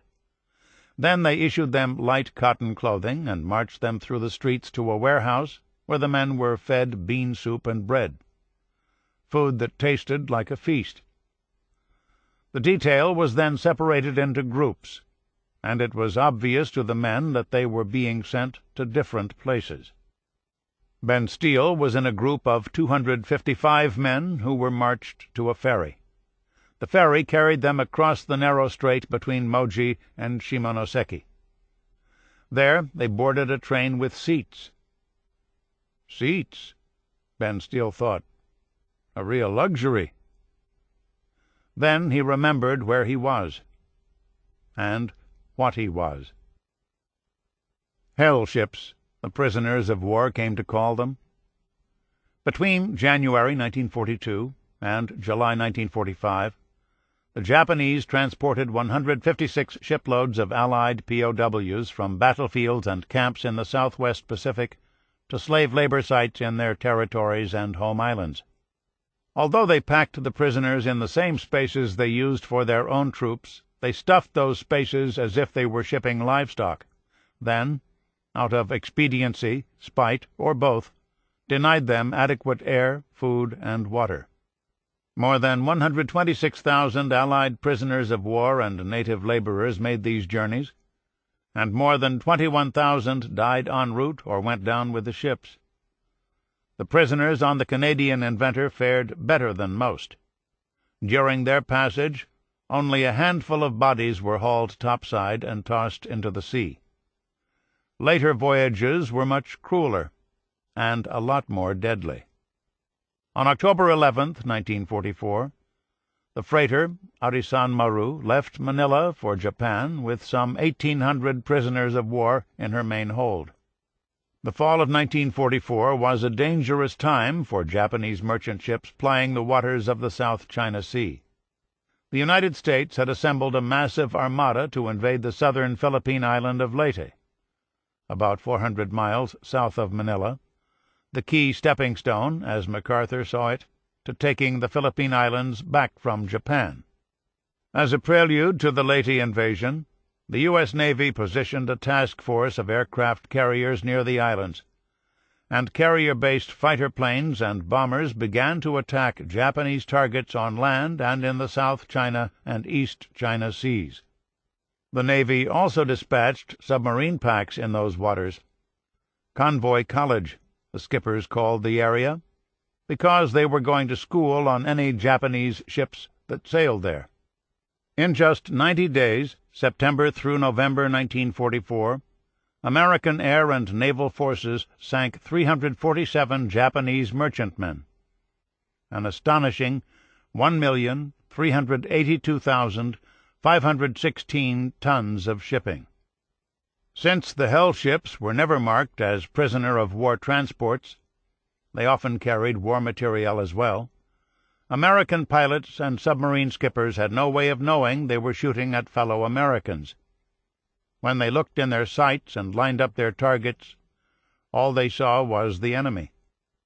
Boarding the Arisan Maru, Sergeant Calvin R. Grafe, a coast artilleryman from Silver City, New Mexico, had been pressed into service as a deckhand and ordered to help remove the tarpaulins from the largest of the Arisan's holds.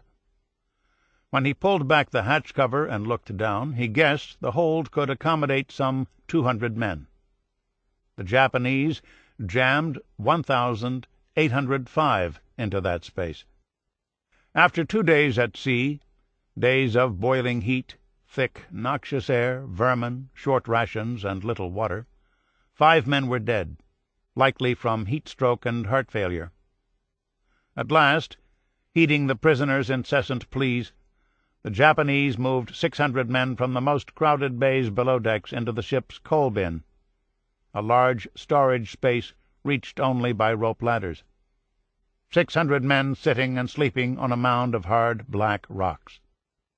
Grafe, meanwhile, and a few others who'd worked as camp cooks ashore, were selected to make the twice-daily rice ration for the cargo of captives. They did their cooking on deck, and Grafe was grateful for the assignment, a couple of hours of fresh air every day. Life below decks had become intolerable. Men were yelling and moaning and keeling over. Most had developed heat blisters. To Grafe, their skin looked like raw hamburger. Around 5 p.m. on October 24th, 13 days out of port, Grafe was topside cooking rice. Half the company of prisoners had been fed. The deck was rolling in a rough sea, and the cooks must have had a hard time with their steam pots. All at once, Japanese guards and deckhands started running wildly toward the bow, and when Grafe looked back to see what had scared them, he saw a torpedo in the water astern pass within feet of the fantail. Then the gaggle of deckhands reversed itself and dashed back toward him.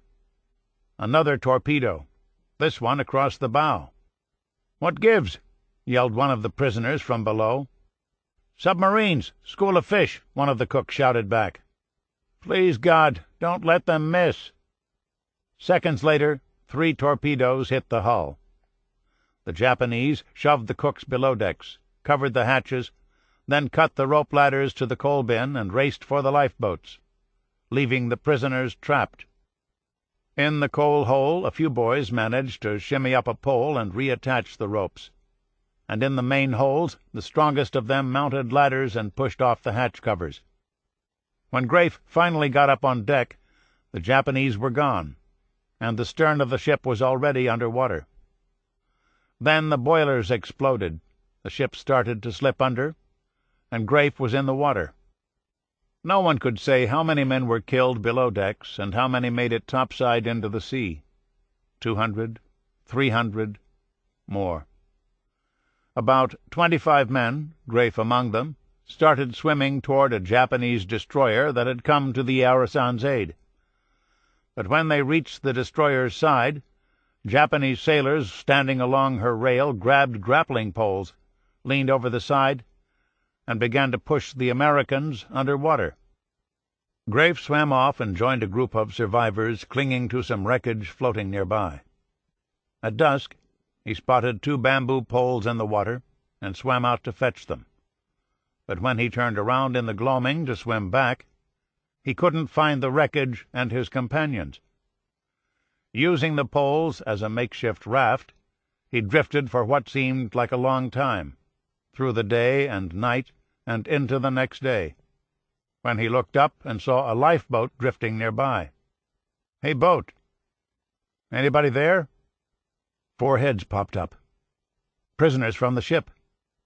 The 5 survivors rigged a sail and decided to head west toward China, hoping to encounter friendly faces.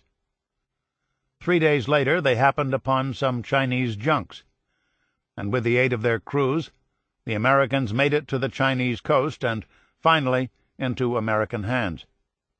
Some 1,800 military and civilian prisoners of war had been below decks on the Arisan Maru when she broke in half and started to slip beneath the waves. 9 survived. Among those who did not was Sergeant Dalton Russell, the man who had helped keep Ben Steele alive on the rocks at Tayabas Road. By the fall of 1944, the Allies had retaken the Pacific island of Guam and were moving their air bases closer and closer to Japan. MacArthur was on the southern Philippine island of Leyte with 200,000 combat troops, and his force had pushed north to the island of Mindoro. The Japanese were rapidly losing ground, and they began to salvage and ship home what they could from the colonies they had left.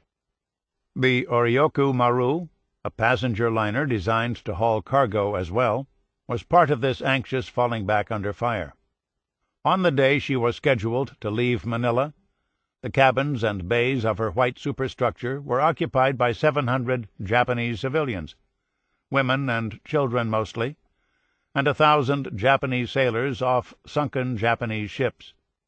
In the middle and the bottom decks of her deep cargo holds was loot from the Japanese occupation of the Philippines, including some 1,600 American prisoners of war, more than two-thirds of them officers, including Tom Hayes and most of the Navy doctors and corpsmen who had run the prison hospital at Bilibid.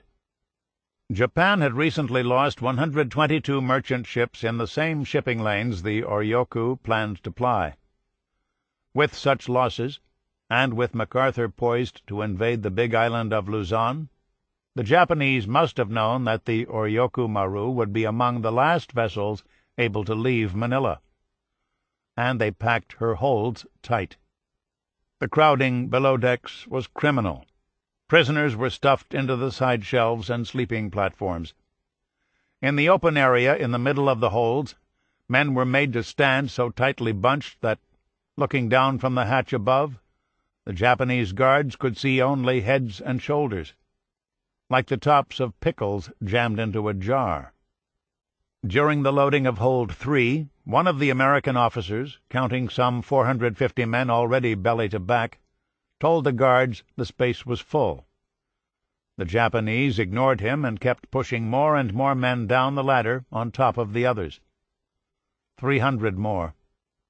On Wednesday, December 13th, around 8 p.m., the ship cast off and moved down to the mouth of Manila Bay, where it stopped and waited for its escorts.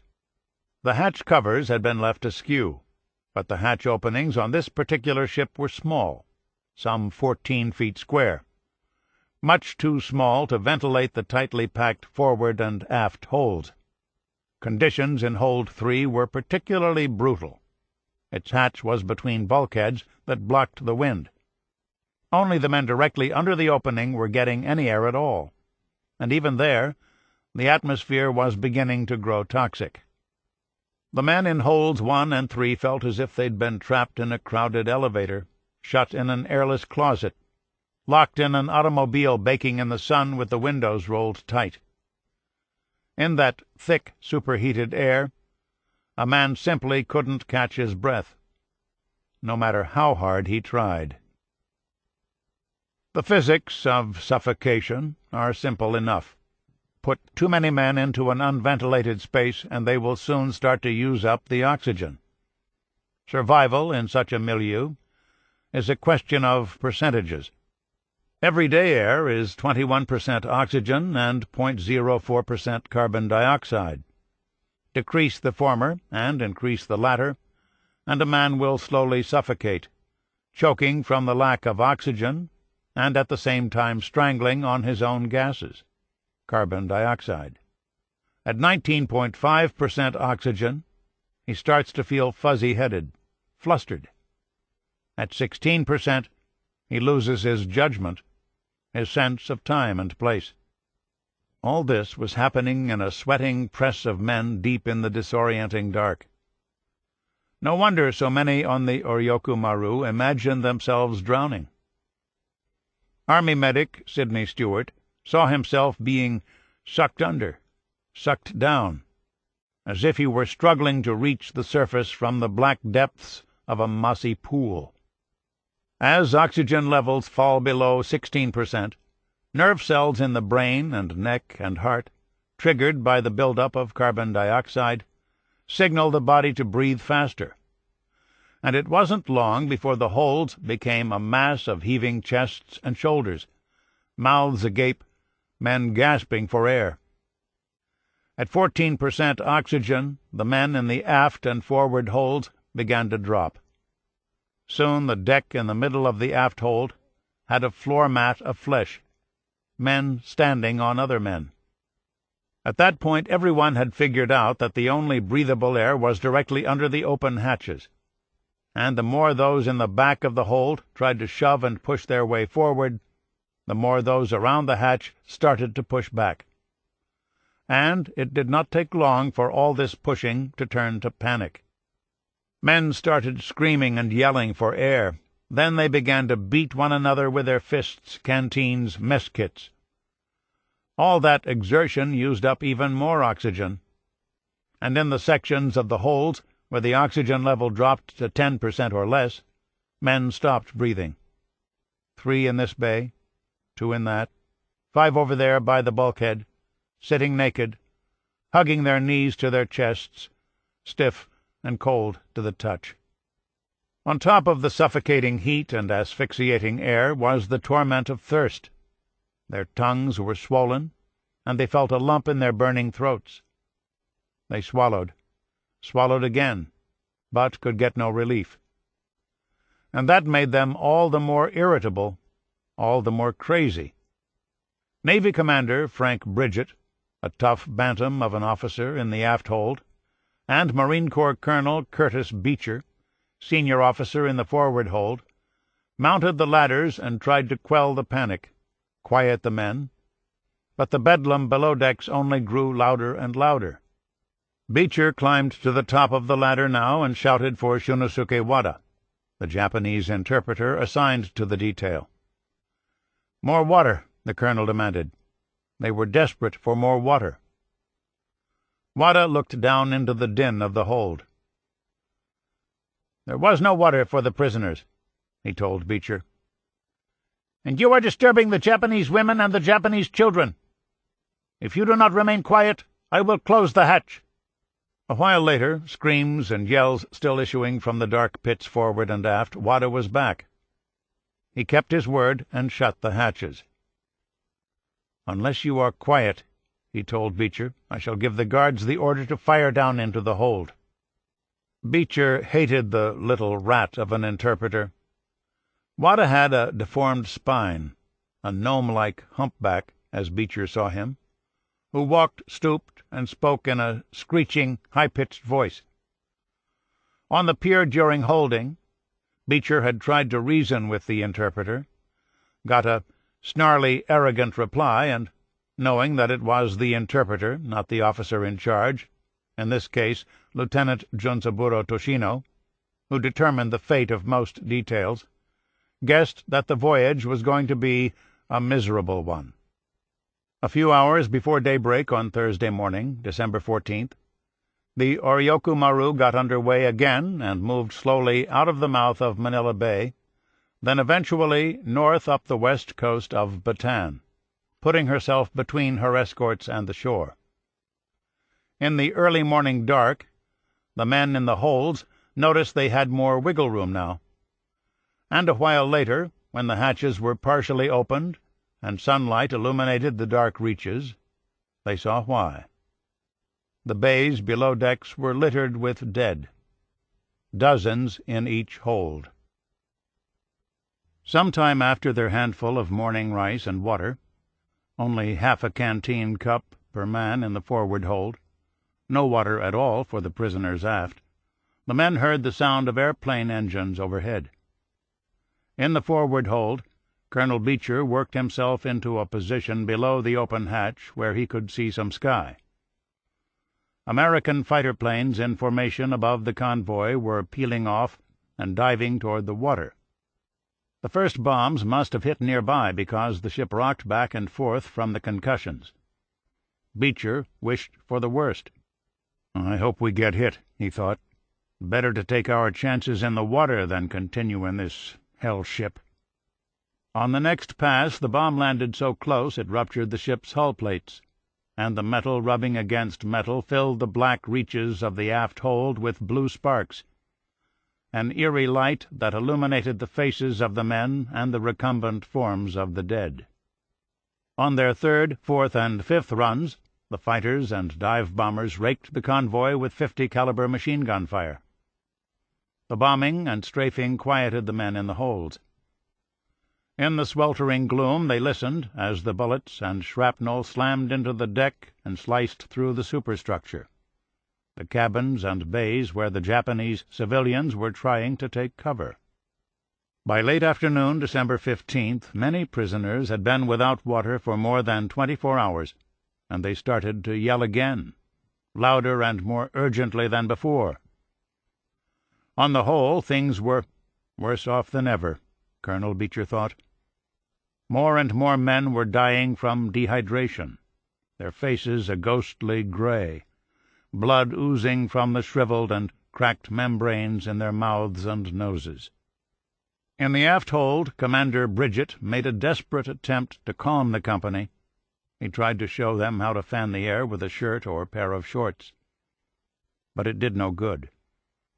In the forward hold, Colonel Beecher pleaded with the men to get control of themselves, but the sweating, feverish mass, crazed with thirst, just kept screaming.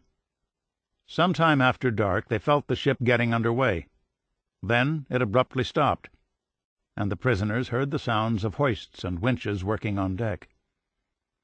They guessed the Oryoku Maru had maneuvered toward shore, and the Japanese were taking off their wounded in advance of abandoning ship.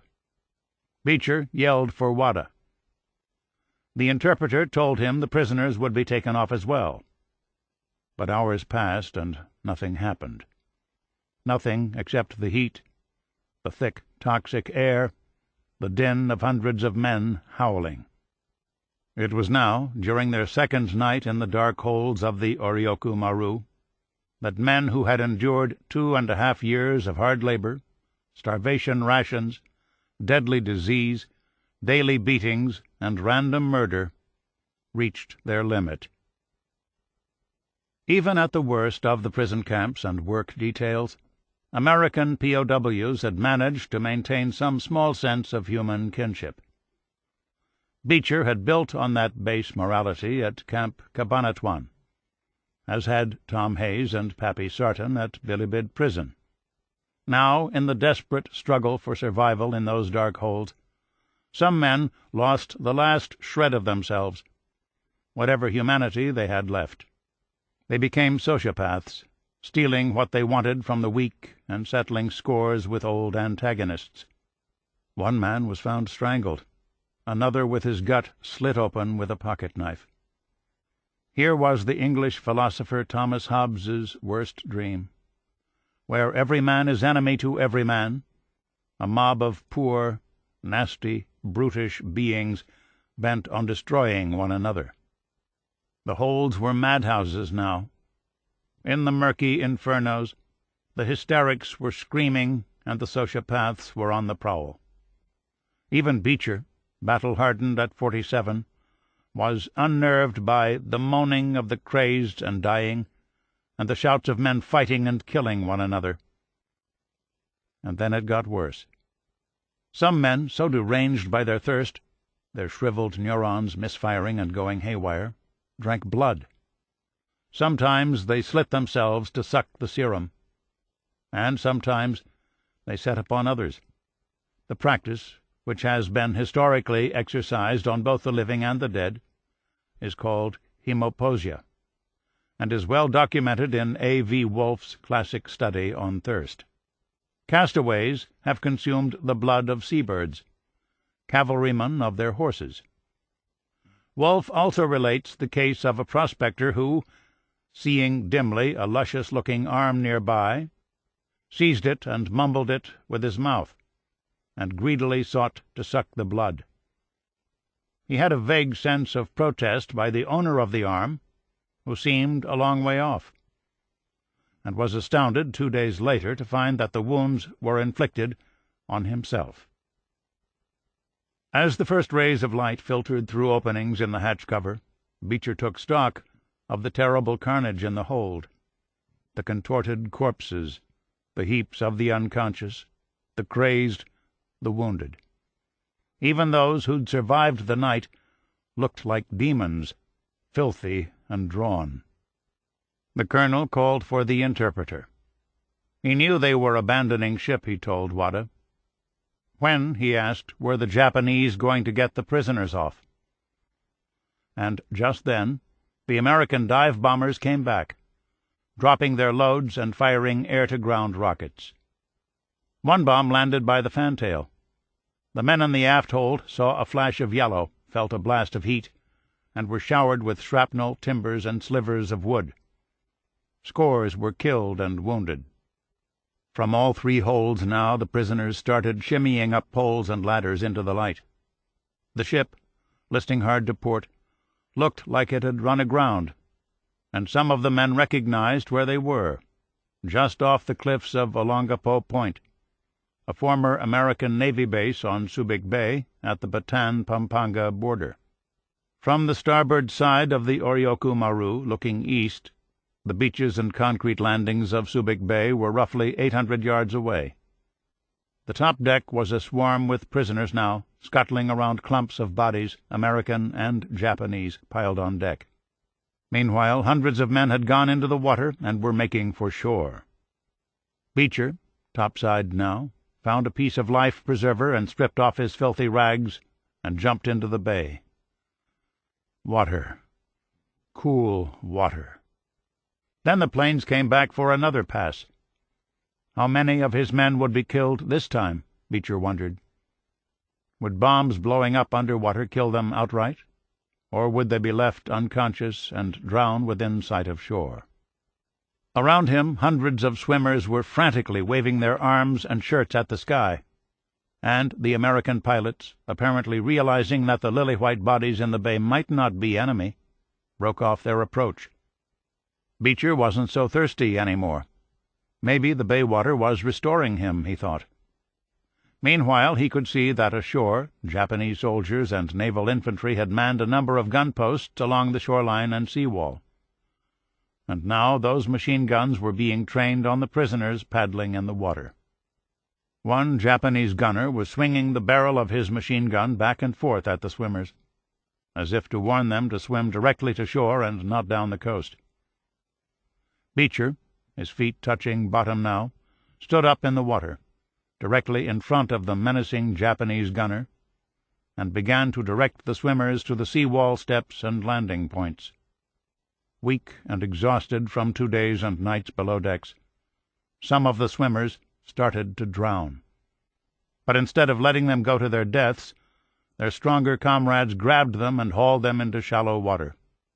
And as Beecher looked back, he also saw men near him paddling back out to the ship on bits of wreckage, or in damaged lifeboats to pick up the weak, the wounded, the unconscious abandoned on deck. Their sense of society, it seemed, had been restored, even if only for the moment. 3-4 times they went back to rescue their comrades. What grit, Beecher thought. Japanese soldiers ashore herded the prisoners up a path to a cluster of trees, where Tom Hayes and other doctors set up a temporary infirmary. The medicos had only the scant supplies they'd carried aboard ship, and had managed to save swimming ashore. For bandages, they tore up the rags they were wearing and went naked. That night, with Wada the interpreter and Lieutenant Toshino back in charge, they'd somehow escaped the ship, the Japanese confined the prisoners outdoors on 2 side-by-side concrete tennis courts surrounded by a 12-foot-high chicken-wire fence. Then they ordered a roll call. Beecher climbed the referee's chair and started yelling out names. The count continued for hours. By dusk, they knew that some 250 of the 1,619 men who had boarded the Oryoku Maru 2 days earlier were dead, and at least a score of the survivors were in such bad shape they were not expected to survive. On December 20th, Japanese guards moved the detail north to San Fernando, La Union, then, some days after that, to Lingayen Gulf, where, on December 27th, the prisoners were loaded aboard 2 freighters, about 1,100 on the Enoora Maru, the remainder on the Brazil Maru, bound for Takao, Formosa. Since there were fewer of them to jam into the holds, the space below decks was not as tight, but the Enoura Maru and Brazil Maru were no less hell ships. Dark, smothering spaces with scant water and rations. The wounded, the critically sick, the addled and enfeebled, all were at the end of their endurance, and every day 2 or 3 of them died. On New Year's Eve the 2 ships made port at Takao, and the prisoners from the Brazil Maru were transferred to the Enoura Maru. Beecher watched as the weak men crossed the top deck to the hatches leading below. Walking skeletons, he thought. The harbor was crowded with ships, and the Enoura Maru tied up at a buoy alongside a tanker. For several days the men in the holds heard anti-aircraft fire, and the prisoners who'd been allowed on deck to cook the detail's rice reported seeing high-flying planes. Beecher reckoned the crowded harbor was an ideal target, and he felt sure that if the Enoura Maru stayed in port much longer, the detail would be bombed. Again. On Tuesday, January 9th, at first light, the guards called for the chow detail to come on deck. A while later, buckets of rice, water, and soup were lowered into the hold. Beecher got his handful and sat down against a bulkhead to eat. He dipped his spoon into his mess cup, lifted the spoon to his mouth, and just then the space around him exploded. The shock wave from the bomb hit Beecher hard. He shook his head, shook it again, trying to get his wits back. He saw holes in the hull, flames licking at the bulkheads. He looked at his legs, checked his body. No puncture wounds, no blood. Around him, however, the hold was havoc. Dozens of men had been killed instantly, their contorted and mutilated bodies scattered across the deck and against the bulkheads. Scores more lay nearby with gaping wounds, the life bleeding out of them. Many of Beecher's friends were dead. Gunner Farrell, one of the colonel's battalion officers, was holding his head in his hands, one of his eyes blown out. The prisoners guessed the ship had taken several hits. One bomb had fallen on the edge of the most forward hold, killing more than half the 500 men there. When the doctors were done doing what they could, they tried to take stock. Overall, some 300 men had been killed, they thought, and as many wounded. Beecher asked for permission to remove the corpses from the holds, but for 3 days Wada and Toshino refused. More punishment, the colonel figured, for the American bombings. Finally, the Japanese lowered cargo nets, hauled the bodies up, and dropped them onto a barge to be cremated in a common grave ashore. The Enoura Maru was too badly damaged to continue, and on Saturday, January 13th, the surviving prisoners were transferred back to the Brazil Maru. That night, after the ship had gotten under way, Wada demanded a roll call. Beecher, exhausted, tried to get a count. 975, he reported, more than 600 men gone from the original detail. For the next 17 days, the Brazil Maru sailed slowly up the China coast, steaming by day, putting into coves and inlets at night. Not long out of port it became clear there was something wrong with the ship's water supply and fresh-water condensers. The water tasted brackish, and the prisoners were getting less and less with their rice.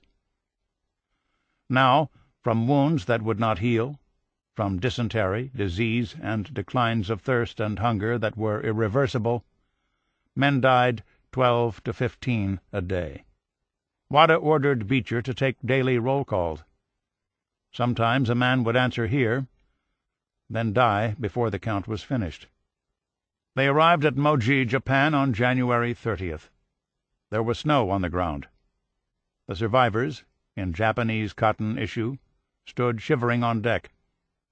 Only 425 of them.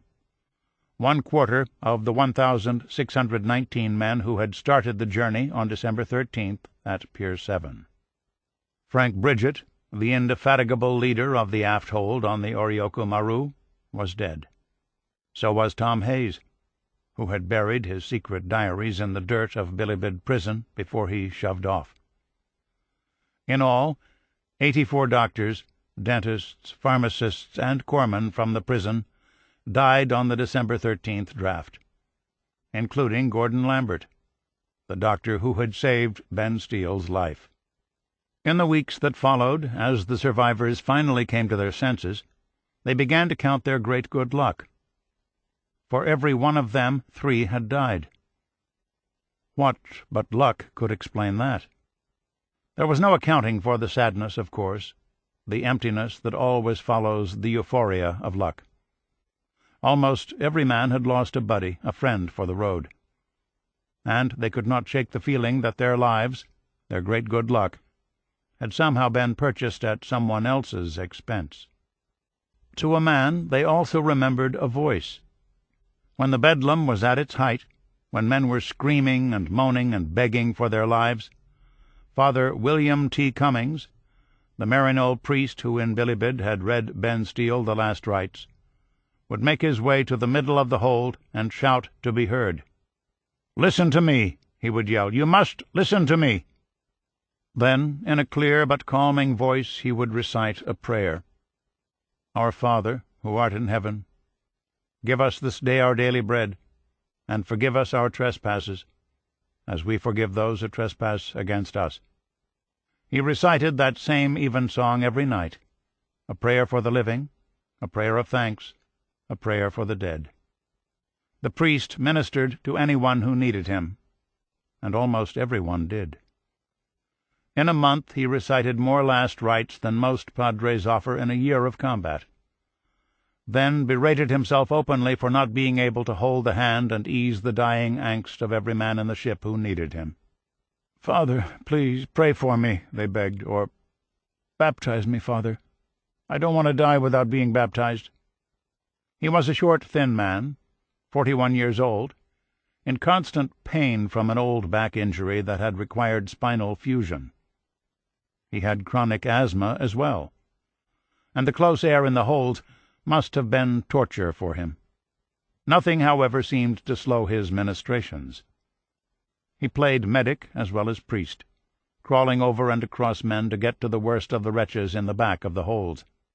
To some men Cummings's soft incantations, humming whispers Sidney Stewart called them, sounded like the voice of God. To others it was the voice of faith, or a friend. Each night he tried to take his rice with a different circle of men. One night he talked of his days in Manila before the war. He liked working with indigents, street children, he said, and if he survived he planned to continue the same kind of missionary work in Tokyo. "The bastards are hopeless," one of the men said. "Son," Cummings came back, "no one is hopeless." Bill Cummings died on a Sunday in the hold of the Brazil Maru, 2 days short of making port at Moji. Chapter 12. September 1st, 1944. Shimonoseki, Japan. As the train carrying Ben Steele and some 250 other Americans headed east from Shimonoseki, the men sat quietly and stared out the windows at the stops along the way: Chofu, Ozuki, Habu.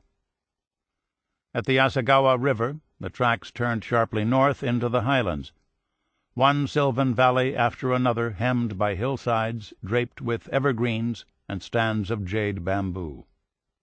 At length they came to the city of Mine, in Yamaguchi Prefecture, some 24 linear miles from Shimonoseki.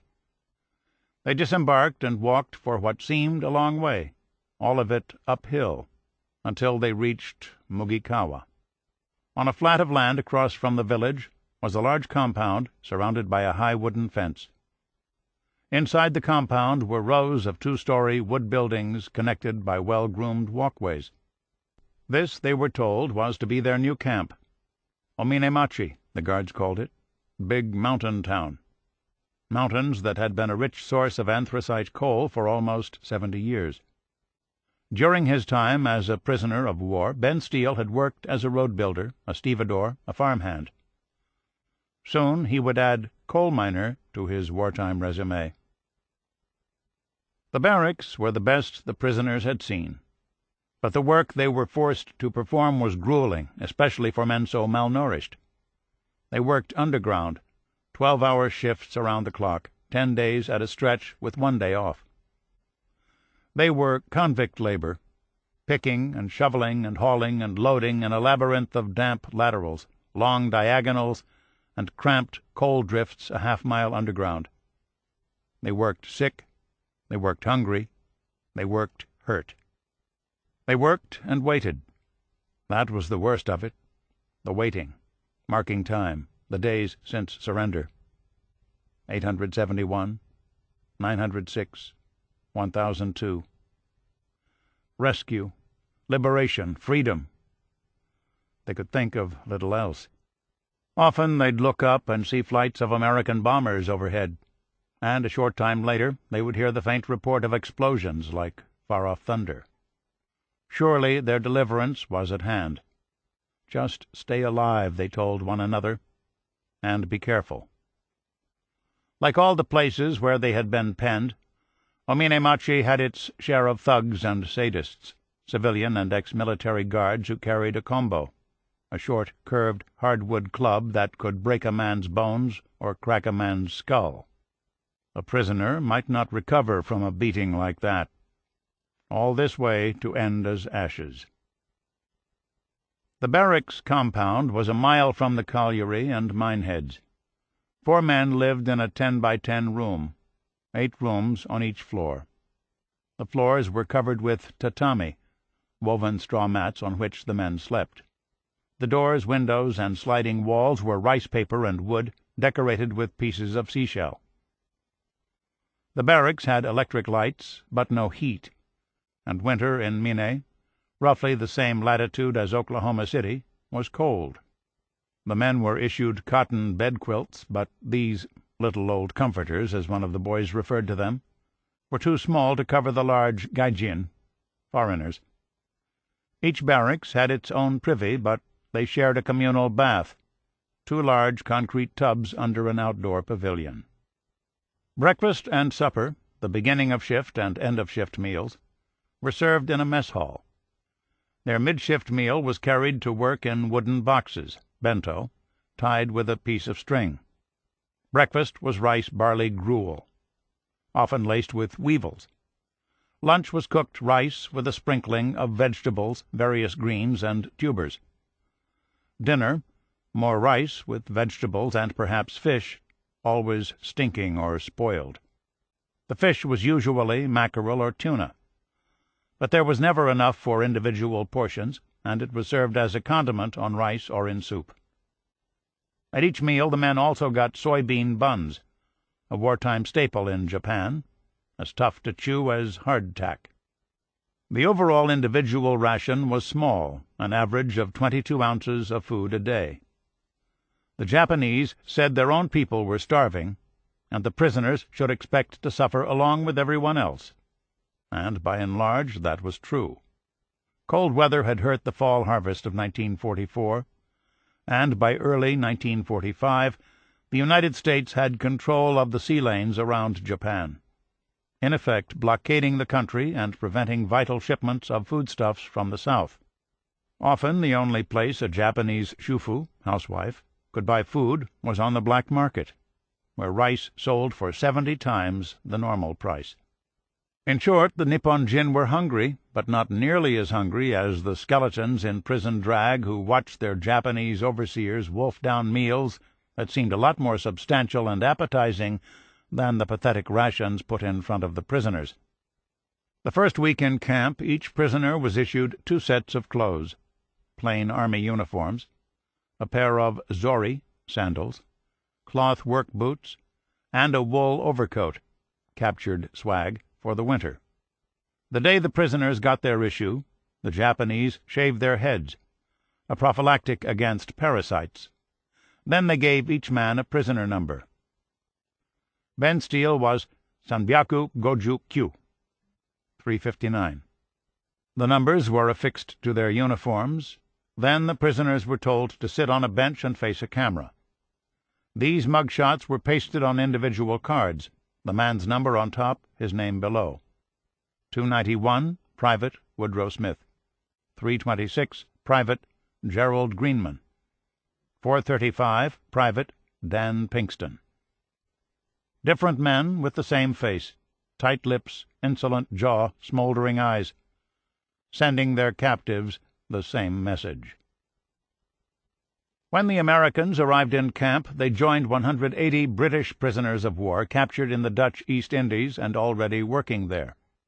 The British, who occupied 5 of the 11 barracks in the compound, apparently felt that their tenure gave them certain privileges. In the mess hall, for example, they liked to cut ahead of the Americans on the chow line. The Americans, naturally, refused to step aside.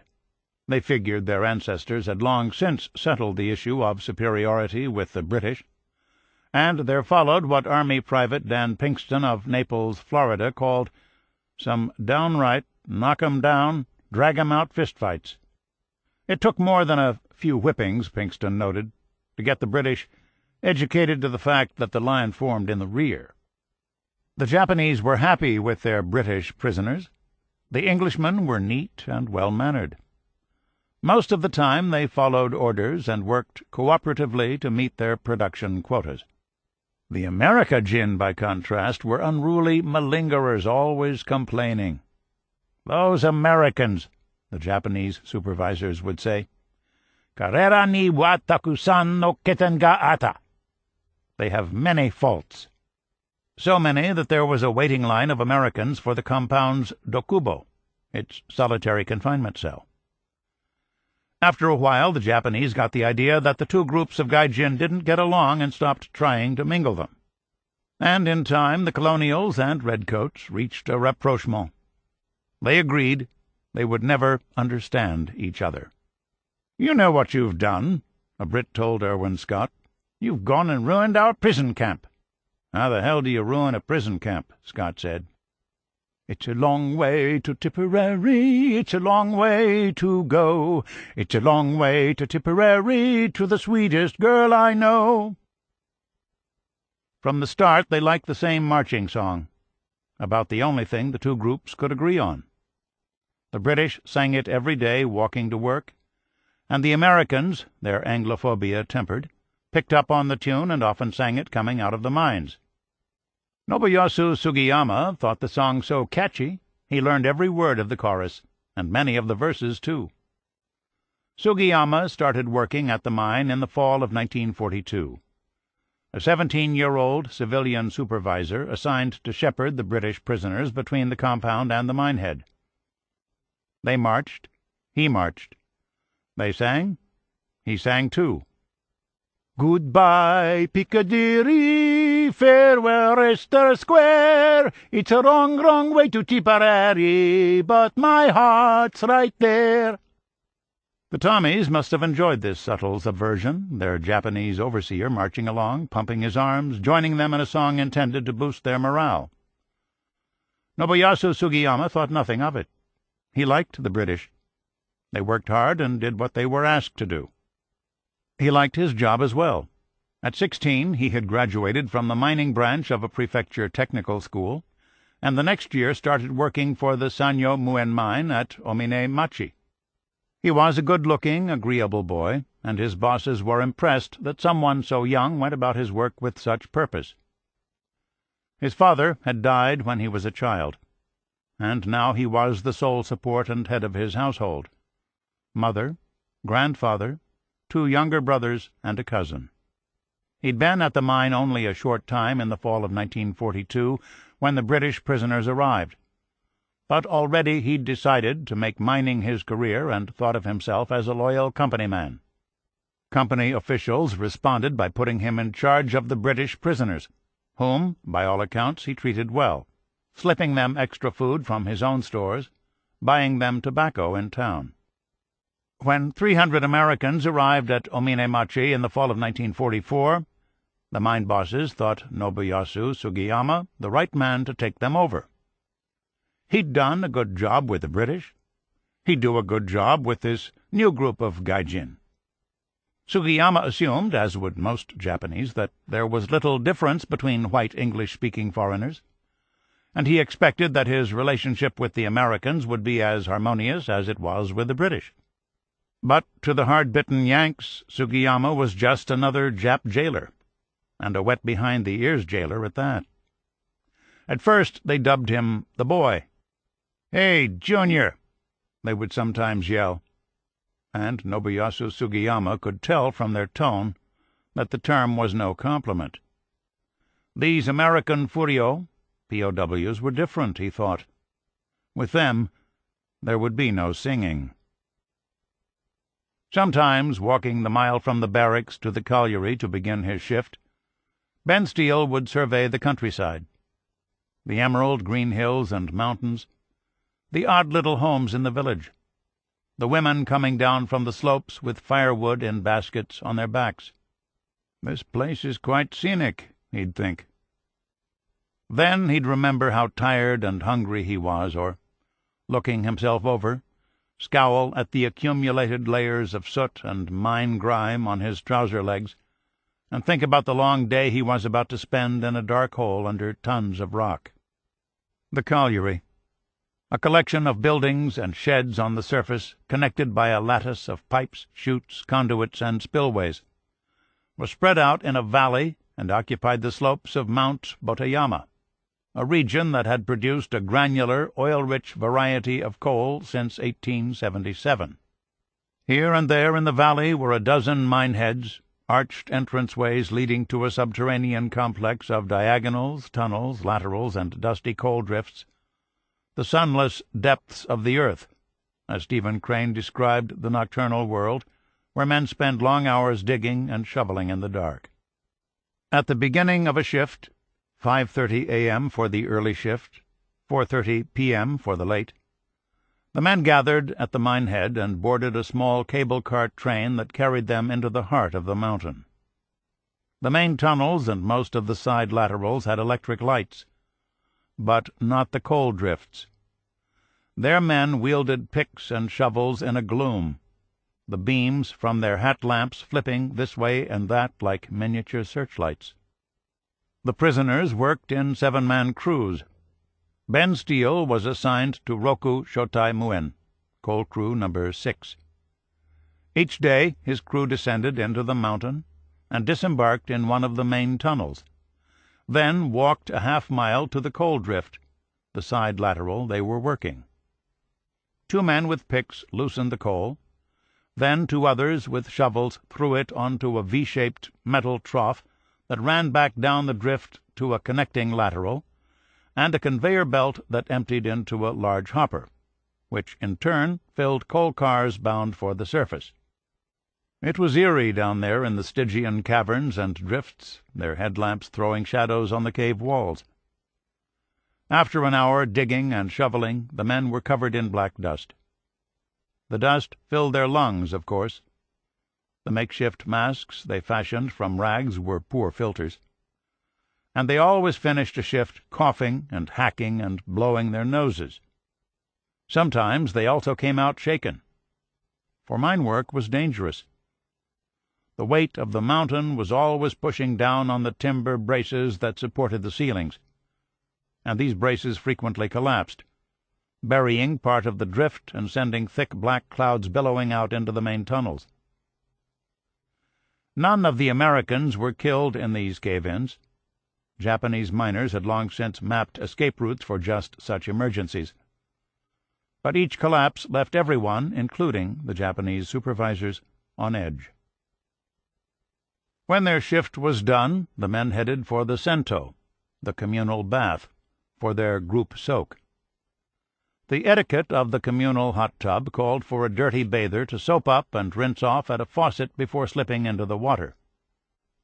The Americans, naturally, just piled in. The rock crews, timber crews, and men working topside quickly learned to get to the tubs ahead of the coal crews, whose grimy members always left the water the color and consistency of ink. On their one day off in 10, the men washed and repaired clothing, cleaned the latrines and dumped the honey pots, picked lice off one another, reread the shredded stack of letters they carried from camp to camp. Most of the time they sat around gabbing, and the talk always turned to food. Sizzling steaks and chops, plump chickens, mounds of mashed potatoes and butter, bowls of applesauce and ice cream. When they weren't talking about food, they were trying to scrounge or steal it. They stole from the gardens of the locals and from the guards' cabbage patch, but rarely from one another. In a society of hungry captives, taking another man's grub was considered a capital crime, the lowest and most craven form of behavior. In November and December 1944, every American in camp received an 11-pound Red Cross package. And just in time. Working in the cold had left them even hungrier, if that was possible, and the packages helped the men survive into the new year. In February 1945, a much smaller shipment of Red Cross boxes arrived, one package shared among 6. Ben Steele collected the cans allotted him, scratched his initials on the tops with a rock, and stowed them in his room. A few nights later, returning to his barracks, he discovered his stash gone. Checking through the barracks, he met another man who'd been robbed, Sergeant Ralph Keenan of Denver. The two nosed around the compound, and it wasn't long before they had a line on the thief. What should they do? They asked each other. No point reporting the theft to the Japanese. They wouldn't give a damn. And the two hungry prisoners were also certain that their own officers, a couple of captains who had never exerted their authority, would just shrug the matter off. If they wanted their supplies back, they concluded, they'd have to go after the stuff themselves. They found the pilferer hiding in his room. Turned out he'd eaten almost every damn can he'd filched. They stood there for a few seconds, thinking about their empty stomachs. Then they took off their belts, wrapped the rough strands of hemp around their knuckles, and began to beat the robber bloody. "Stop!" he begged them. "Please, stop!" But his assailants kept flailing away. "We ought to kill you," Ben Steele yelled, kicking and punching the man. "Kill you, you lousy son of a bitch!" The Japanese had captured 192,600 Allied military prisoners of war. Americans, Britons, Australians, Indians, Dutchmen. They penned their captives in 367 prisons and work camps located along what has come to be called the Pacific Rim: Japan, Manchuria, Formosa, the Philippines, China, Hong Kong, Burma, Siam, French Indochina, Malaya, and the islands of the Dutch East Indies. 165 of these work camps were in Japan and Manchuria. Together they served as a source of slave labor for vital Japanese industries: tanneries, textile factories, steel and lumber mills, coal and iron and copper mines, chemical plants, dry docks, wharves, rail yards and terminals, construction and irrigation projects, processing plants, and refineries. The Americans chafed under their chains, and in every factory and work site they plotted rebellion, a state of mind as natural to them as conformity was to the Japanese. There was still a good bit of fight in them, too. Patriotism in some men, simple revenge in others. And they exercised these impulses in 1,000 small acts of sabotage: breaking tools, jamming machines, botching jobs.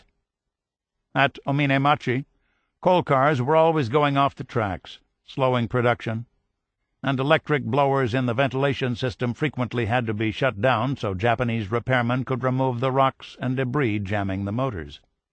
The Japanese also noticed something strange about the mine's daily yield. The Americans appeared to be working hard enough. Each time a Japanese supervisor poked his nose into a drift, he'd find the crew of prisoners working away. But, despite all the work, the American coal crews never seemed to meet the production quotas mine officials set for them. The Americans were gold-bricking, of course, faking it. Using lookouts and a system of signals and whistles, the prisoners alerted one another at the approach of a Japanese, and men who had been sitting around, snoozing and lollygagging, would jump up and make a great show of work. If the Japanese caught on, they never said so. They wouldn't. To charge anyone in Japan, even a lowly prisoner of war, with nonfeasance and not have proof, would make the complainant look silly, lose face. So the Japanese administered private punishment instead, which is to say they punched, slapped, kicked, and cudgeled the prisoners for any infraction. The bullies meting out this punishment acquired nicknames, descriptive epithets. Fat Boy and the Frog liked to use clubs, while the Weasel and the Bull preferred to hammer men with their fists. When the bull hits you, one of the men said, you stayed hit.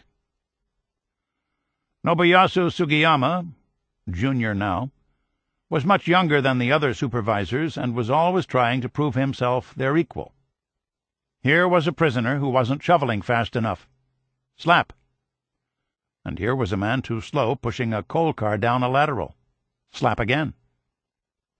Sugiyama slapped Sergeant Robert E. Kay from Electra, Texas, so hard and so often, the sergeant's ears were sore for months. Sometimes Junior would beat a man for 30 minutes or more, knock him down, pull him up, scream at him to stand at attention, then knock him down again. These lazy Americans, they weren't fooling him. If he thought a crew was sloughing off or putting on a show of work, he'd come up behind a man, pull off his cap, feel his forehead for sweat, and, taking dry skin as evidence of sloth, slap the hell out of him. In April 1945, Sugiyama was hospitalized for appendicitis, and when he returned to work, he was assigned to supervise several construction and cleanup crews topside. He wasn't happy with this new assignment. The Americans were ignoring him, he felt, and he detected a very strong anti-Japanese feeling in the American straw boss, likely a sergeant, who was their ramrod. Things came to a head one late summer day, a small problem with some string. A work crew of 19 men had been mixing cement. With almost everything in Japan in short supply, Sugiyama had left standing orders for the topside crews to take care with the cement bags, and when he went to inspect them later in the day and found the bottoms ripped out, he told the guards to line up the men. Indeed, the prisoners had been monkeying with the sacks, but their purpose was salvage, not sabotage. They were after the short lengths of string that held the bags together bottom and top, string they needed to mend their clothing and gear, tie their shoes, if they had them, secure their bento boxes. Sugiyama was very angry. He wanted to know which of them had taken the string and damaged the sacks. In other words, who had deliberately ignored his instructions. When no one owned up, he made the prisoners form 2 lines, one facing the other. Then he ordered them to start slapping one another. To the Japanese, line slapping was a familiar form of corporal punishment, used in schools and military training camps. To the Americans, it was just more of the malignant mauling they had endured since the day they surrendered. Supervisors wielding clubs joined the proceedings to make sure the prisoners weren't pulling their punches. Standing at the end of the line, Private Paul A. Dobbins of Mount Vernon, Missouri, had no slapping partner, so Sugiyama stepped into the gap. Poor Dobbins. His comrades knew he was in for it. Junior slapped Dobbins so hard, so often, he knocked him to the ground. Then the real punishment began. Sugiyama drew his leg back and kicked Dobbins, kicked him in the head, the face, the ribs, the back. Kicked, kicked. The line-slapping meanwhile continued. One of the men guessed that they had slapped and swatted one another for almost 30 minutes.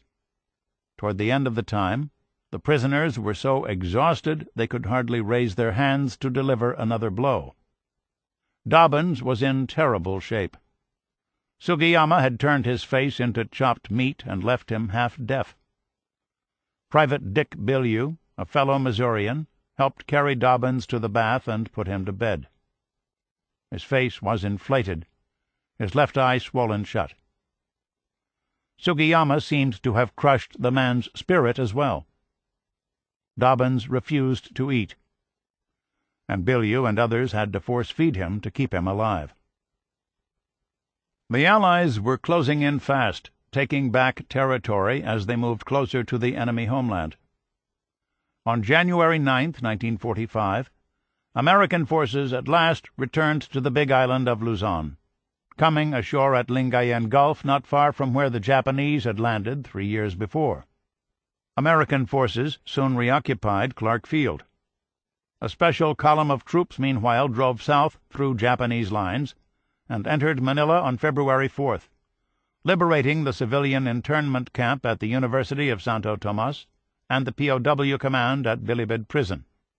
By early March, the last pockets of resistance in the capital had been eliminated.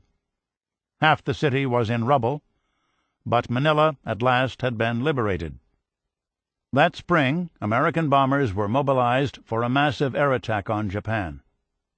On March 10th, a little after midnight, the first planes in a force of 334 B-29 bombers carrying 2,000 tons of incendiaries, oil gel, and jellied gasoline bombs appeared over Honshu. Their target was Tokyo, and their mission was to set the city ablaze. When they were finished, almost 16 square miles of the enemy capital was in ashes. More than 100,000 Japanese men, women, and children were killed in the 6-hour conflagration. 1 million more were injured. 1 million lost their homes. In the days that followed, the B-29s set Nagoya, Osaka, Kobe, and other Japanese cities aflame. On April 1st, American naval and ground forces continued their push north, invading the Japanese island of Okinawa, just 340 miles from Honshu. The fighting was savage and grim, with no quarter asked or given. As American casualties mounted, scientists at a secret location in New Mexico pushed ahead with the development of a new experimental weapon, an atom bomb. Such a weapon, American leaders concluded, might bring the Japanese to their knees, end the war early, and forestall the need to invade the Japanese home islands. Germany formally surrendered in May, and the war in Europe was over. The next month, the leaders of the United States, Britain, and Russia met at Potsdam, Germany, to talk about the economic and political shape of post-war Europe. In their final report, they also defined the terms for a Japanese surrender. "We do not intend that the Japanese shall be enslaved as a race or destroyed as a nation," they wrote. "But stern justice shall be meted out to all war criminals, including those who have visited cruelties upon our prisoners." In the work and slave labor camps, American prisoners of war, reading the glum faces of their supervisors and eavesdropping on the gossip of a few friendly guards, could see that their keepers knew the war was lost. And the Americans began to worry that the Imperial Army, either out of military expediency or as an act of final revenge, might issue orders to work camp commanders to kill the 70,000 prisoners of war being held in the home islands. At Ominemachi that spring, the Mine Guards ordered a group of prisoners to dig a long trench in the barracks compound and cover it with steel reinforcing rods, timbers, and mounds of dirt. The ditch was an air raid shelter, the prisoners were told, but many of the men, especially Irwin Scott and a few of his fellow Marines in camp, huddled together and imagined a more perfidious purpose. "They're going to shove us in there and slaughter us," Scott told his comrades, a suspicion soon shared by almost everyone in camp. That summer, as homeland shortages and suffering increased and Japanese fear of a ground invasion mounted, the guards at Omine began to taunt their charges. "If America ever invades our islands," they said, "we are going to shoot you, all of you." So the prisoners sat down and made a plan. At the first sign of trouble, if the guards, say, attempted to herd them into the long trench, they would stage a general uprising, kill anyone we can get a hold of, then break out of the camp, head into the hills around the mine and try to hold out until the American invaders could rescue them. When the American B-29 Enola Gay dropped the atomic bomb on Hiroshima at 8:15 a.m. on August 6th, the sound of the blast reached the city of Omine, 55 miles away. At the colliery, the men heard the rumble of the bomb and felt the vibrations for what seemed like several minutes. About an hour later, a huge smoke-like cloud seemed to block the sun. The prisoners, who had been tracking the flights of American bombers for weeks, guessed that their Air Force had dropped a very large conventional bomb, perhaps one of those blockbusters they'd heard the British were using in Europe. In the days that followed, the Japanese civilian guards and mine supervisors seemed especially short-tempered and peevish, quick to strike. Clearly something was up. The prisoners huddled in their barracks. What should they do? Take a chance? Break out of the compound and head for the hills? Or wait? After breakfast on August 16th, the Japanese commandant of the camp and the British major, who was the senior officer in charge, called an assembly of prisoners in the mess hall. The commandant announced there would be no work that day, which was strange, since the day before had been the prisoners' regular day off. Some of the men were uneasy, ready to act. Then, in a steady voice, the commandant said that Japan had surrendered to the Allies, and he, in turn, was surrendering the camp to the British major. The war was over. At first there was quiet. Ben Steele and Irwin Scott and Dan Pinkston and John Crago and the rest of them just sat there and stared at the two officers standing in front of the room. For months the guards had been telling them, "You'll be old men with canes by the time you get out of here." And there were moments without heart or hope, when they believed them. Now the enemy had surrendered. Just like that, after breakfast. A few men clapped, politely. A few others began to cry. "Thank you, God," they said. "Thank you." Ben Steele shut his eyes. He thought, "I haven't seen the family since October 1940, almost 5 years. I wonder if they're all still alive." Later, their officers told them they were to stay in camp and wait for the Allies to land and find them. They should be patient. There were lots of camps to liberate. Meanwhile, American aircraft would drop food to them, the officers said. They should get ready. They'd soon have something to eat.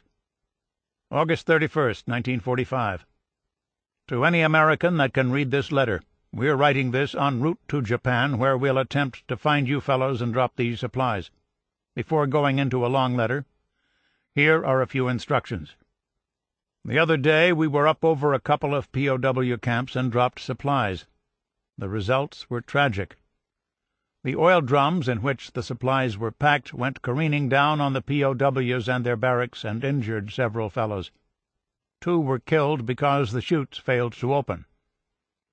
The men had gathered together in a bunch, and I think a barrel went right into the middle of them. This time we intend to go a little higher and give the chutes more time to open. We also have instructions not to drop the supplies right in the camp, but near it. So watch out for the stuff as it comes down, and watch where it goes and get it as soon as possible, because we don't want the Japs to get it any more than you do.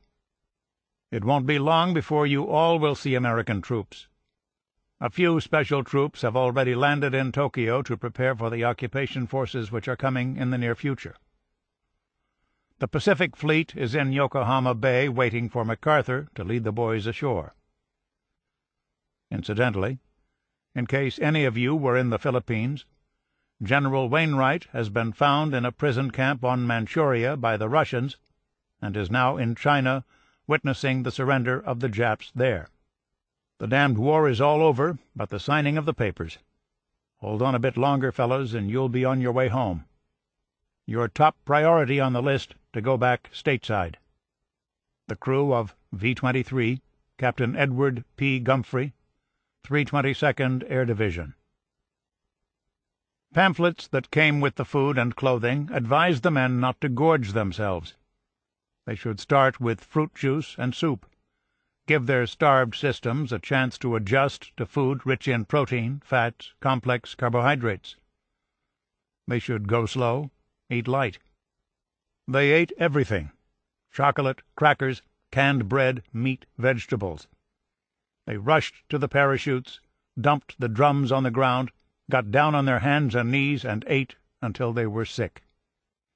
Then they rolled over, vomited, wiped the puke off their faces, and started all over again.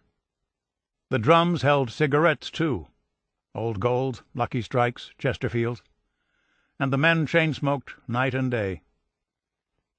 "Damn place looks like it's on fire," Ben Steele thought, puffing along with the rest of them. After 2 weeks of waiting, they got word to proceed to the Omine with men from 4 other prison camps in the area: for Wakayama City, near Wakanaura Bay, where the hospital ships USS Consolation and USS Sanctuary were anchored and waiting. At Wakanaura Beach, medical crews had set up receiving centers, and each man was stripped, his clothing was burned, given a bath or shower, sprayed with DDT, issued new trousers and a shirt, and given a physical. Then they boarded launches and were carried out to the ships, where they were put in pajamas and assigned a bed. Most had the same complaints and conditions: enlarged livers, many were jaundiced, and weakened hearts. Malnutrition had also caused their optic nerves to degenerate, and a number had eye trouble. They suffered from bronchitis and respiratory infections. All that coal dust in the dank mines. Many had roundworms, boils, skin ulcers.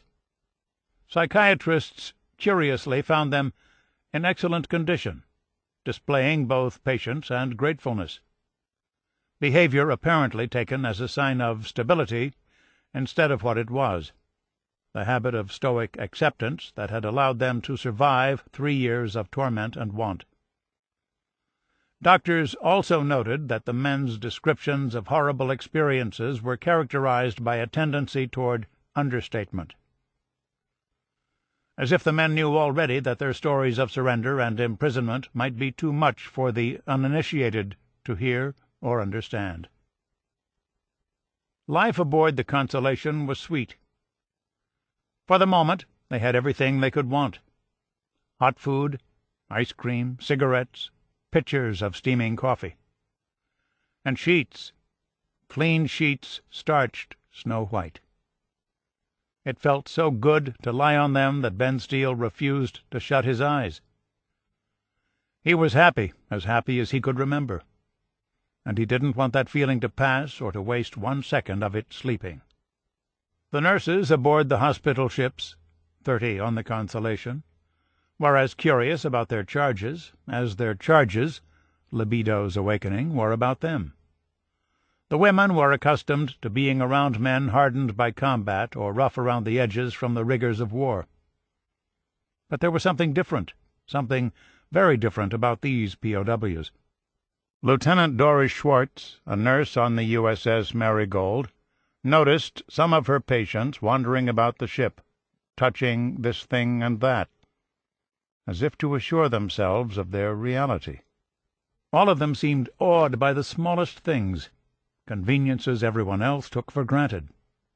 Showers, for instance. They would stand under the hot water so long they emerged glowing. Others would sit for hours flipping through magazines: Saturday Evening Post, Collier's, Life. Didn't make any difference how old the issue was. During the years they'd been away, there had been dramatic changes at home, and now they sat up in bed wide-eyed, slowly turning the pages hour after hour, trying to catch up. Most of all, they ate. Oh, how they ate! After a while the nurses and doctors tried to shrink their portions and limit their trips to the chow line, but stealing food to live had made the POWs artful dodgers, and the nurses found chicken legs, bread, fruit, and pie hidden under pillows, in pajama pockets, everywhere. The appearance of food, Lieutenant Schwartz noted, makes animals of them again. On September 22nd, the Consolation made port at Okinawa, and the men from the Air Corps, Ben Steele among them, boarded airplanes for the long hops back to the States, first to Guam, then Hawaii, and finally, on September 30th, American soil, San Francisco, where they were checked into the Army's Letterman General Hospital. After they were settled, most had the same request. Could they please use a telephone? Ben Steele had trouble connecting. Finally, an operator came on the line and told him there was no such exchange. He asked for information. Had to be a listing for a Ben or Elizabeth Steele somewhere in Billings, he said. But there wasn't. All right, he said. Connect him to the police department. Maybe they could locate the folks. The cops commiserated, but couldn't help. Never mind. He'd call his Uncle Jimmy, his father's brother. If Jimmy was home, he'd know where the folks were. The operator put the call through. The phone rang. A girl, a young girl from the sound of her, came on the line. "Hello," she said brightly. "Hello," he answered back. "Who's this?" the girl said. "This is Bud." A long silence. Then the sound of a telephone handset hitting the floor. God damn, he thought, she must have fainted. "Hey! Hey!" he yelled. Then, in the background, he heard shouting. "It's Bud! Everybody, it's Bud!" Chairs rattled on a wooden floor, and from the footfalls and all the shouting, it sounded like people were running around in circles. "It's Bud!" he heard someone yell again. "Good Lord, it's Bud!" The girl came back on the phone. She was very excited. "Bud, this is Polly, Uncle Jimmy's daughter," she said. They hadn't heard anything about him for so long, they thought he might be dead. "Where you at, Bud?" "I'm in San Francisco." "He's in San Francisco!" she yelled to the others. "Where's the folks?" he asked. "They're living up to Broadview, Bud," she said. The old man was managing the Spidell Ranch up there. "Well, give me their address and I'll write 'em." "No, Bud, Dad said we're going to get in the car and get on up there and tell him you're home." When he finally connected with his family, his mother was beside herself. Between sobs, she told him how much she'd missed him, how worried she'd been, how little word they'd had. He told her about the good care he was getting, all he was eating, how he couldn't wait to get back to Montana. "We got lots of food here, Bud," she said. "We'll have a real celebration. It'll make a great Thanksgiving." Letterman General Hospital was a way station for the returnees, the first of several hospitals and convalescent centers where they were to recover. The Army was keeping a close medical eye on the former prisoners of war, testing them, talking to them, cataloguing their ills. At Letterman, the Army was also collecting evidence. The American government was preparing the stern justice it had promised the Japanese at Potsdam. And in every hospital, reception depot, and repatriation center where former POWs were being processed, lawyers and legal assistants were taking thousands of statements and affidavits about war atrocities and the criminals who had committed them. A week later, on October 6th, Ben Steele was transferred to Baxter General Hospital in Spokane, Washington, the closest Army hospital to Billings, some 600 miles east across the mountains. He was assigned to Ward B5 with 9 other returnees and examined again. During 41 months of captivity, he had dropped more than 50 pounds, but eating his way across the day and through the night, he had gained weight steadily since his release. He figured he weighed up to his pre-war weight, roughly 165. He seemed to have recovered from the jaundice, malaria, and pneumonia that had dogged him at Ominemachi. But he still suffered the lingering effects of severe malnutrition, beriberi in particular. His ankles and feet were slightly swollen, his skin was dry with red patches, and he had a slight heart anomaly. He also had bouts of dysentery. Blood tests revealed the presence of amoebiasis, a parasitic infection. He was missing several teeth as well, lost to malnutrition or the rocks that came in his prison camp rice. Doctors treated the malnutrition with high doses of vitamins, the dysentery with carbazone, an anti-protozoan medicine, and dentists built him a prosthetic appliance for the missing teeth. Every night nurses also gave him a dose of phenobarbital, a barbiturate used as a hypnotic and sedative. His chart said they were treating him for extreme nervousness, which was to say, he couldn't sleep. He got through the days all right, but the nights were bad. At night he was slapped and punched and kicked all over again. He had lived so long in the world of the unknowable, the unforeseen, his psyche was still on tenterhooks. Extreme nervousness, a good description for the fear that followed him to bed. But what could they do, the doctors? There was no therapy for war, no drugs or talking cure to blunt what war leaves behind in the minds of the men coming home from the battlefields and prison camps.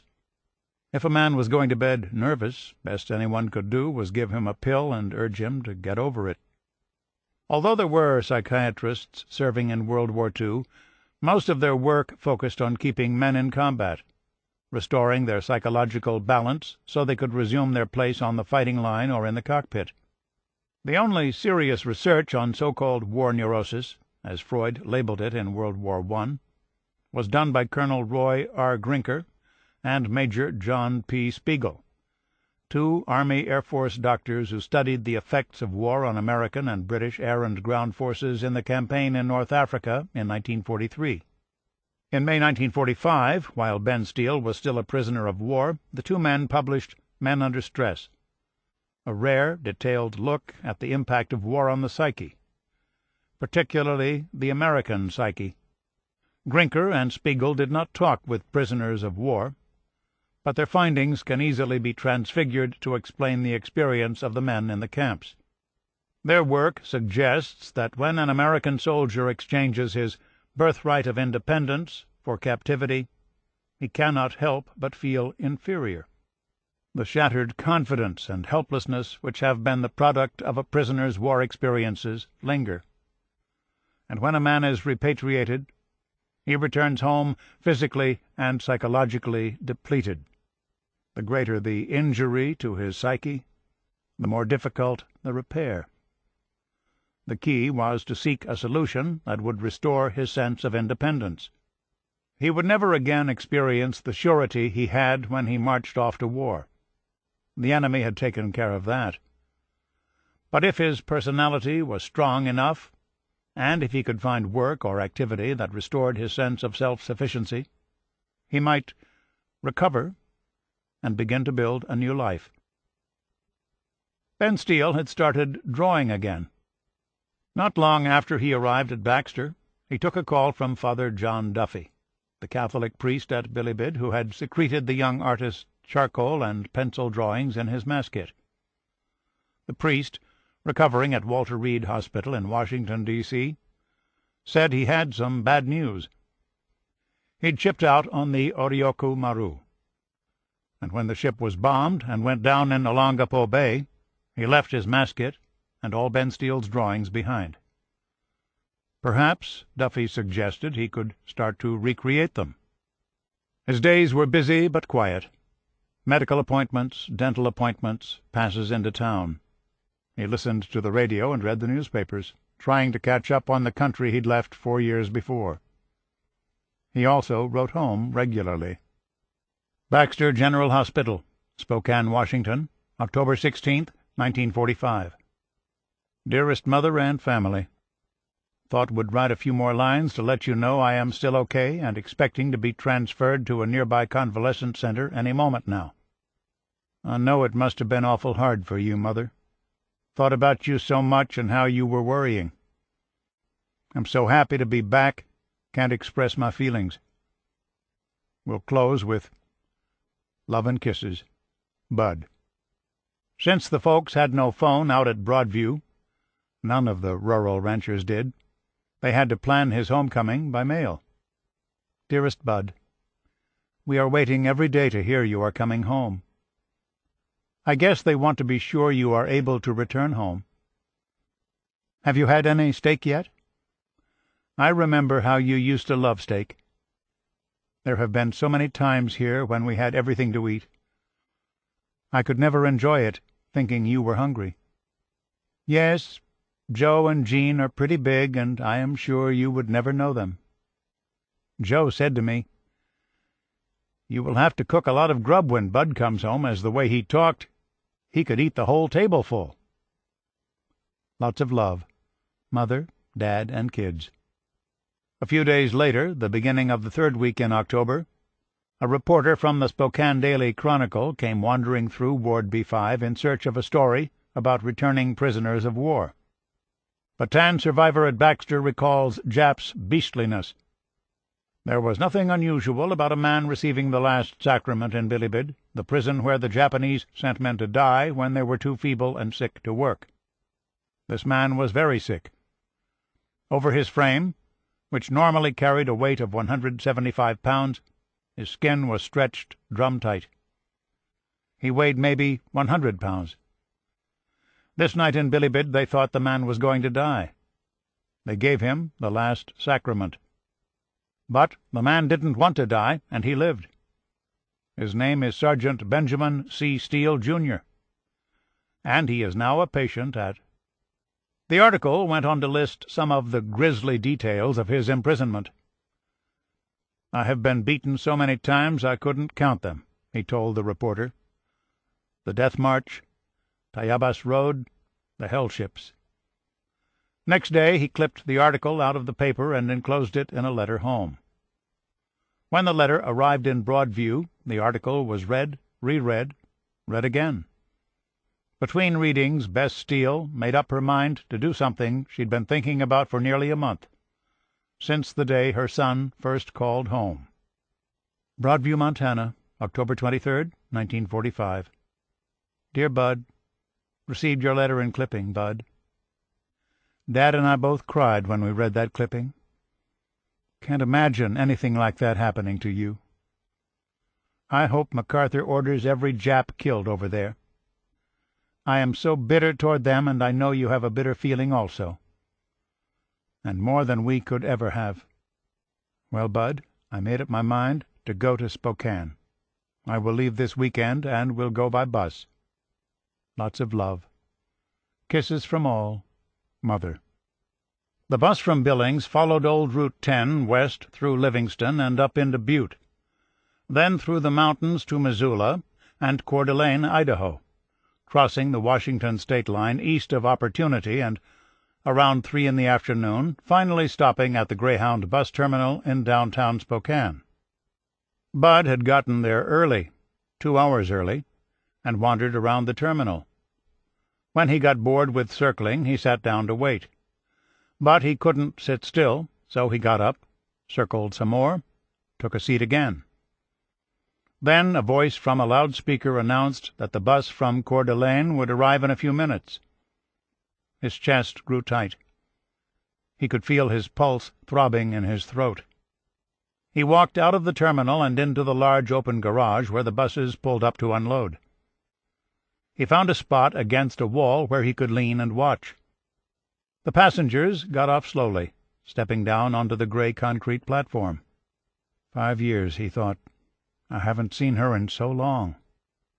And suddenly there she was. In an instant they embraced. God, Bud, she said, how I missed you. She held him tight, and for a long time. All right, she said at last, collecting herself, never taking her eyes off him. Now I want you to walk. She pointed to a spot a few feet away. Walk around over there. I'm fine, Mother, he said. Really.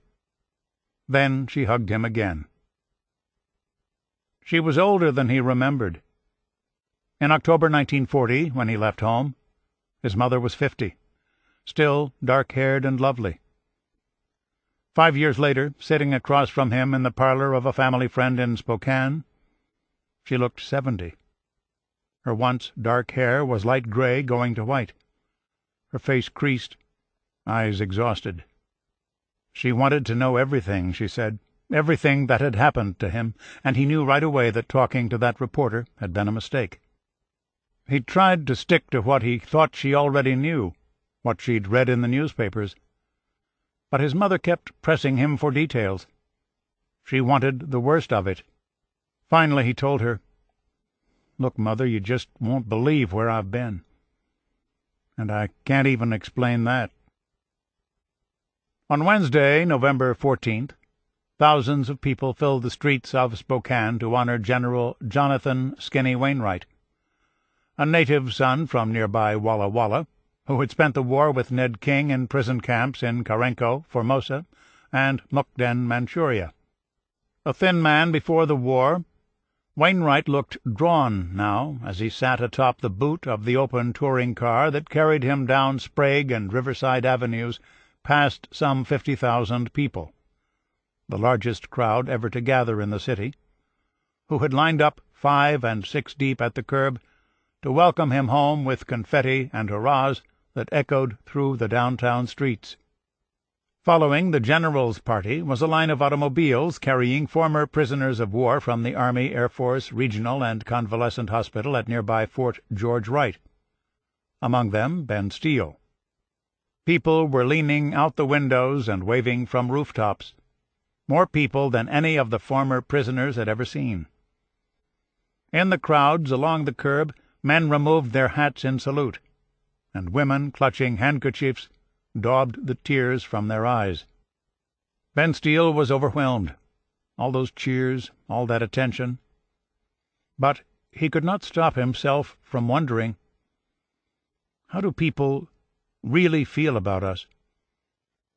Hadn't he and his comrades let them down by giving up, surrendering? And how could a man think himself a hero just for staying alive? His discomfort had really started several days before, on a trip to the suburbs to visit the wife and parents of his friend Walter Mace, who had died at Camp O'Donnell. He'd been with Walter at the end in Zero Ward, and had promised the dying man he'd visit his wife, Peggy, who was living with her in-laws. He expected the visit would be wrenching, and he was right.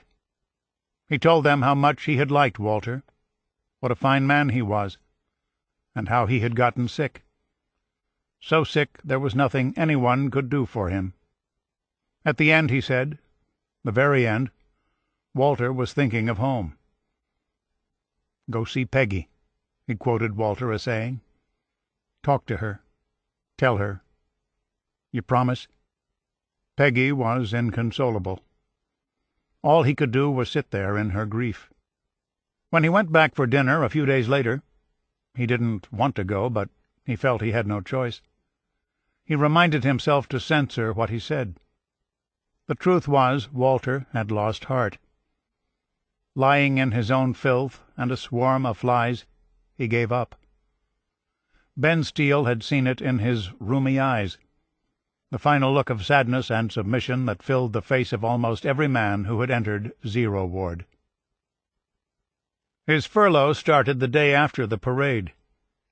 He was eager to get home for Thanksgiving to see his mother again and the old man and Jean and Joe and Gert and her family. He wondered how much Billings had changed in the 5 years he'd been away. And he longed to set eyes on the prairie again, the image that filled his mind whenever he thought of home.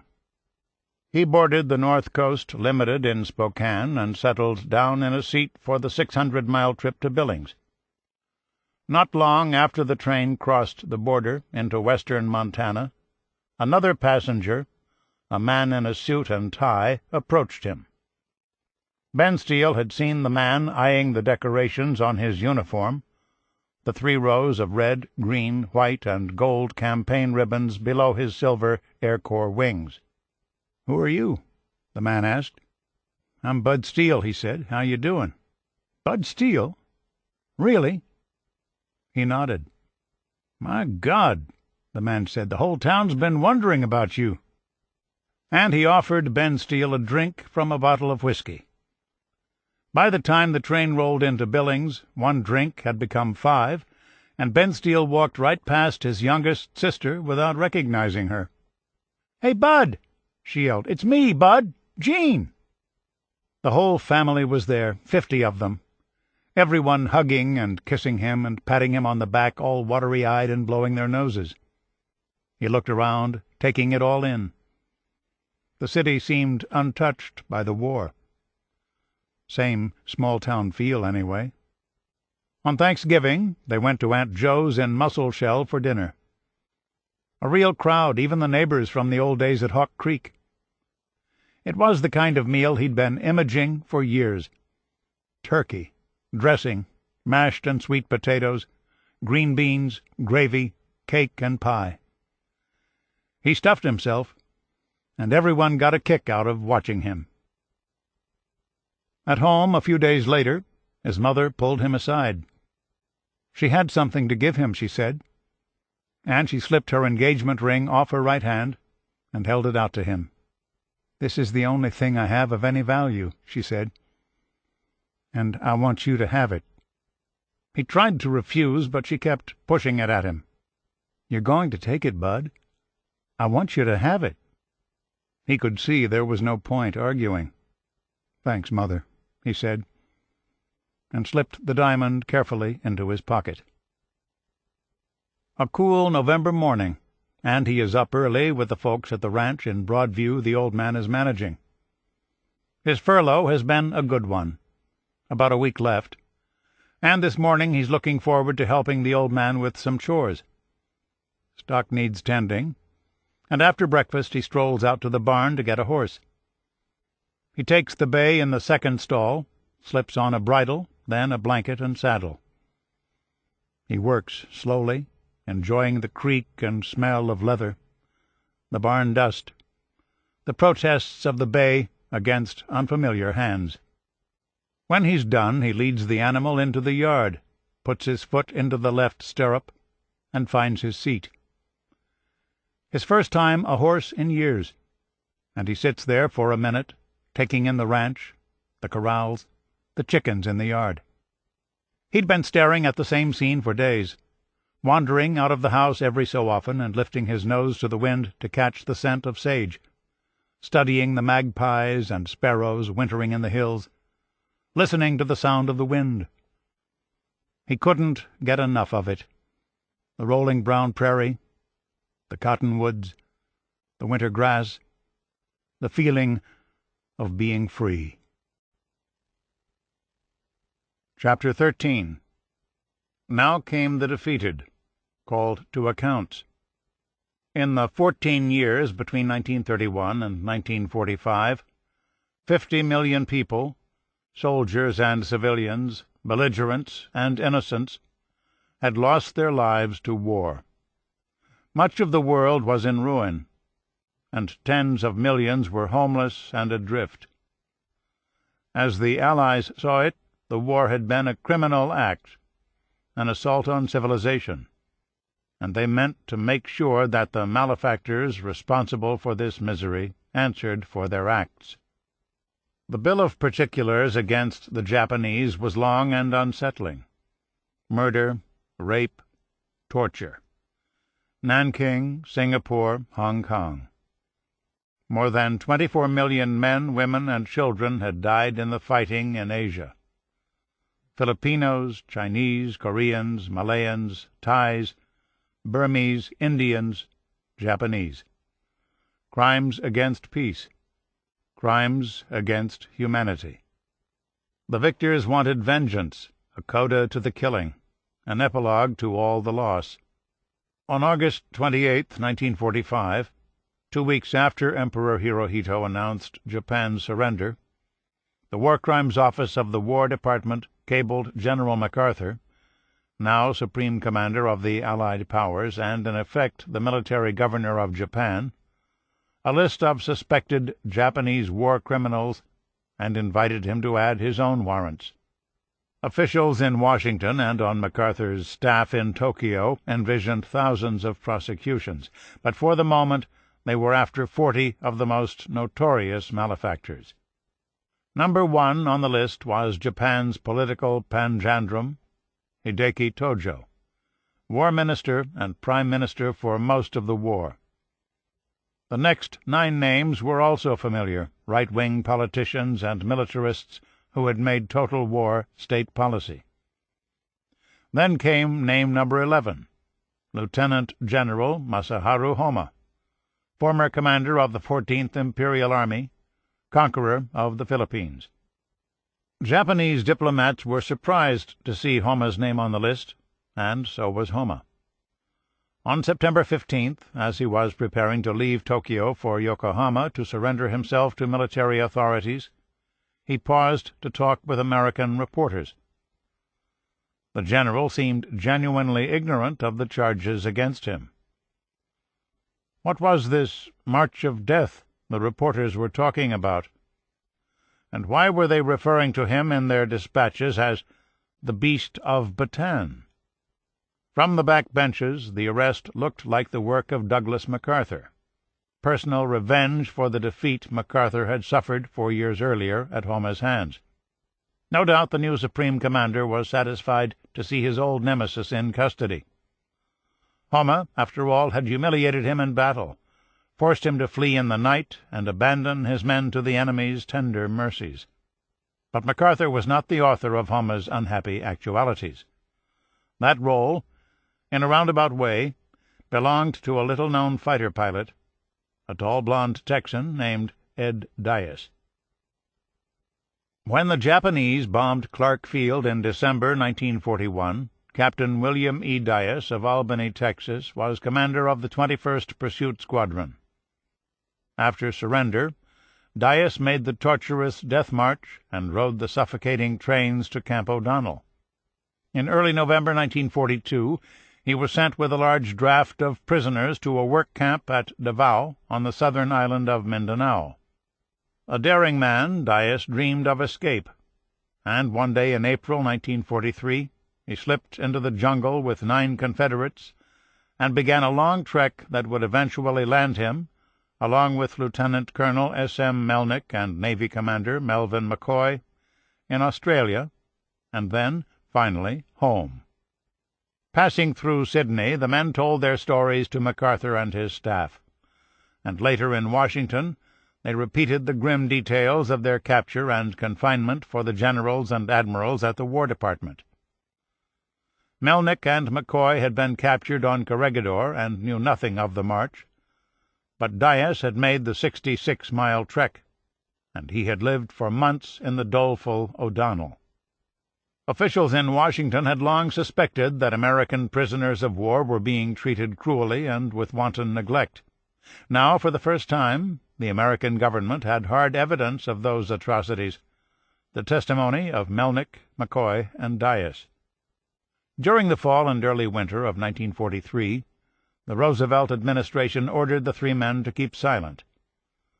The Swedish relief ship Gripsholm, a neutral vessel, was still plying the Pacific with repatriated nationals and Red Cross packages for Allied prisoners of war, and the War Department felt that any story of Japanese atrocities might provoke the enemy to refuse the ship and perhaps treat the thousands of men in Japanese hands with even more malice. Washington, however, has always been a loquacious city, and a story about a death march was hard to keep under wraps. A number of newspapers and magazines pressed the Office of War Information and the Office of Censorship to let them pursue the story. Dyess, in fact, was eager to tell his countrymen about the plight of the comrades he'd left behind, and he had reached an agreement with the Chicago Tribune to serialize his story as soon as the press ban was lifted. In December 1943, Ed Dyess was killed during a training flight in California. Now, spurred by Dyess's wife, Marijen, the Tribune fought the news embargo even harder. Finally, on January 27, 1944, the government lifted the ban, and the Army and War Departments issued a long and detailed press release based on the accounts of the 3 former prisoners of war. 3 days later, the Tribune, and 100 of its affiliated newspapers, published the first part of the Dias account. "The story I am about to tell is true," Dias began, and, day after day, Ed Dias gave American newspaper readers another installment. These tales of atrocities left Americans enraged, and their anger filled bag after bag in the White House mailroom.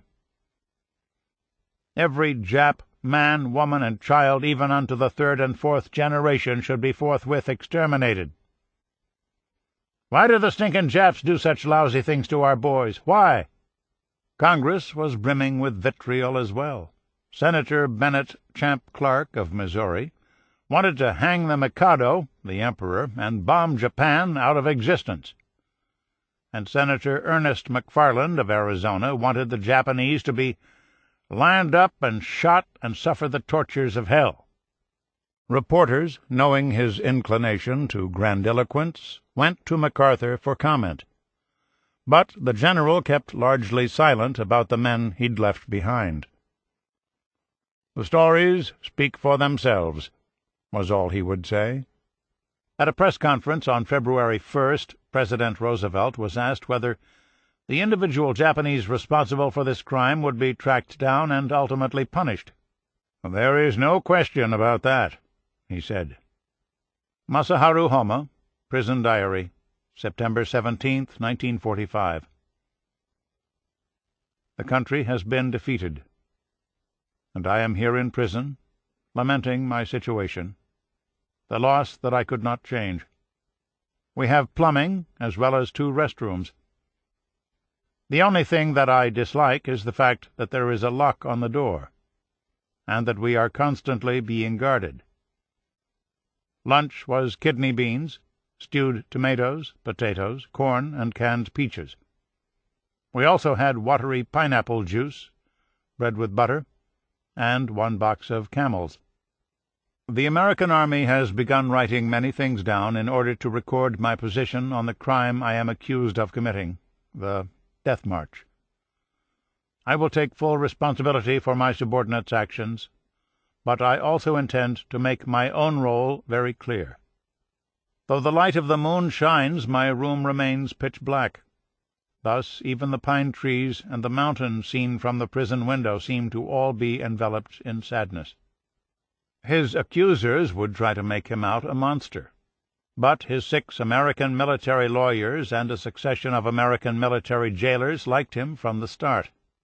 He was large for a Japanese, 6 feet tall by most accounts, sturdy, and imposing among his more diminutive countrymen. But there was never any swagger in his gait, never any strut. He had the analytical mind of a strategist, but the inclination of an artist, the general who wrote poetry, painted flowers, loved nothing so much as a good book.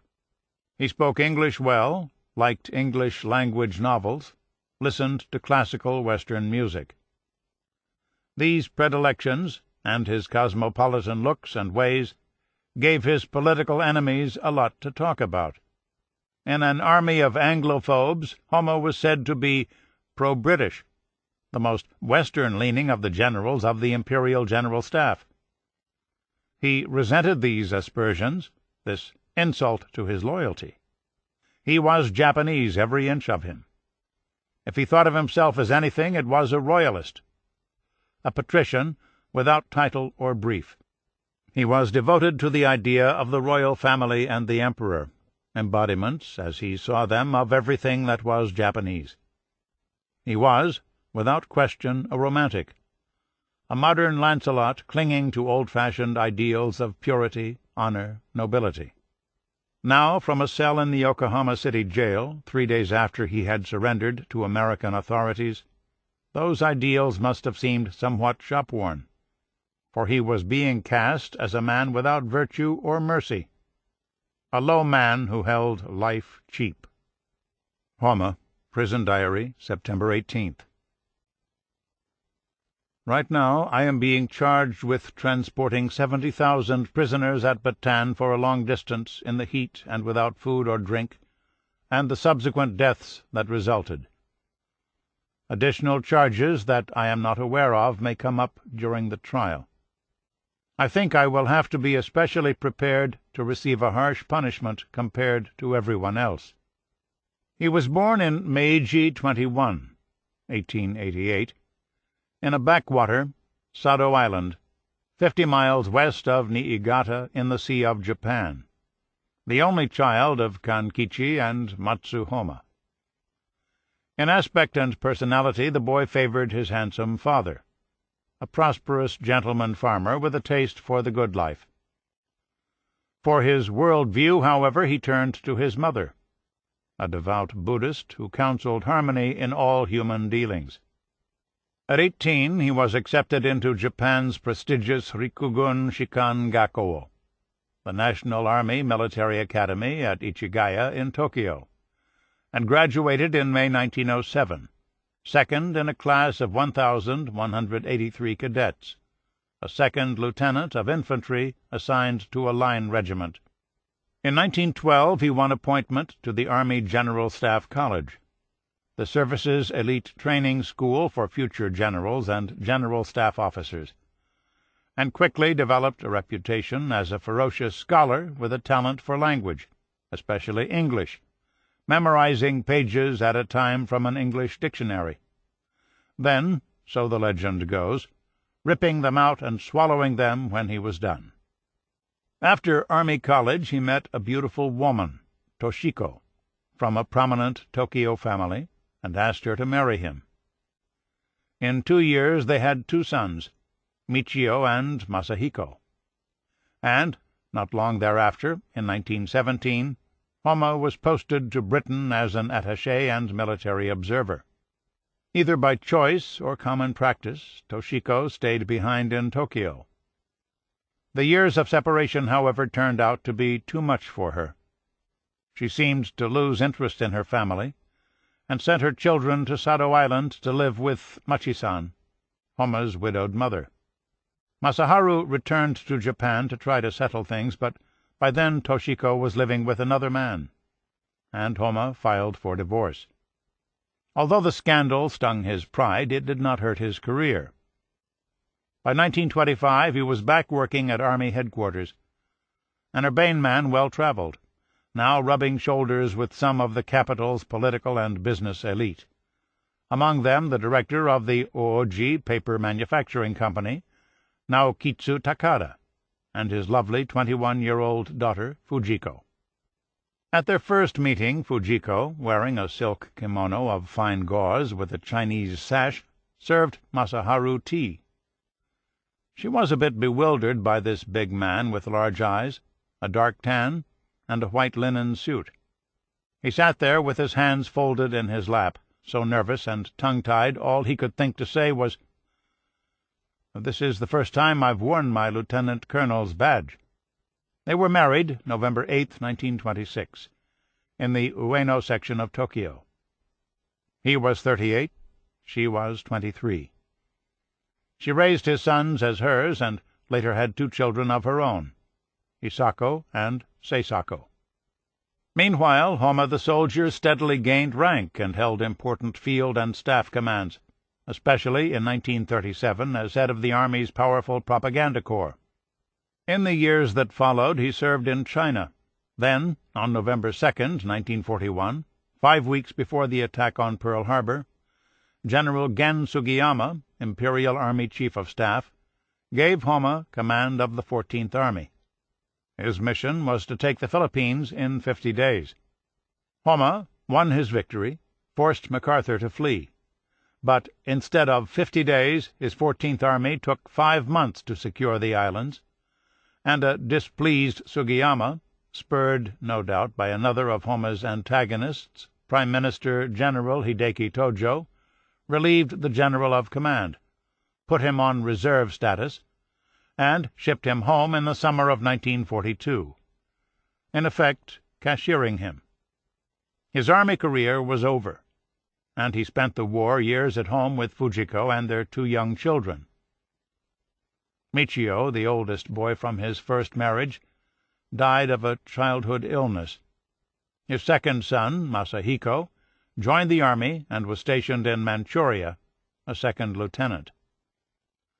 In August 1945, after Japan surrendered, Homa learned from friends in government that his name was on an American list of war criminals, and he slipped out of Tokyo for a few days and headed north to Sado Island to say goodbye to Machi-san.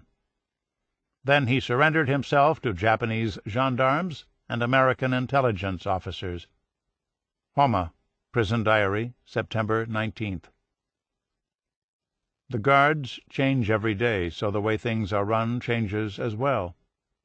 I can tell that I am the one most hated by the Americans after reading the article in the Mainichi newspaper that has my name in the headlines. This cannot be helped. His world was now a 20-by-20-foot cell in a dank 3-story city jail. He had no direct contact with Fujiko or his children, but he could pass word to them through the good offices of a former Prime Minister, Kantaro Suzuki, who was allowed to visit the prisoners and act as their go-between. Homa had not yet formally been charged or arraigned, and had only the vaguest notion of why he'd been arrested. The newspapers were saying that he ordered the Americans to take the infamous Death March of Bataan. But he'd done no such thing, and he couldn't understand where the papers were getting that. Some days it seemed they were blaming him for the whole war, and playing the scapegoat didn't sit well with the general. "The loss of the war is the responsibility of everyone," he wrote in his diary on September 24th. "We are merely the unfortunate ones who are representatively responsible and sacrificed. I did not personally do anything wrong. I do not have a guilty conscience. This is what I would like my children to understand." Every day he thought about his fate. He'd read that the accused war criminals in Germany were going to face a court of judges from many nations. Would he, too, be subject to an international trial, he wondered? Or would he have to account for himself in front of an American tribunal, judged by men he had once defeated? The more he thought about the future, the more disquieted he became. The cold fall wind touches my skin. My dreams at dawn do not bring tranquillity. On October 3rd, MacArthur's headquarters announced it was ready to bring to trial General Tomoyuki Yamashita, commander of Japanese forces in the Philippines at the end of the war. The Nippon Times said Yamashita would be brought before a United States military commission in Manila. The article also included the government's main charge. Yamashita, it said, had unlawfully disregarded and failed to discharge his duty as commander to control the operations of the members of his command, permitting them to commit brutal atrocities and other high crimes. Reading this, Homa was sure he was looking at the basic elements of the government's case against him as well. Homa, Prison Diary, October 3rd, 1945. The outcome of Yamashita's trial will give us an idea of what will happen to us.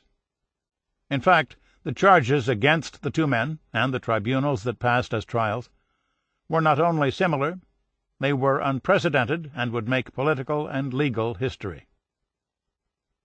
Yamashita had been sent to the Philippines in the fall of 1944 to lead the 275,000 Japanese troops there in a delaying action. The Japanese knew they could not hold the islands. The Americans had more men, ships, planes. But the longer they could keep the enemy fighting, the better their chances at the peace table. Or, if it came to it, the more time they'd have to prepare for an Allied invasion of the Japanese home islands. During the battle, Yamashita lost contact with his field commanders, at least one of whom took it upon himself to wage a Gyokusai Suru, a fight to the death, in Manila. Thus disposed, Japanese troops and their officers there set about slaughtering thousands of civilians in the city and its surrounding provinces. Yamashita, at first on the run from the American army, then holed up with a third of his command in the mountains 155 miles north of Manila, and, cut off from his commanders, apparently knew nothing of the arson, rape, murder, and torture being conducted by the drunken, frenzied Hohei holding Manila. In the weeks that followed, The rest of Yamashita's force spent their time on the run, falling back before the Americans, sick and starving Japanese troops eating grass and hiding in the mountains to stay alive. Finally, at 4 p.m. on September 1st, Yamashita walked down a path from his mountain headquarters and, under a prior arrangement, turned his command and himself over to the American army. He was immediately arrested and told he would be tried as a war criminal. Yamashita, on trial, pleads not guilty. Nippon Times, Manila, October 11th. General Tomoyuki Yamashita, so-called Tiger of Malaya, and last Japanese commander in the Philippines, pleaded innocent today to charges of violating the laws of war in failing to stop the atrocities committed by his troops. Yamashita was not charged with committing the crimes personally. His trial, scheduled to begin October 29th, will hinge on the question of responsibility held by the Imperial General for acts of troops under his command, and will determine the precedent for other future war criminal prosecutions. Hama, Prison Diary. Yamashita's sentencing will be my sentencing as well. I wonder what will happen. He wanted to live. On that point he was clear. But if his jail cell diary was a transcript of his psyche, his thoughts turned daily on death. October 9th. There are many people here, myself included, who feel that the death penalty is better than being imprisoned here for 10 years. October 13th. I would rather be sentenced to death than receive a long prison sentence. October 19th. I no longer regard my life as precious. He was clearly preparing himself, doing what every right-thinking Japanese would do in his place. The way a Japanese met death was taken by his countrymen as an emblem of the way he had lived his life. Hope for the best, embrace the worst. Life is precious. Let it go, like it was nothing at all. He must have been a little afraid, though, afraid of losing what he had found in Fujiko. He wrote of her often, ached for her and his children. First at the Yokohama jail, then later when he was transferred to Omori prison in Tokyo, Fujiko would stand outside the gate and politely ask to see her husband. Each time she was turned away.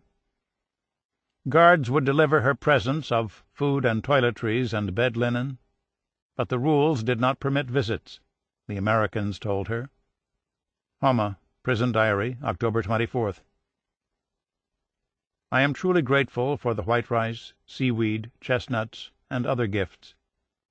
My only regret is that I cannot even see the faces I long to see. He read the newspapers daily, and the stories about all the social and political shifts taking place outside the prison walls left him alienated and estranged. Stories about wage and price controls, Japanese women demanding suffrage, Americans planting their flag on Mount Fuji, the Emperor calling on MacArthur, instead of the other way around. Shikata Ganai. Japan was changing, and there was nothing to do but watch. Every day he tried to prepare himself for his upcoming trial, even though no charges had been filed yet. He didn't expect much from his former enemies. He guessed they'd give him an unfair hearing in which he would be pushed around by a large number of justices, then taken outside and hanged or shot. And the accounts of Yamashita's trial, which was just beginning in Manila, only confirmed these suspicions. There is no room for optimism, he wrote. When scores of nations met in convention at The Hague, 1907, and Geneva, 1929, to discuss the consequences of armed conflict, they agreed to a set of rules that, among other things, called for the protection of civilian populations and the fair treatment of prisoners of war, limits on armed conflict that came to be called the law of war. Implicit in the rules was the belief that those who violated them should be punished. The question was, how and by whom? President Roosevelt had stated publicly that America intended a legal punishment, full-fledged trials. But as more stories of Nazi and Nipponese villainy reached the War Department, some of the President's cabinet officers, and some of America's allies, began to talk about political rather than legal punishment. Secretary of State Cordell Hull wanted to bring Hitler and Mussolini and Tojo and their arch-accomplices before a drumhead court-martial and shoot them at sunrise. Across the Atlantic, British Prime Minister Winston Churchill told his cabinet ministers that war criminals should be summarily executed as outlaws, and wondered whether the Americans would send him an electric chair on Lend-Lease. By the beginning of 1945, the War Department and America's allies had settled on a basic plan. There would be 2 international tribunals with civilian judges, one at Nuremberg, Germany, and the other in Tokyo, to try the war's arch-criminals, the heads of state and their political henchmen who had committed omnibus crimes against humanity and peace. In other words, the men who had started and prosecuted a world war and caused the deaths of some 50 million people. Meanwhile, military men, the major field or area commanders, charged with specific war crimes, overt acts, as the law calls atrocities, would be given national trials by military commissions, boards of officers sitting in those venues where the crimes were said to have taken place. And so it was in the fall of 1945 that Tomoyuki Yamashita and Masaharu Homma found themselves preparing to stand trial before 2 military commissions in the Philippines, commissions whose procedures, particularly the all-important rules of evidence, were so bare bones that the trials took on the appearance of kangaroo courts. In a military commission, for example, none of the documents, reports, statements, letters, affidavits, or depositions submitted as evidence had to be verified or supported by direct testimony, which gave that evidence the quality of hearsay, accusations that were impossible for the defense to challenge or disprove. The Allies also wanted to rush this justice along. The trials were to be the epilogue of a long war, and President Harry Truman, Churchill, and the other victorious leaders knew that a war-weary world wanted the sad, painful story to end. "Proceed without avoidable delay," Truman ordered MacArthur, who, in turn, through a surrogate, told his legal section, "Speed is of the essence." Nippon Times, Wednesday, October 31st. In the Philippines, General Tomoyuki Yamashita is being tried by 5 American generals who will write a new chapter in international law if they hold him responsible for the reign of terror which his troops spread throughout the Philippines. Morally responsible, politically responsible, but heretofore not legally responsible. Commanders have always had to account for the behavior of their men, but that responsibility has always been fiduciary rather than criminal. If his men went astray for want of oversight, the custom was to revoke a commander's trusteeship and retire or cashier him. Only if his actions had been wanton, if, say, he'd explicitly ordered his men to sack a city or slaughter innocents, clear violations of the traditional conventions of war, was a general hauled before a tribunal. Now, after 4 years of total war, a war in which belligerents killed innocents in far greater numbers than they had killed one another, the victors were determined to expand the idea of command responsibility, at least as it was applied to the men they had defeated, men, by the by, who had once defeated them. It was new law applied retroactively, ex post facto law, the kind of law prohibited by the U.S. Constitution. And Tomoyuki Yamashita and Masaharu Homma were to be its first defendants. Each man was charged with failing to discharge his duty as commander to control the operations of the members of his command, permitting them to commit brutal atrocities and other high crimes. Permitting them? What did that mean? The victors had taken a doctrine of English common law, respondeat superior. The principal must answer for the actions of his agents, and applied it to war, this against all precedent and tradition. In the newspapers Homo was reading, and in press accounts worldwide, editors were portraying Japan's accused war criminals as atavistic butchers. One of Yamashita's lawyers was convinced that Americans believed firmly that all Japanese army officers were samurai fanatics, whose hands dripped with the blood of helpless and innocent women and children. Sensibilities were particularly raw in Manila, which ranked as one of the most ruined cities of the war, a checkerboard of rubbled blocks and razed buildings. Even the structure where the trials were taking place, the former residence of the United States High Commissioner to the Philippines, had been badly damaged, its facade still pockmarked with bullet and shrapnel holes. No trial could have taken place in a more charged atmosphere or in more inimical surroundings. The defense team for each man was understaffed and overworked. Yamashita's 6 lawyers had only a small staff of clerks to help them prepare the case. The 6 prosecutors, meanwhile, had all the investigative and legal machinery of the War Crimes Office in Washington, the War Crimes Branch of MacArthur's staff in Tokyo, and the Army War Crimes Investigation Detachment in Manila. Scores of lawyers and investigators working 6 days a week to turn up volumes of evidence and churn out hundreds of charges and the legal precedents to support them.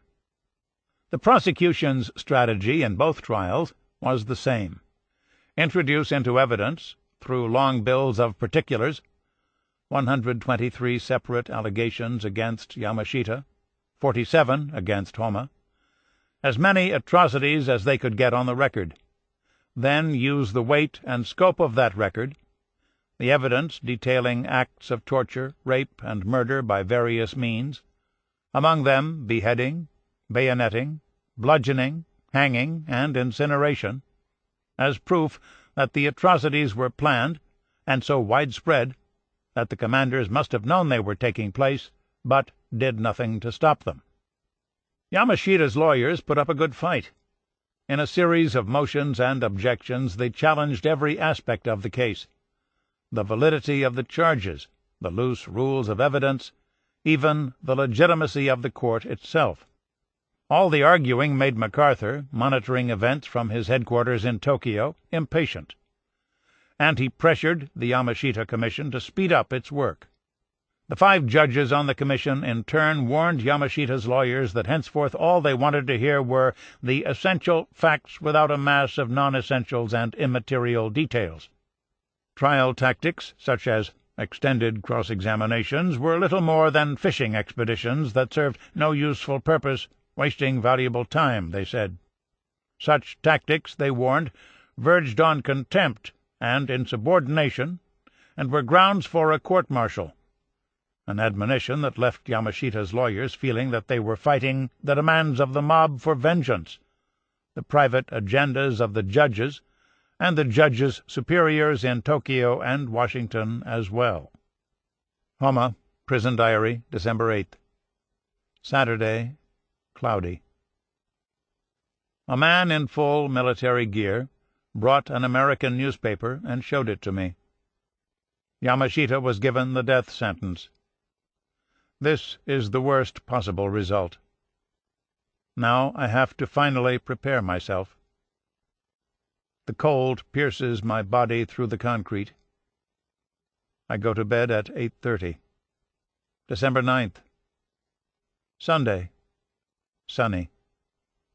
I lay awake thinking about Yamashita's death sentence.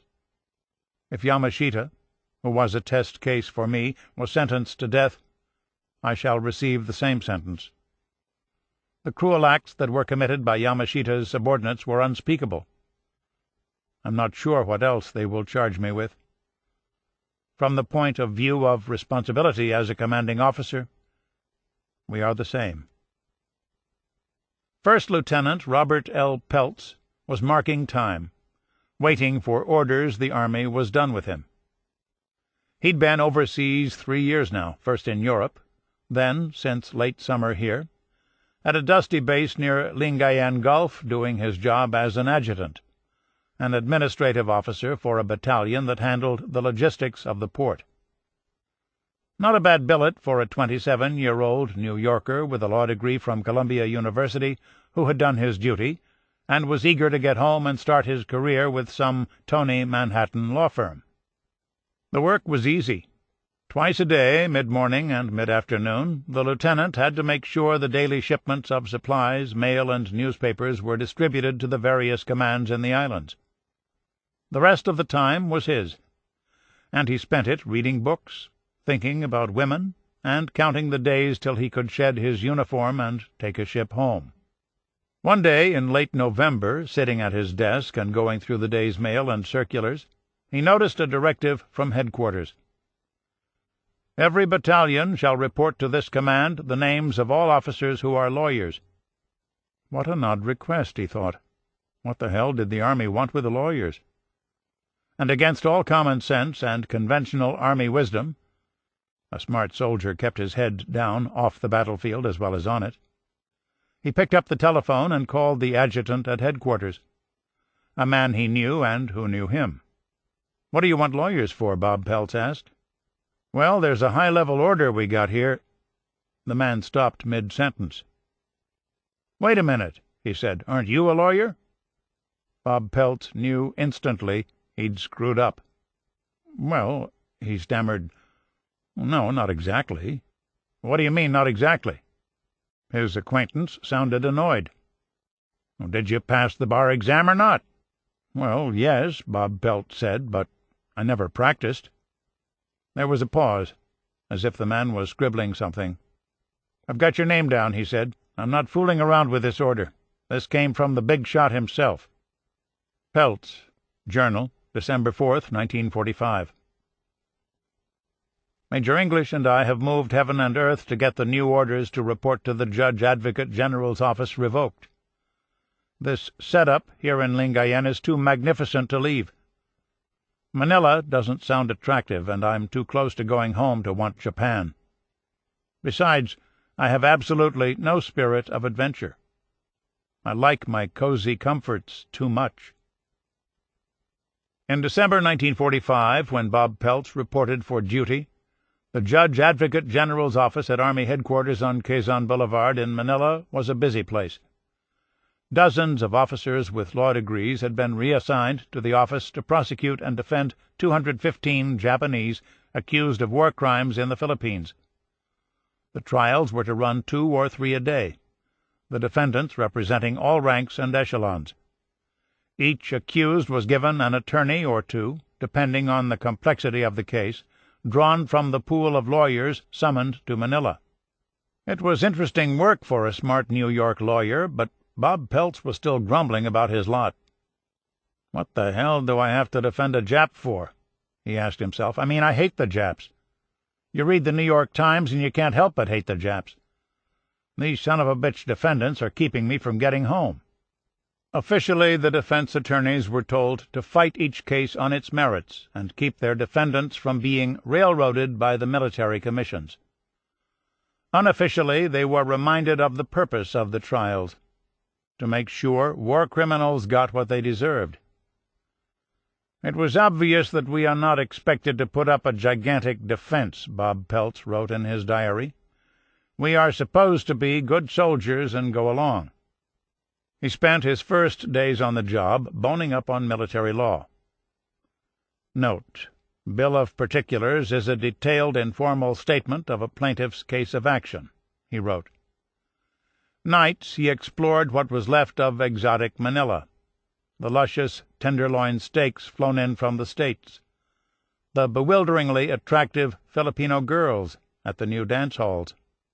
Then, one afternoon, waiting for his first client to show up, he learned that he was being assigned to a new case. A prominent Japanese lieutenant general, Masaharu Homa, had just been flown in from Tokyo under great security to stand trial for his life. This was more like it. "His trial will be well publicized," Peltz wrote, "and probably exciting." There were 6 of them on the defense team. Major John Skeen, lead counsel, was a 27-year-old Admiralty lawyer from Baltimore who had never argued a case in court. Captain George Ott was a corporate lawyer, and Captain Frank Coder was a field artilleryman. First Lieutenant Leonard Natopsky, like Bob Peltz, a newly minted attorney, had been working in the Quartermaster Corps. And Captain George Furness, a New Englander, was a real estate lawyer.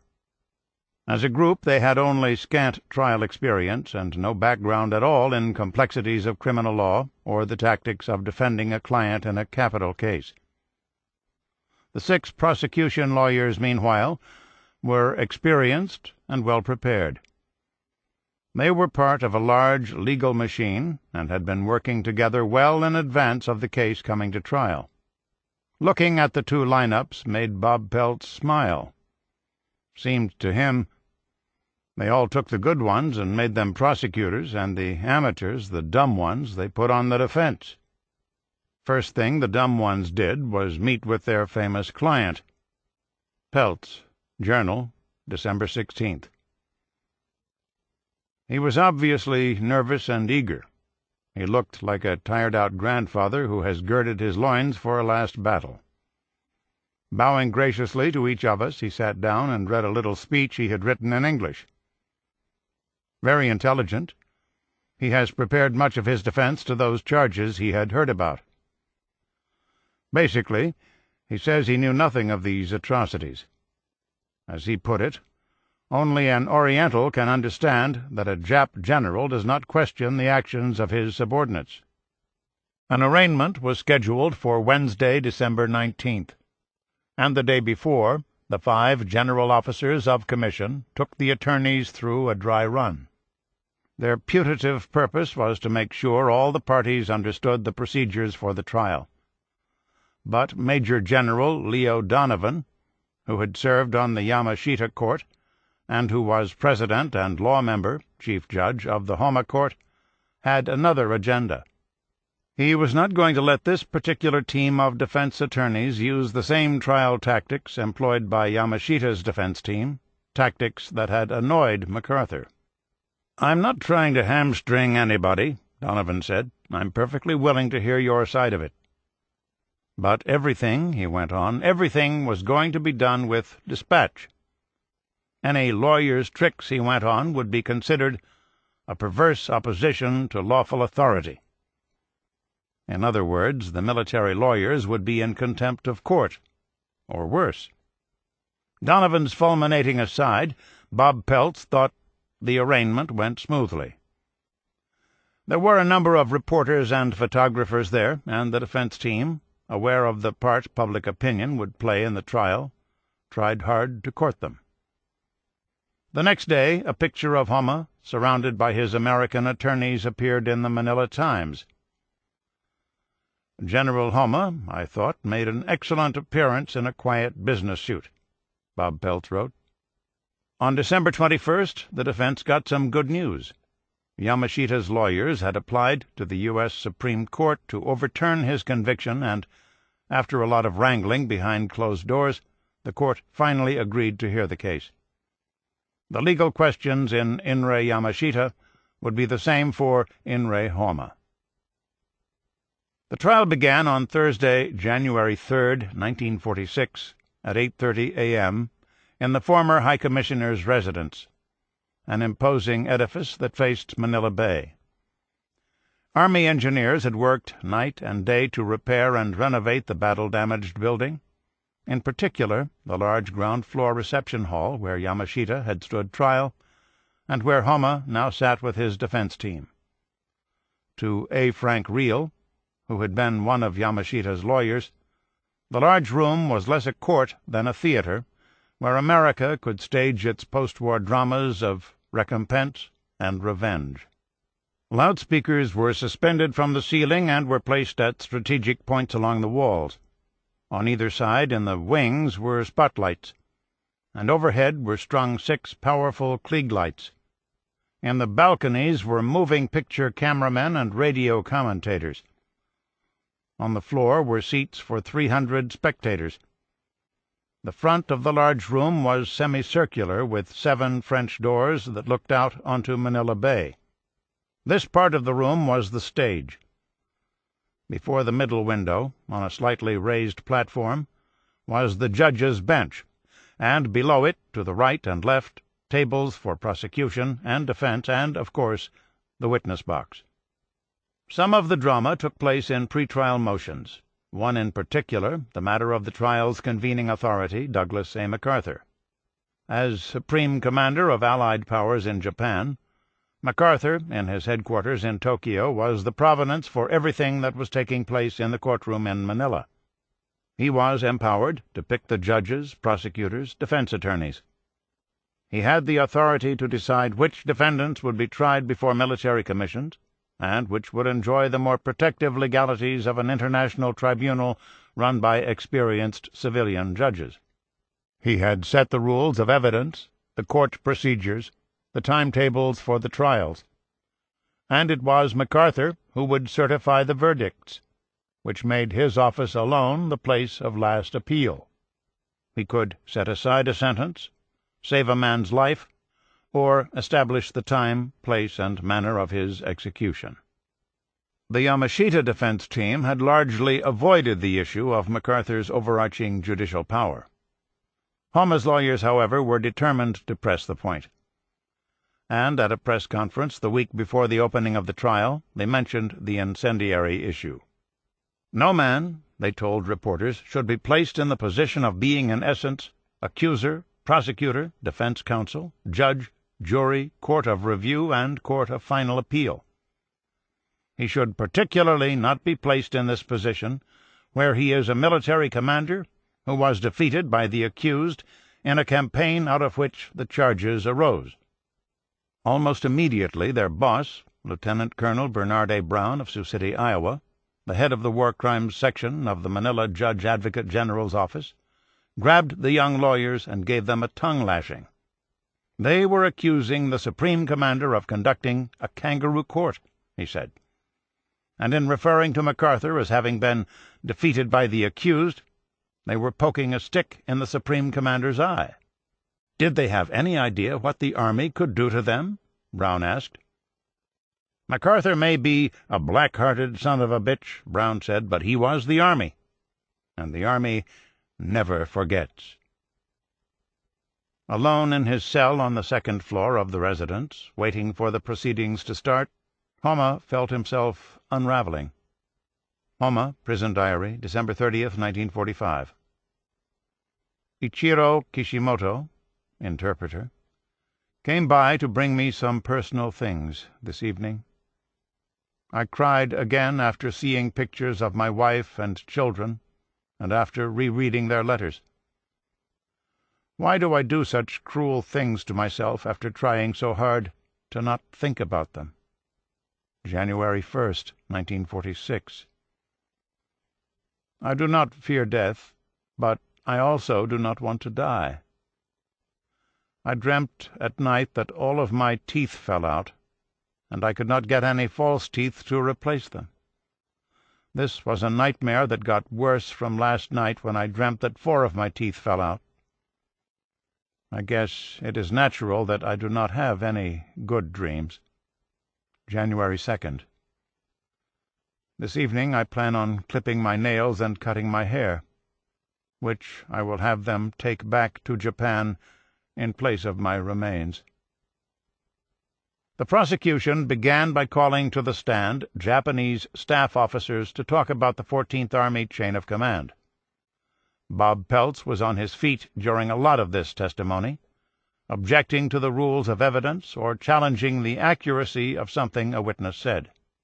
General Donovan appeared annoyed by these interruptions, and at the end of the first week, on Sunday, their first day off, the chief judge summoned Lieutenant Colonel Frank Meek, the lead prosecutor, and Major Skeen, head of the defense team, to his office.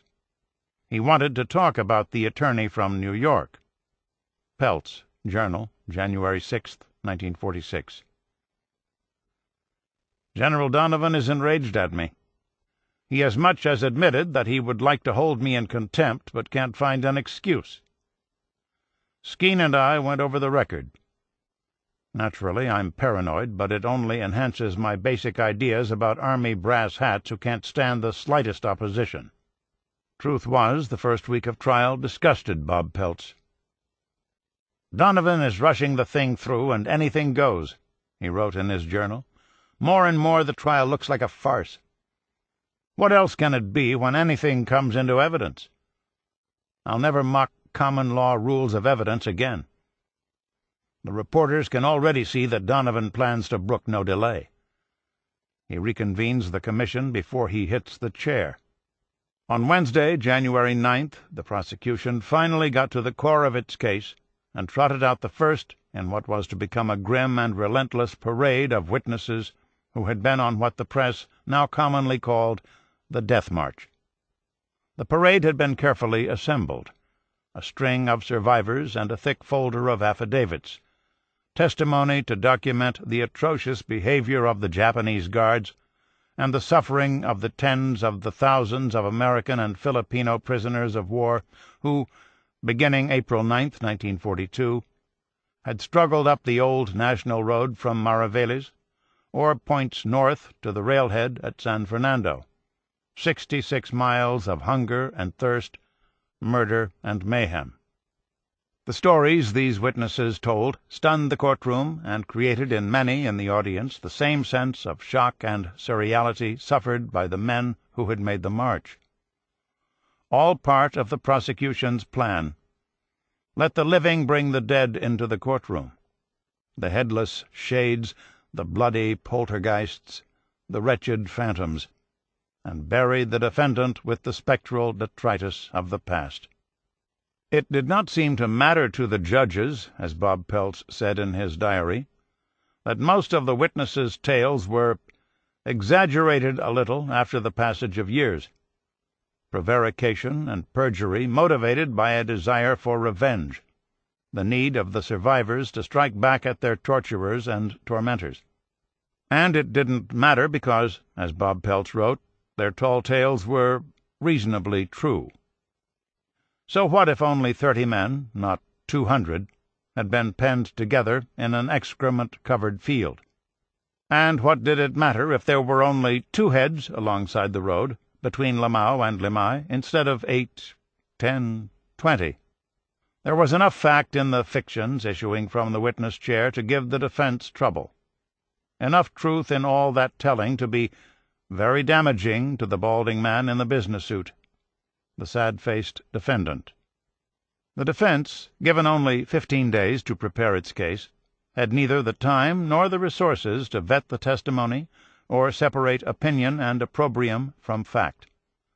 They continued to object, pointing out inconsistencies, gaps in logic, memories that didn't seem to track.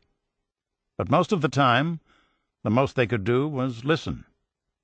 Here, for example, was Master Sergeant James Baldassar, a rear echelon soldier who had worked in supply at one of the main food dumps on Bataan.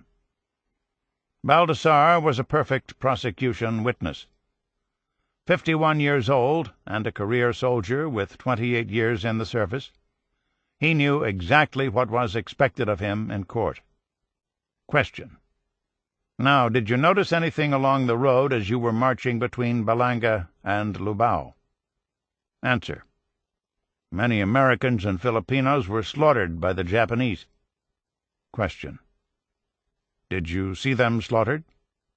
Answer: I saw many Americans and Filipinos who were shot by the Japanese between Balanga and Lubao, many of them. Question: You personally saw that? Answer: Yes, sir.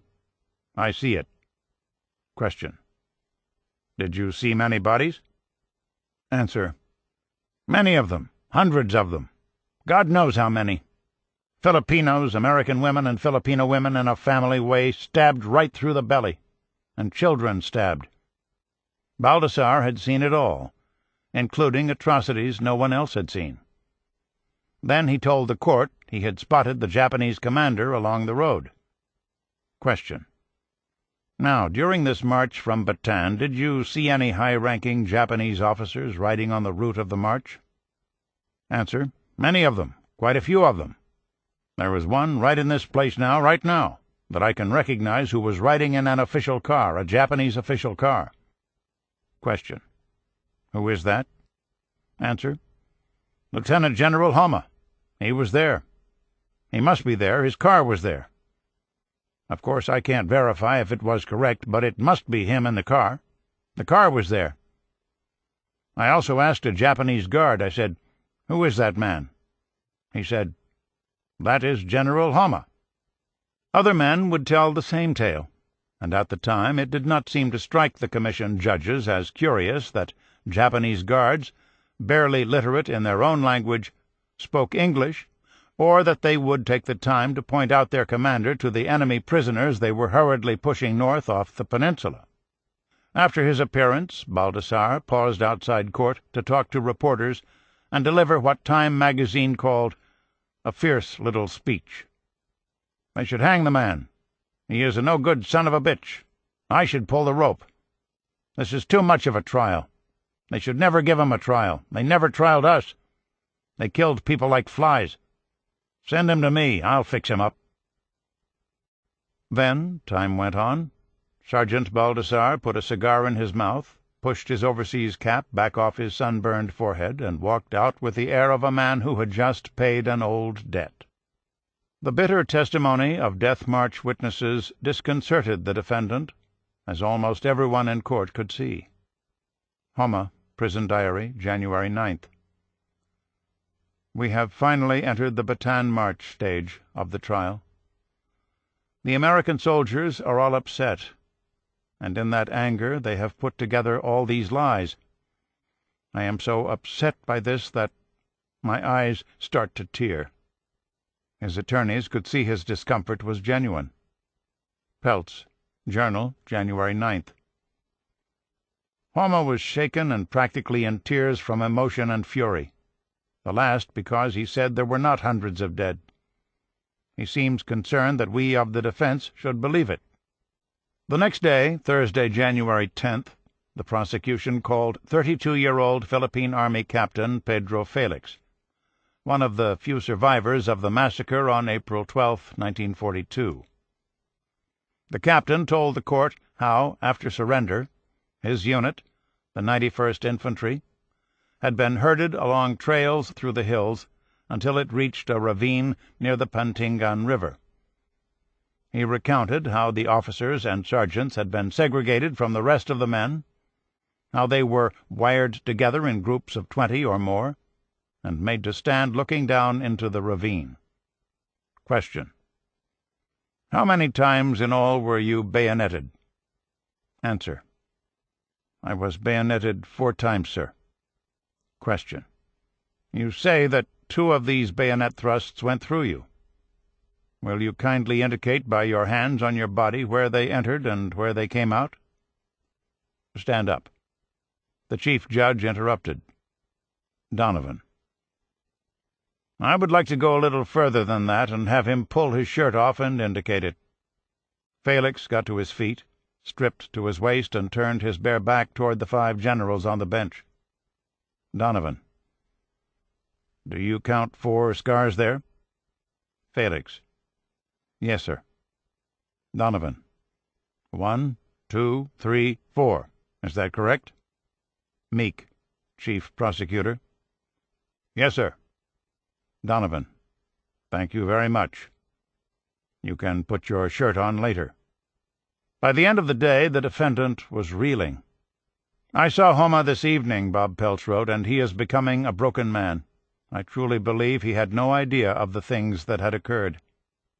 Homa, Prison Diary, January 11th. It pains me to listen. All the strength has left my knees, and I feel as though I am going to break down. With the recounting of each atrocity, Homa's face seemed to sag, and his shoulders rolled forward as if his body were about to fold in on itself. On Saturday morning, January 19th, Dr. Gilbert T. Cullen, a 68-year-old American physician who had been living and working for years on the island of Panay, slowly made his way to the witness stand.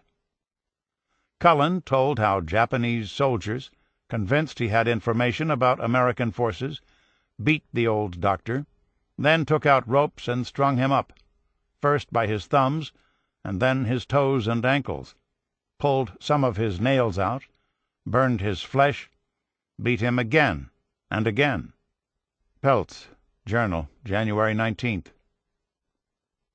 Homa closed his eyes in obvious anguish, and General Donovan noticed it, even nudging Major General Basilio Valdez, another judge. Later, Donovan, whom we are all getting to like better, told Skeen, head of the defense, "I really believe that old man is suffering when he hears some of these atrocities." It was as if his officers, from the most junior subaltern to his chief of staff, had let him down. They knew how to press a fight all right, how to get their nikodan, their human bullets, to throw themselves against an enemy, but either through intent or indifference they had failed in their duty to control their men. In fact, in many cases, too many, it was now clear to the general, they had even encouraged the violence, incited the terrible impulse in all fighting men to keep killing and wounding, even after the battle has been won. And it was this appetite to injure, instilled in basic training, whetted by the warrior ethos, and inherent in every army that has ever taken the field, that led the Hohei to turn a parade of prisoners into a death march. Homa had been accused of violating the law of war, that loose canon of traditions and conventions that presumes limits on the behavior of soldiers in battle, everyone acting according to the rules, reasonable men killing one another in reasonable ways. If the evidence proved anything, it proved that presumption false. After 16 days of trial, the prosecution had called 136 people to the witness stand and had introduced into evidence 322 exhibits. Their strategy had been clear from the outset. Try to show that during his tenure as Commander-in-Chief, Homa had either allowed, ignored, or tacitly encouraged, the 5 judges could take their pick, a broad pattern of atrocity and abuse. There was little, if any, evidence that the defendant knew of these crimes, so prosecutors tried to use the weight of accusation and inference to bury him. On January 21st, the prosecution finished its case, and the court recessed for a week to give the defense time to prepare its witnesses. The plan was to divide the defense witnesses into 2 groups. The first would try to answer the charges. The second would testify to the defendant's good character. People who knew him well, old friends and comrades, and family too. His wife, Fujiko. Homa had been dead set against her appearing. He did not want her pilloried in the press or on the witness stand. But his lawyers, short on time and effective witnesses, had insisted. They needed her, they told him. And, judging from his hang-dog demeanor, so did he. Fujiko had arrived on a Sunday in the early morning dark. The next day Bob Peltz, Frank Coder, and George Furness paid her a courtesy call. She gave each attorney a small gift, a token of thanks for defending her husband. They were instantly enchanted. "A charming lady," Peltz wrote. "She seems to carry her load beautifully." On Wednesday the defense trotted her out for photographers.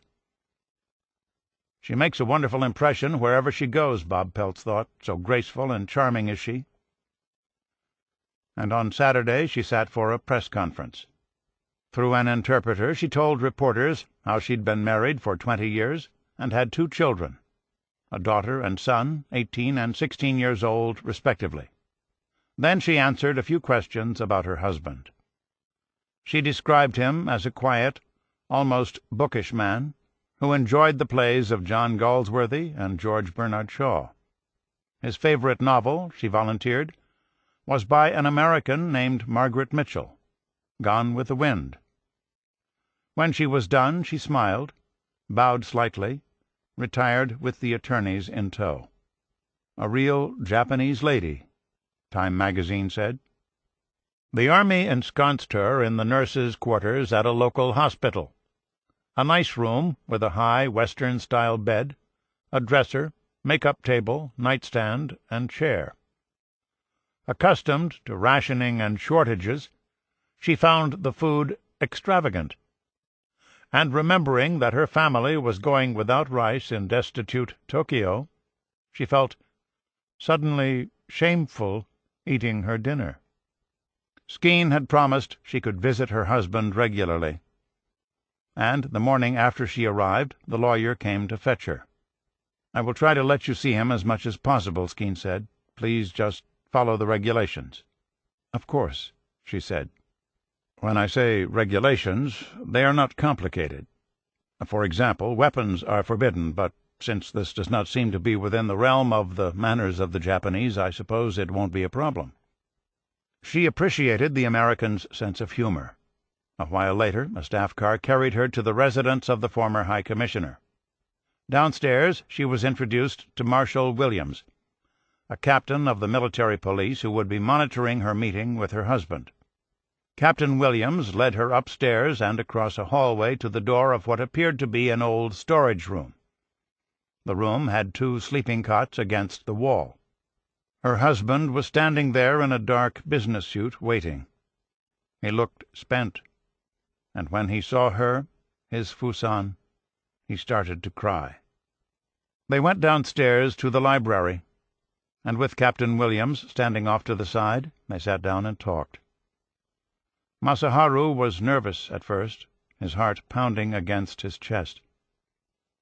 After a few minutes the sound of his wife's voice began to soothe and calm him, and he could feel his fear falling away. In the days that followed, husband and wife were allowed to meet often.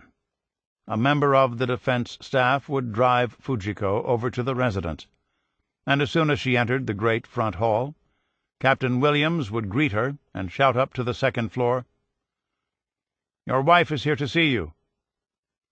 Then she would hear footfalls on the stairs, and her husband would come down with a bright expression on his face. Each meeting lasted about 30 minutes. She wanted to stay longer, and could have. Skeen had asked Williams to give the couple more time. But the general, watching the clock, always rose to end their meeting exactly on the half-hour. "You should go now," he would say to her, rather formally. "We must not take advantage of Mr. Williams's kindness. He is taking time away from his own rest period to come here to watch over us." Then, as he turned to go, he would always say the same thing to his jailer. "Please look after my wife." In all they met 8 times. At each meeting he wanted to talk about what should happen when he was gone, the arrangements for his funeral, the children's future, his aging mother's comfort, and the like. She did not. "It's all right," she would say, whenever he tried to broach the subject. "We will still be able to eat meals together soon." After a while he gave up trying to get her to talk about what would happen when he was gone, and decided to put what he wanted to say on paper. Homa, letter. The state of my mind on January 24th. I find my mind strangely calm. It may be resignation, if it had to be explained. Since I saw the face of my wife and read letters from my children, I have come to feel an extremely transcendental feeling over life and death. I have seen the person I wanted to see. In my wife's hands I can leave my mother and the future of my children with no worry. To my wife, January 25th. In 20 years of our married life, we've had many differences of opinion. Those quarrels have now become sweet memories. 20 years feels short, but it is long. I am content that we have lived a happy life together. If there is what is called the other world, we'll be married again there. I'll go first and wait for you there. But you mustn't hurry. Live as long as you can for the children, and do things I haven't been able to do for me. You will see our grandchildren or great-grandchildren, and tell me all about them when we meet again in the other world. Thank you very much for everything. With endless regret, I part from you. None of Homa's attorneys expected to win the case, but it was clear they were making progress with at least 2 of the 5 judges, Brigadier General Arthur G. Trudeau and Major General Basilio J. Valdez of the Philippine Army. Perhaps one or both could be swayed to spare the defendant's life. In his opening statement on Monday, January 28th, Chief Defense Attorney John Skeen laid out his case. He began by depicting Homa as an outsider in his own army. Then he contended that the general was ill-served by officers who had ignored his instructions and had not kept him informed. This while the general was preoccupied with the bitter campaign to finish the fight in the Philippines, a job that made it impossible to direct his full attention to administration or oversight, particularly of the garrison units responsible for moving the prisoners of war. The prosecution had been unable to link the defendant directly to the Death March, the centerpiece horror of the government's case. It could produce no evidence whatsoever, no documents or testimony, that Homa had either ordered the bloody atrocities that took place on the old National Road, or that he had been told about the slaughter and had failed to stop it. Instead, prosecutors had relied on circumstantial evidence and the power of inference. Now the defense had to counter those inferences, and Homa's lawyers could think of only 2 lines of attack. They could establish their client's ignorance, try to prove he did not know what his men were doing, or they could shift the responsibility for the crime to someone else. As it turned out, they tried both tacks. The first involved them in a conundrum. The second had them chasing a ghost. The defense began by calling as witnesses several of Homa's staff officers, men who presumably could show that Homa was unaware of the events taking place on the old National Road. Homa had suggested the names to his attorneys. He had also warned them that his men might lie. Lieutenant General Takeji Wachi took the stand first. A sinister-looking little man, the New York Times described him. Wachi said Homa had issued orders to all unit commanders to treat prisoners of war with a friendly spirit and not to mistreat them. Then he testified that he had been on the old National Road 5 times on various errands during the 2 weeks of the Death March, and had seen soldiers falling along the wayside. "What action did you take?" he was asked. "The Japanese put the sick men on trucks," Wachi said, "and when there were no trucks coming by, I had the Japanese soldiers give a hand and carry these prisoners to a place such as beneath the eaves of a building and place them down there. Guards helping prisoners into the shade, trucks pulling over to give them a ride." Question: Did you see any dead bodies along the road there? Answer: No, none at all. None at all. Question: Were you ever informed of any atrocities committed by the Japanese army against prisoners of war during the march? Answer: No, I have never heard of it. Question: Did you ever receive any report of any deaths of prisoners on that march? Answer: I heard later that there were some who died. Question: About how many? Answer: I don't remember the number, but it wasn't many.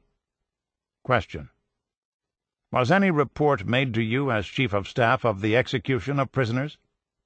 Answer: I found no cases of executions. And so it went, one incredible assertion after another.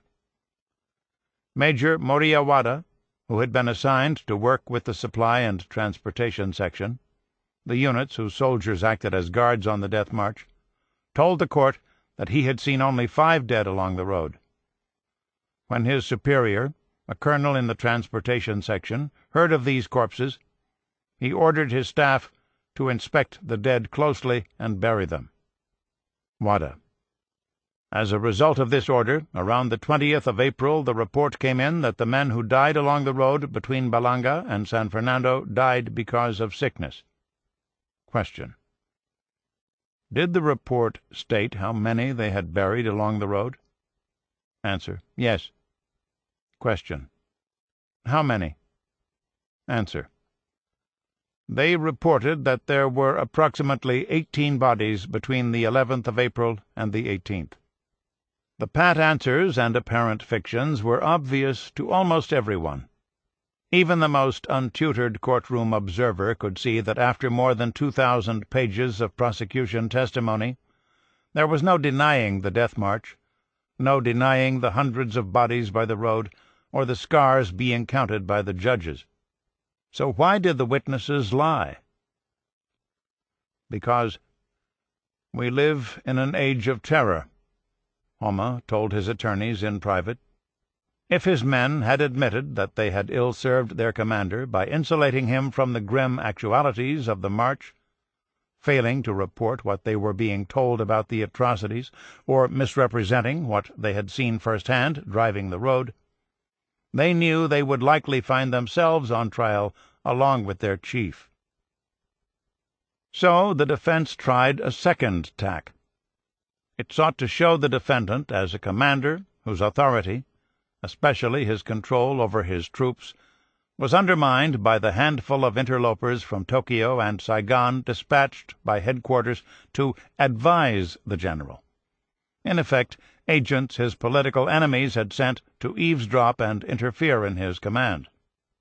Foremost among these was a name the defense discovered during pre-trial interviews: Masanobu Tsuji, a 40-year-old lieutenant colonel on the Imperial General Staff in Tokyo, whose specialty was operations and intelligence, mass murder, and political chaos. In an army of ultra-conservatives, Tsuji was among the most arch, an intriguer who apparently knew no bounds.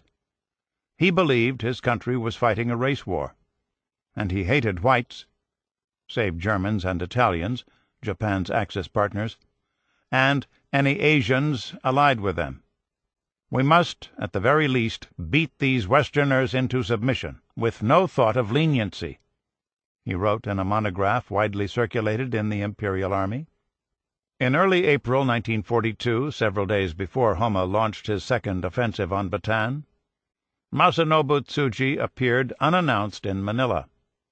He told Homa's staff that he had been sent as a liaison from Tokyo. Then he got into a car and set out for various field headquarters on Bataan, collaring division and regimental commanders and issuing strange and frightening orders. Wachi testified that Tsuji had tried to bully division commanders in the field into following his suggestion to mete out severe treatment to prisoners of war. Question. What did you mean by severe treatment? Answer. It means to kill. Here was the villain the defense had been looking for, a real war criminal, Tokyo's agent provocateur urging Homa's field commanders to order their troops to molest and murder unarmed American prisoners of war, those Kato, hairy white beasts. The problem was Tsuji was nowhere to be found. No record of his death, no reports of his person. Just the testimony of Homa's staff officers, witnesses whose credibility was obviously in question. Years later, other staff officers would come forward to talk about the homicidal colonel, among them Lieutenant General Takeo Imai, at the time commander of the 141st Infantry Regiment on Bataan. Imai said Tsuji told him, "Kill all your prisoners." But Imai refused to act without written orders. And a few days later, the enigmatic Colonel Tsuji was gone. Despite the realities of the trial and the weaknesses in the defense case, Bob Pelt still hoped his client might escape the rope. Major General Valdez, one of the 5 judges, has been tremendously impressed by Homa's obviously sincere emotions during this trial," the attorney wrote in his diary. "Valdez says he has not slept for 3 nights because of the trial. Despite the killings of some in his family by Japs, despite everything, he does not want to hang a man who could not control these troops in their actions. I wonder if any American generals have this sensitivity." On February 5th, the day Homa was scheduled to testify, word reached the Philippines that the U.S. Supreme Court had denied General Yamashita's appeal, rejecting all the legal arguments Homa's defense team had hoped to use in its case as well. In the majority 6-2 opinion written by Chief Justice Harlan F. Stone, the court ruled that the defendant could be tried by a military commission, a wartime court, because, absent a peace treaty, America and Japan technically were still at war. Since such a commission was legal, and since the Supreme Court lacked jurisdiction to review the findings of military commissions, the defendant, in effect, had no claim to protection under the Fifth Amendment. In plain terms, as an enemy combatant, he had no legal right to a fair trial, at least as that term was understood by most Americans and spelled out in the Constitution of the United States. At the heart of the case, of course, was the issue of command responsibility. The majority held that the law of war plainly imposed on petitioner an affirmative duty to take such measures as were within his power and appropriate in the circumstances to protect civilians and prisoners of war from harm. Thus, the court concluded, the defendant's responsibility was clear. Not to the 2 dissenting judges, however. Wiley B. Rutledge and Frank Murphy thought the majority's reasoning was rife with pettifoggery. To Rutledge, the great issue, as he called it, was the Fifth Amendment with its safeguards for a fair trial. Safeguards Yamashita had been denied. His trial, the justice wrote, was filled with broad departures from the fundamentals of fair play, fundamentals at the heart of American culture and society. I cannot believe in the face of this record that the petitioner has had the fair trial our Constitution and laws command. Using italics to add emphasis, Rutledge wrote, "No person shall be deprived of life, liberty, or property without due process of law." Justice Murphy, a civil libertarian and former High Commissioner in the Philippines, was even more pointed. Yamashita, he wrote, had been rushed to trial under an improper charge, given insufficient time to prepare an adequate defense, deprived of the benefits of some of the most elementary rules of evidence, and summarily sentenced to be hanged. The trial had thus undermined the very values so many Americans had given their lives to defend. At its heart, he said, was an uncurbed spirit of revenge and retribution, masked in formal legal procedure for purposes of dealing with a fallen enemy commander. Such a spirit, he went on, was unworthy of the traditions of our people, and to conclude otherwise is to admit that the enemy has lost the battle, but has destroyed our ideals. If Homa still hoped for a reprieve, he did not say, but learning of the court's decision the same day he was to take the witness stand likely deepened his dread. At mid-morning on Tuesday, February 5th, lead defense counsel John Skeen started the direct examination of his client. Question: How long did you serve in the Japanese Army? Answer: I was with the Japanese Army about 38 years. Then Skeen took him through that career, trying to turn his liabilities as a general into evidence to support the defense case. His affinity for Anglos, his liberal ideas, his disagreements with Tojo and the High Command. Skeen's next job was more difficult: to show the Commission how a Japanese commander-in-chief could be isolated in the middle of his own army. Question: Did you choose your own staff officers? Answer: No, I did not choose my staff officers. I was almost the last member of the 14th Army Staff assigned to the Philippine Invasion Force. Question. From where did the order come regarding appointments of staff officers in the Japanese Army? Answer. From Imperial GHQ. Question. Could you remove any staff officers or senior commander on your own authority? Answer. No, I cannot. So he was surrounded by subordinates who owed their political loyalty and army careers to others, and those subordinates had an unusual amount of power and autonomy. They could keep him informed or not, and in doing so they could in effect manipulate his orders, a practice so common in the Imperial Army it even had a name, Gekkokujo, the rule of the higher by the lower, a reflection of the power of the junior officer corps, whose ranks were rife with political incendiaries, cunning zealots in key posts. After lunch, Skene prepared to take his client through the most difficult part of his testimony. Skene asked him if he'd had occasion to be on the old National Road during the movement of prisoners north. Yes, Homer said. He had been on the roads of Bataan 3 times during that period. Question. Did you see any signs of mistreatment of prisoners? Answer. Oh, no, I did not. Question.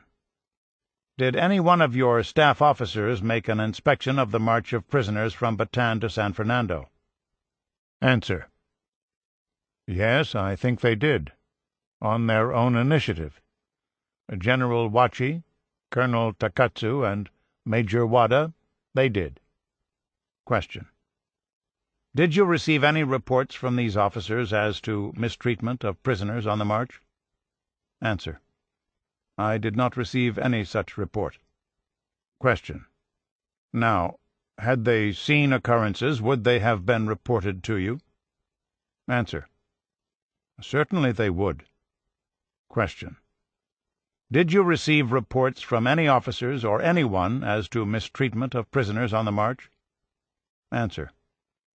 I did not receive any such reports. Question. What was the apparent physical condition of the prisoners that you'd seen? Answer. They looked rather tired and haggard. Question. In your trips, did you see any bodies, dead bodies, along the road? Answer. No, I did not see. From the testimony I heard in court, it appeared to me that there were many dead bodies lying along the roadside, but I do not see how it could be so. Why, I did not see any bodies lying on the road on my whole trip. However, I was not looking for them particularly to find them. It was a risky strategy, born more of desperation than design. Skene, Peltz, and company were pinning their case on their client's credibility. Homer was telling the court that he'd seen nothing untoward along the route of the march. A general in a staff car with his mind so fixed on finishing a battle that he could look out the window without noticing the trees. Maybe the judges, all generals themselves, men who also had experienced the myopia of command, would believe him. On cross-examination, Frank Meek, the chief prosecutor, tore away at each of the defendant's assertions. Question. You were reported to have said in a newspaper interview in Tokyo after arrest, "I saw the death march and it wasn't very bad." Answer. I meant that I saw the march which I related here. Question. And what did you see of it? You didn't think it was very bad. Answer. I stated here yesterday that I saw a few columns of the march and I saw nothing extraordinary happen. Question. While you were in command in the Philippines, no report was ever made to you of any deaths in that march? Answer. It may have been made, but I cannot state with any amount of certainty. Question. There were many atrocities. Prisoners were beaten, bayoneted, and shot. Does that indicate to you that the plan for the kind of treatment of prisoners of war that you had issued prior to the invasion was being followed out? Answer: I came to know for the first time in the court of such atrocities, and I am ashamed of myself should these atrocities have happened. At the end of his cross-examination, Meek focused on the main charge, Homa's overarching responsibility as Commander-in-Chief. Question: You knew that your responsibility was to treat prisoners of war according to the terms of international law and the Geneva Convention? Answer: I shouldn't call it a responsibility, but I knew that prisoners of war should be treated according to international law. Question: You knew that was your responsibility to see that was done, didn't you? Answer: It should be observed. Question: Is that the best answer you can give? Answer: I have responsibility in the moral sense about everything that happened under my command. Question: That includes the care, feeding, the furnishing of medicine to civilian internees as well? Answer: Everything that happened under my command, I said. The last witness for the defense took the stand on the afternoon of February 7th. As Bob Peltz described the scene, the witness was completely undaunted by the bright lights, the whirring gears of the movie cameras, the popping of flashbulbs. Question: What is your name? Answer: Fujiko Homa. She was dressed in a dark kimono with a white obi and wooden sandals, and her hair was pulled back in a bun. We will probably never see a more dramatic spectacle in court, Bob Peltz wrote that night. Mrs. Homa almost gaily took the stand in defense of her husband. She had worked with defense lawyers for several days preparing her testimony. Skeen had tried to warn her to accept the misfortune that awaits, but she still hoped for a good result. Captain Frank Coder handled her questioning for the defense. As they had rehearsed, she told the court about her husband's political attitudes, his views on the war, his ostracism by the Imperial Army elite, a reprise of the defense's main themes. Then Coder came at her with a question the two had not rehearsed. Question: Can you tell us generally what kind of a man General Homa is? She paused for a moment. I have not really thought about this, she told herself. Then spoke into the microphone in front of her. Answer: I have come from Tokyo to here, and I am proud of the fact that I am the wife of General Homa. I have one daughter, and my wish for her is that some day I wish that she will marry a man like my husband, Masaharu Homa. He is that kind of man. The gallery was quiet. The defendant wet-eyed. Peltz, Journal, February 7th. No one could help but feel a lump in their throat as this lovely woman quietly talked of her husband. I believe Judges Valdez and Trudeau were most affected of the commission. Bowing as she walked out, Mrs. Homa received a slight bow and smile from Trudeau. Even Major Tisdale, General King's aide, a former POW and a witness for the prosecution, said to me, "She is a lovely woman, but she does not really know her husband." I kept seeing the tortured bodies of my friends as she spoke. That day Masaharu and Fujiko saw each other for the last time. He was locked in his room on the second floor of the residence. She was allowed to speak to him through a small wire-mesh screen in the door. His voice, she thought, has the calm of a man who has already settled himself to his fate. As the half-hour approached, they waited for Captain Williams to appear and take her away. But the officer was nowhere in sight. After more than an hour, Williams finally arrived. Drunk. Fujiko later found out that her proctor had gone on a bender so she and her husband could be together, in her words, for as long as possible for the last time on earth. Later, back at the nurses' quarters, Skeen came to see her. "Mrs., your part is over," the defense attorney said. "It is best that you go home." "I would like to stay as long as I can," she pleaded. "No," the attorney said. "Your husband does not want you to have to see him receive the verdict." She would be leaving in 48 hours, he told her. Lieutenant Peltz would fly to Tokyo with her and escort her home. The next day, Saturday, February 9th, Peltz joined George Ott, Frank Coder, and John Skeen to deliver the closing arguments for the defense. "In order to find the accused guilty under the charge," Skeen began, "the prosecution must prove beyond all reasonable doubt that he is connected with the atrocities which have been alleged." Skeen went on to summarize Homa's troubles as a commander: the shortages of food and medicine, poorly trained troops, his lack of control over his staff. "In judging whether he did unlawfully disregard and fail to control the operations of the members of his command," Skeen continued, "you must base your decision not on the control he should have had, not on the control he would have had as the commander of an army of the United States, but on the control he actually has as a lieutenant general of the Japanese Imperial Army. I cannot stress this point too strongly." Then Skeen reviewed the shaky testimony of Homa's staff officers, evidence that had to be answered. In no case did a staff officer testify that he had ever reported to the accused any case of an atrocity or laxity on the part of subordinate officers, Skeen said. Why were they not reported? In some cases because they did not believe maltreatment existed, and in others because they did not want him to know about it. It should be obvious to the Commission, after listening to the testimony of staff officers of the accused, that they did not honestly inform him as to the actual conditions. Then, all arguments exhausted, the defense attorney made a simple appeal.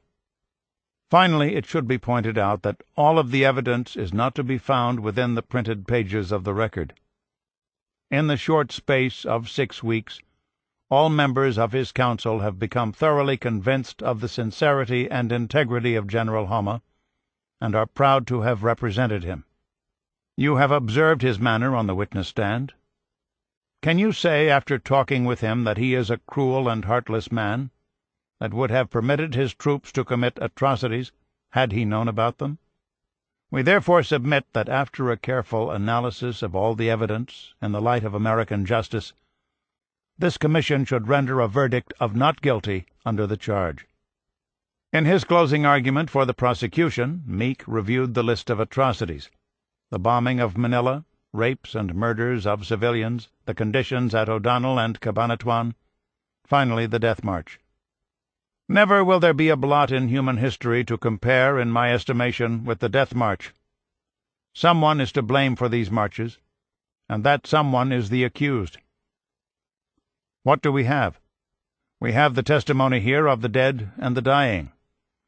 We have heard testimony that they didn't have food. We heard that they did not have water. These things, gentlemen of the Commission, cannot be denied. They cannot be overlooked. Someone had to be responsible. That someone is this accused. He is not the fine humanitarian soul the defense would have you believe. General Homa, as he has said, is morally responsible. I submit he is responsible in every sense of the word. Hard as it is for anyone to pass judgment on his fellow man, there is but one plain, clear duty for the members of this commission, and that is to find this accused guilty as charged. And in doing that, the prosecution in this case expects and requests the death penalty. General Donovan adjourned the session and announced that the commission would reconvene in 2 days, February 11th, at which time the finding of this case will be announced. That night, Bob Peltz went to see his client. "I paid what must be my last visit to the General," he wrote afterward. "It touched me deeply, and when I told him that it has meant much to me to have known him, he bowed his head and said, I am honored that you should say so." Then I bid him au revoir, although we both knew in our hearts that it was not au revoir. I shall never forget the General. I believe he is a good man who was placed by fate in an impossible situation. Truly, he will die for the sins of others. Sometime before 1 a.m. Sunday, Bob Peltz and Fujiko boarded a 4-engine C-54 Skymaster at Clark Field for the long flight north to Tokyo. Mrs. Homa cried a little as she saw the lights of Manila fade, Peltz noted in his diary. The next afternoon in Manila, General Donovan called the commission into session and read the charges against the accused. Then he told the defendant, dressed in a white linen suit and dark tie, to rise, come forward, and stand before the bar with his lead attorney, Major Skeen. Donovan: Upon secret written ballot, 2/3 or more of the members concurring, the commission finds you, of the charge, guilty. Has the accused or his counsel anything further to offer before sentence is announced? Do you wish to make a statement? Homa: I wish to thank the gentlemen on the commission for the courteous ways which I have been treated all through and during my trial. I thank you very much. Donovan: Sentence: Upon secret written ballot, 2/3 or more of the members concurring, the commission sentences you to be shot to death with musketry. The accused will be escorted from the courtroom. The same day, in Washington, D.C., the U.S. Supreme Court officially refused to hear Homa's writ of habeas corpus. Justices Rutledge and Murphy again dissented. The trials, Murphy suggested, had been nothing more than pretense, no better than blood purges. In the weeks that followed, the Homa verdict worked its way up the chain of command, reviewed and certified at each step, until it reached the desk of the final authority in the case, Douglas MacArthur. On Monday, March 11th, the Supreme Commander announced that he was beginning a conclusive review of the case, a review that began with a visit from the condemned man's wife, Fujiko. Accompanied by George Furness, who was handling all the post-trial legal matters, Fujiko met with MacArthur for some 40 minutes. She stressed that she had not come to beg for mercy. "My husband would be very angry with me if I did," she told reporters. Rather, she asked the Supreme Commander to take special care reviewing the facts in the case. In effect, a plea for clemency. Furness said MacArthur understood and sympathized with the aggrieved woman's request. 9 days later, none of that empathy was apparent, declaring, "If this defendant does not deserve his judicial fate, none in jurisdictional history ever did." MacArthur ordered his surrogates in the Philippines to carry out the death sentence. He also decided to use the occasion to respond to Rutledge and Murphy. "No trial could have been fairer than this one," he insisted. "The trial was conducted in the unshaded light of truth, the whole truth, and nothing but the truth." Homa waited in a prisoner-of-war camp near Los Baños for the army to set the date of his execution. He spent the hours, days, weeks, praying, reading, and writing. He wrote a last letter to his mother, Machi-san. "Dear Mother, I don't know how to express to you the depth of my gratitude for raising and caring for me all these years. Since I left for the academy to become an army officer at 18, I haven't lived with you and have not returned your kindness. I went my own way and made you worry constantly. Now, at the end, instead of taking care of you, I will die before you do. What an impiety for a son! No matter how much I apologize, it will never be enough. Please forgive me." And a last letter to his children. "Dear Masahiko, Hisako, Seisako, It is the greatest of sorrows to die without seeing you. However, this is my destiny, and nothing can be done. No matter how much I write, I still miss you. Please take good care of your mother. She will be the greatest legacy I leave to you, and you will be the greatest asset I can leave to her." Not knowing the date he was to die, he wrote several final letters to Fujiko. March 10th, 1946. Letter from the condemned cell. I always write my letter thinking this would be the last one for me to write. Prison life makes me like a living corpse. It is unbearable to wait for the day of my execution, wondering if a call for me may come today or tonight. Now that I've been reduced to being a carp on the chopping board, there's nothing that can be done. I will resign myself to my fate and stand before the muzzles of the American soldiers' rifles. At last, goodbye. Another week passed with no word. Every day I picture you, Mother, Hisako, and Seisaku in my mind's eye, he wrote on March 19th. I always think to myself, today might be the last day. He wanted to prepare himself for his final moments and decide what he might say. Perhaps recite something from the sutras? Offer his family a final goodbye? I will die, he finally resolved, giving cheers, banzais, to the Emperor. He passed those last days reading books and Buddhist scriptures. He was still hoping for enlightenment, some spiritual release. At the end of every day, however, he found himself earthbound, still behind bars, waiting. My nerves, he wrote Fujiko, have become as sharp and thin as a needle. I often have dreams of the family. My agony is great. At last he was handed notice of his execution, the sentence to be carried out April 3rd. He sat down and scribbled his very last letter, assuring his family that it will be better to be shot to death like a soldier on the battlefield than spend the rest of his life in such a cage. Then, following Buddhist tradition, he wrote his death poem, his last attempt to find a moment of peace in the life he was about to leave. With a smile, I'll give the life I offered long ago, as I have now found a place to die. It will be good to become the earth of Manila, looking at the mountains of Bataan, where my comrades sleep.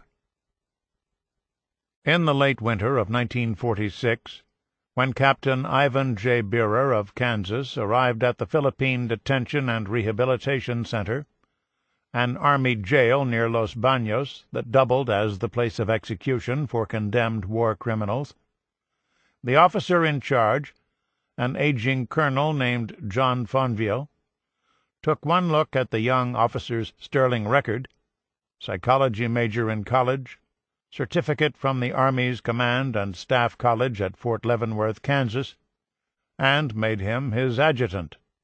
It became Beerer's job to relay instructions and assignments to the center's staff, and in late March, when orders arrived to prepare for the execution of Masaharu Homa, Fonville called Beerer into his office. "Okay," the colonel said, "you're the adjutant. You take care of whatever has to be done." The center had 2 execution sites. One was a wooden scaffold with tin skirting that stood in the shade of a mango tree, 13 steps leading up to a platform with a trap door. Nearby, on a patch of bare ground, flanked by woods, was a tall, thick wooden plank planted in the ground as a backstop for a firing squad. At roughly 1 a.m. on Wednesday, April 3rd, 1946, Masaharu Homa arrived at the execution center from the nearby prisoner of war camp, and was put inside a small concrete blockhouse that sat in the middle of the compound and was surrounded by barbed wire. A lieutenant colonel who had escorted the condemned man from Los Baños sought out the center's young adjutant. "Here," the colonel said, handing Ivan Beerer a 2-page, single-spaced legal document.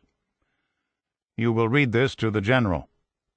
Beerer made his way across the compound, 2 brawny military police sergeants with flashlights leading the way to the blockhouse where the condemned man was waiting.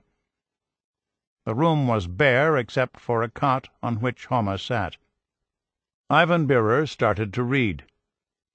He had recited death warrants to other prisoners, but never one this long, this detailed. It began with an outline of the charges. Then came a list of the specifications, followed by the findings of the court. Beerer tried to read slowly, carefully. Since there had been no time to look it over, he didn't want to make a mistake, louse up the drill. From time to time he tried to catch a glimpse of the General out of the corner of his eye to see if he was listening. Homa sat in silence, looking at no one or nothing in particular. After he had finished the first page, Beerer flipped to the second and kept reading. Then, all at once, he became aware of what he was reading. The warrant included a summary of Homa's military career, a paragraph, in Beerer's opinion, of blistering insult, the kind of thing MacArthur had included in his final review of the verdict. "The proceedings show the defendant lacked the basic firmness of character and moral fortitude essential to officers charged with the high command of military forces in the field." Homa was standing now, angry and staring at the young American officer. His execution had nothing to do with character or morality. "I'm being shot tonight because we lost the war," he told Beerer dryly. Then he sat down again. Beerer, stunned, stopped for a moment, then, not knowing what to say, picked up where he'd left off. "General, it is my duty to tell you that the sentence will be carried out at 0200 today, some 30 to 40 minutes hence." And with that, Beerer left the condemned man in the company of the burly sergeants, crossed the yard again, and stopped near the mango tree to wait. The execution site was lit with floodlights, but the aging generator that drove them was cranky, and the yellow lights would dim, go bright again, then dim once more. Beyond the circle of pulsing lights the compound sat in the pale silver of a full moon, a place of silhouettes and shadows and warm night breezes. Shortly before 2 a.m., the condemned man came out of the blockhouse, flanked by the 2 guards. He walked slowly, deliberately across the yard to the spot where the wooden plank had been set in the ground. A doctor had pinned a 6-inch square of white cloth on the General's shirt over his heart. The executioner, Lieutenant Charles R. Rexroad, had set his 6 riflemen in a line 25 yards away. Now he moved the condemned man into position in front of the plank. "General," Rexroad asked him, "do you have any last words?" Masaharu Homa seemed to lean forward, then turn, Beerer guessed, in the direction of Tokyo, home of the Imperial Palace. "Banzai!" Homa yelled. "Banzai! Banzai!" Rexroad took his position. "Ready," he said. "Aim. Fire." Imagine, after everything, this. He spotted her right away.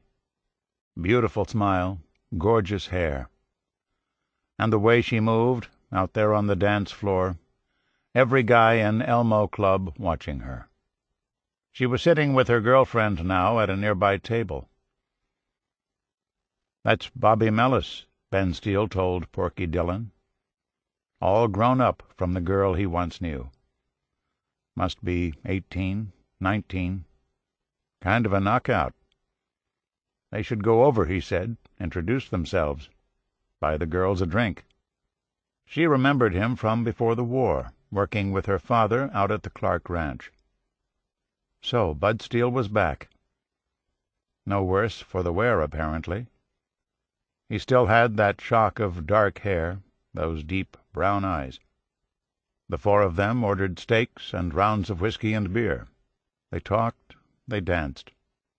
When the Elmo closed at 4 a.m., they drove down from the Heights to a diner on Montana Avenue for breakfast. Ben Steele was 28, Roberta Mellis 20, a bookkeeper at the Billings Gas Company. They dated almost every night for 2 weeks. At the end of his leave, sitting in the Elmo Club again, he said he had a question. He took a pencil out of his pocket and wrote something on a cocktail napkin. "Marry me?" it said. "Yes," she answered.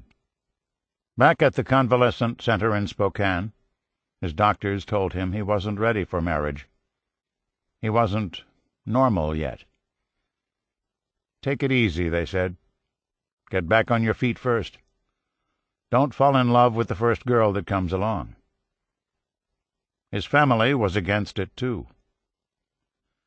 "She isn't a Catholic," his mother said. In Spokane, he bought Bobby a wedding dress. A few weeks later, on February 16, 1946, at the Little Flower Catholic Church in Billings, they were married. She was in white, he was in uniform, Bobby and Bud. They honeymooned in Miami at the Embassy Hotel, a fancy Art Deco hostelry on the beach that served as an Army rest and recuperation center for former prisoners of war.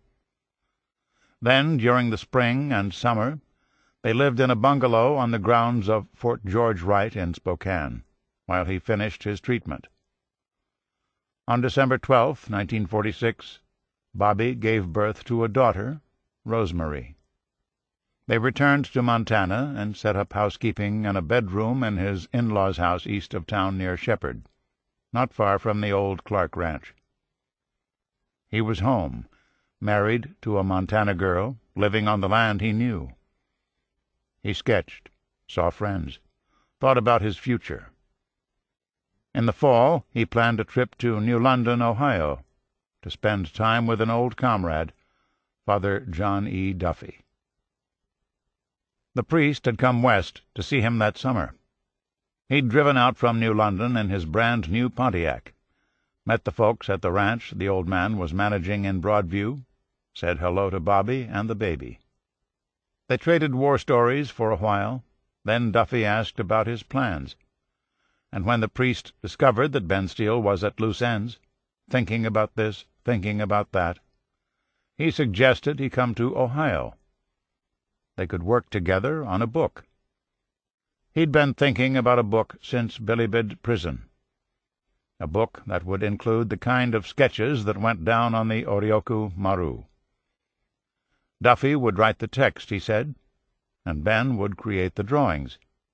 Bobby did not want him to go. Neither did his parents. Something about that priest, they said. The way he kept complaining about how Montana's gravel roads were ruining the tires on his new car. Besides, Duffy hadn't written anything yet. He'd been thinking about it, he said, working on the book in his head. Would Ben like to hear the title? We met them at the Beaches.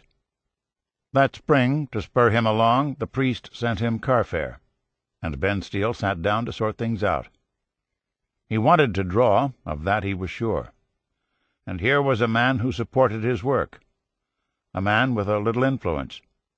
He knew that in Cleveland, just 60 miles from New London, there was an excellent Institute of Art. He might matriculate, if they'd have him. At first he got along well with the priest. He liked New London, a town that looked like a village. Sleepy squares and greenswards, maples, oaks, and buckeyes. Duffy's old stone church, Our Lady of Lourdes, was on Park Street, across from some schools and a block from the town center. There, in a room in the rectory, Ben Steele sat down to draw. He drew from memory, drew all day, every day, and into the night. In the evening, when Duffy's clerical duties were done, the priest would return to the rectory to inspect the work of his protege. He liked what he saw, he said, but he had a few suggestions. They should do a scene about this. They should do a scene about that. Battle scenes mostly, keeping up the good fight. Ben Steele had something else in mind, the other side of war, tableaus from the Death March, O'Donnell, Tayabas Road. After several weeks of this back and forth, he began to wonder about the book and asked the priest to see some pages. "Oh, there's lots of time," Duffy said. "Time isn't an element here." "It is for me," Ben Steele said. In August that year, 1947, he bought a small place in New London with his back pay from the army, took a part-time job as a house painter, and brought Bobby and the baby out to live with him. She was lonely right from the start. Her husband was always working, and she was pregnant again. She liked New London well enough, a picture-book place with small-town manners and ways, but she had never really lived outside Montana, and she missed the West, missed her friends and family. The locals tried to welcome her, invited her to garden parties and the like, but with a baby on her hip and another on the way, she had little time for soirees. And she found no society in the church either. She'd converted to Catholicism to marry Bud, but she never took to her new religion, and now Duffy was nagging her about skipping confession and missing Mass. Early that fall, at the urging of an alumnus who'd seen his work, Ben Steele applied to the Cleveland Institute of Art, a well-regarded 4-year studio program. The freshman class was full, the registrar said, but he was welcome to come by with his portfolio, and a professor would take a look and tell him if he had any talent. He gathered up his drawings and charcoals, got into his 1939 black Ford Victoria, and headed east along Lakeshore Drive into downtown Cleveland. Carl Gertner, a well-known painter, happened to be at school that day. Ben Steele opened his portfolio. There was the waterline at O'Donnell, the bars of Bilibid, a guard bayoneting a marcher on the old National Road. A few hours later, he was admitted to the freshman class. More than a third of the class that year were veterans, but as far as he could tell, he was the only prisoner of war. In the company of other vets, he kept silent about his service. If someone sought his particulars, he'd say something like, "I just was ground crew in the Air Corps," or change the subject, rush off to class. "What's this I hear about you?" his design teacher said one day. "What are you talking about?" he said. "I'm talking about being a POW and all that." "I don't know," Ben Steele said. "I just was." He didn't want to talk about it. Those other guys on campus, they'd won the war, but he'd surrendered, and the stain of that sometimes left him uncertain, shamefaced. He liked his classes a lot. One semester, the great German caricaturist George Gross held a workshop at the school. Ben Steele was dazzled by his war work, especially the artist's haunting pen-and-ink Survivor. His favorite class was with John Terrell, a master draftsman who could suggest a world with just a few well-placed lines. As artists say, he knew how to get the thing right, something his new student, Ben Steele, had been struggling with. He was up every day at 6 a.m., made himself a brown-bag lunch, filled a thermos with coffee, and left immediately for school, often arriving at the old red-brick building on Juniper Road before 8, ahead of everyone else. He spent all day in class, often staying late for extra instruction. Back in New London, he'd grab a bit of dinner and sit at a drawing board half the night. Bobby was miserable. Bud always seemed someplace else, and the loneliness was consuming her. He knew there was trouble, and ignored it. Art was his religion now, and school was his sanctuary. The way he saw it, he'd been a long time getting here. All the way from Bilibid prison, those first charcoal scratches on the concrete floor. How could Bobby understand that? How could he explain it to her? In November they had another baby, Julie Margaret. He was a sophomore now, busier than ever. Through the winter and into the early spring, Bobby, brooding, started to lose weight and write home about her troubles. In the fall of 1948, her parents drove east for a visit. Took one look at her. She'd lost 25 pounds, and told her to pack. "I thought maybe we had a future together," she told them. He was determined to finish school and didn't try to stop her. He thought, she'll be back. She just needs time home. He'd stay in school, make bus trips back to Billings, rebuild the marriage. He sold their house to save money and sent her the furniture. A few months later, he received an envelope from a law firm in Billings. Mental cruelty, the divorce papers said. He phoned her that night. Why was she doing this? "That's what I want," she said. He didn't believe it. He was going to come west during break week, he said. They could talk, sort the mess out. She said nothing. After that, the letters started to arrive, letters from his friends and family in Billings.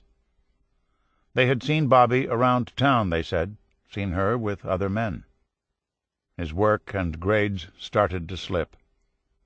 He suffered from dyspepsia, woke up from pillow-tearing war dreams. In the late spring of 1949, he got on a bus for the long ride home. He went to her folks' house in Shepherd to talk to her and see the girls. She hardly looked at him. A few days later, he asked her to lunch. Bobby was back working as a bookkeeper in Billings, her folks helping to raise the girls. He met her at a restaurant downtown. She seemed in a hurry, ate quickly. She had to get back to work, she said, then left. He finished his lunch and wandered out into the sunlight, and as he looked back toward her office, he spotted her crossing the street and entering another restaurant. The cuckold in him couldn't resist. When he came through the door, he saw her at a table, cooing with a local celebrity, a singing cowboy. The man spotted him before she did and almost knocked her over running out the back door. "Oh," she said, "I just—" "God damn you," he said. "That's just about your speed, by God." The next day he got on a bus back to Ohio, past prairie, past farmland, one tiny town after another. An endless ride, alone. He thought about the war, about coming home, about the beautiful girl he'd married. He remembered telling himself back then, "I've already been through hell, so everything's going to be easy from now on." He'd made a mess of it, he could see that now. And then he realized, I still love her. I don't know why, but I still do. He loved his girls, too, and never imagined he would miss them so much, ache for them. His eyes started to water. God damn it, he thought. God damn it. Then, for the first time in his life, he started to feel sorry for himself. He'd never been so low. Imagine, after everything, this. I should end it all, he told himself. Get a gun. Blow my brains out. In the spring of 1950, he got ready to receive his diploma. His mother alone came out to cheer for him. "I never thought I'd see you graduate from college," Bess Steele said, a big smile on her face. He enrolled right away at Kent State University to earn education credits, and by the fall of 1951 was certified to teach art. He was living in a rooming house in New London now, dating a bit, teaching art at the junior high and high school, drawing and painting on the side. That November he attended the high school's annual Thanksgiving alumni dance, a big event in New London. He was wandering around the gym, drinking punch, when he spotted a woman he'd met in passing several times in town, Shirley Ann Emerson. He knew a bit about her from her Aunt Noni, his landlady. She had graduated from Ohio Wesleyan University, a journalism major and art minor. She had worked as a buyer in a department store in Mansfield for a while, then had moved home to help her ailing grandfather. She was in the accounting department at a local factory now, and was writing freelance articles for the Cleveland Plain Dealer. All in all, an interesting gal, 26 years old, easy to look at. She was sitting with friends, talking, when he wandered over. "Would you like to dance?" he said. She looked up, recognized him.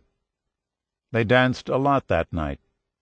He was like no one she'd ever known, this cowboy turned artist, this former prisoner of war. They started to have dinner regularly, sometimes at Aunt Noni's, sometimes at her mother's. When the town of Wakeman invited him to show some of his war art and give a talk about his experience, she went with him and was impressed.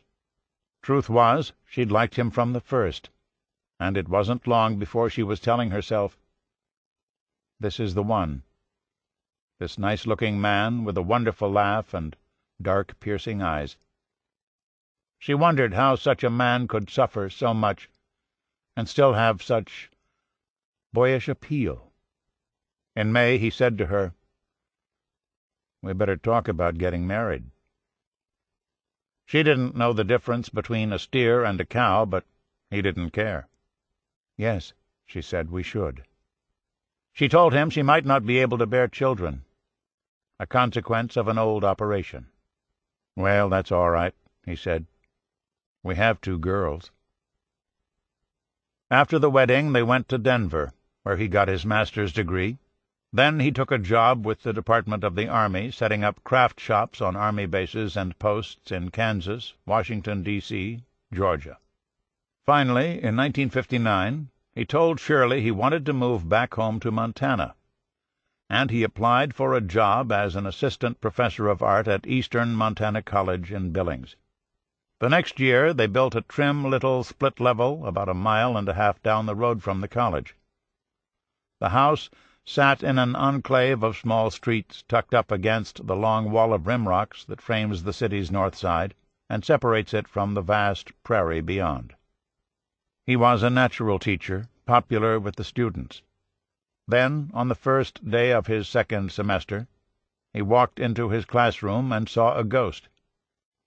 A Japanese.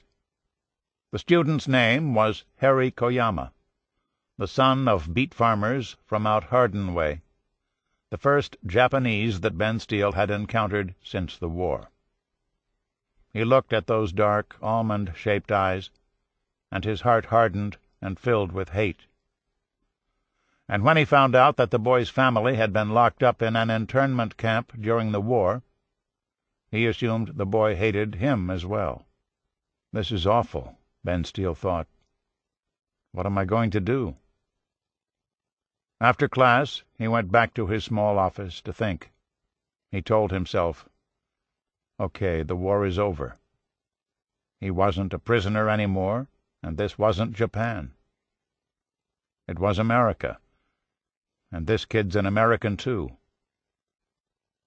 That being the case, I have to treat him like everybody else, no different."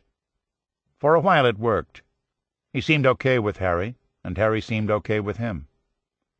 Then the student discovered that his professor had been a prisoner of the Japanese, and Ben Steele could feel the boy pulling away, withdrawing. That troubled the teacher in him, and he sat the student down for a talk. By the end of the semester, Harry Koyama was among the best students in the class, and Ben Steele was beginning to wonder what had happened to all that hate he'd brought home. In 1999, the morning after his 82nd birthday, Ben Steele, long retired from the classroom, awoke early after 6. Shirley would not stir for another hour, but he was up before the sun. an old man long off the range holding to the habits of a young Montana cowboy. He sat on the side of the bed for a moment, shaking off the numbness of the night. Then he pushed himself to his feet, performed his morning ablutions, and made his way down the darkened hall and around a corner into the kitchen.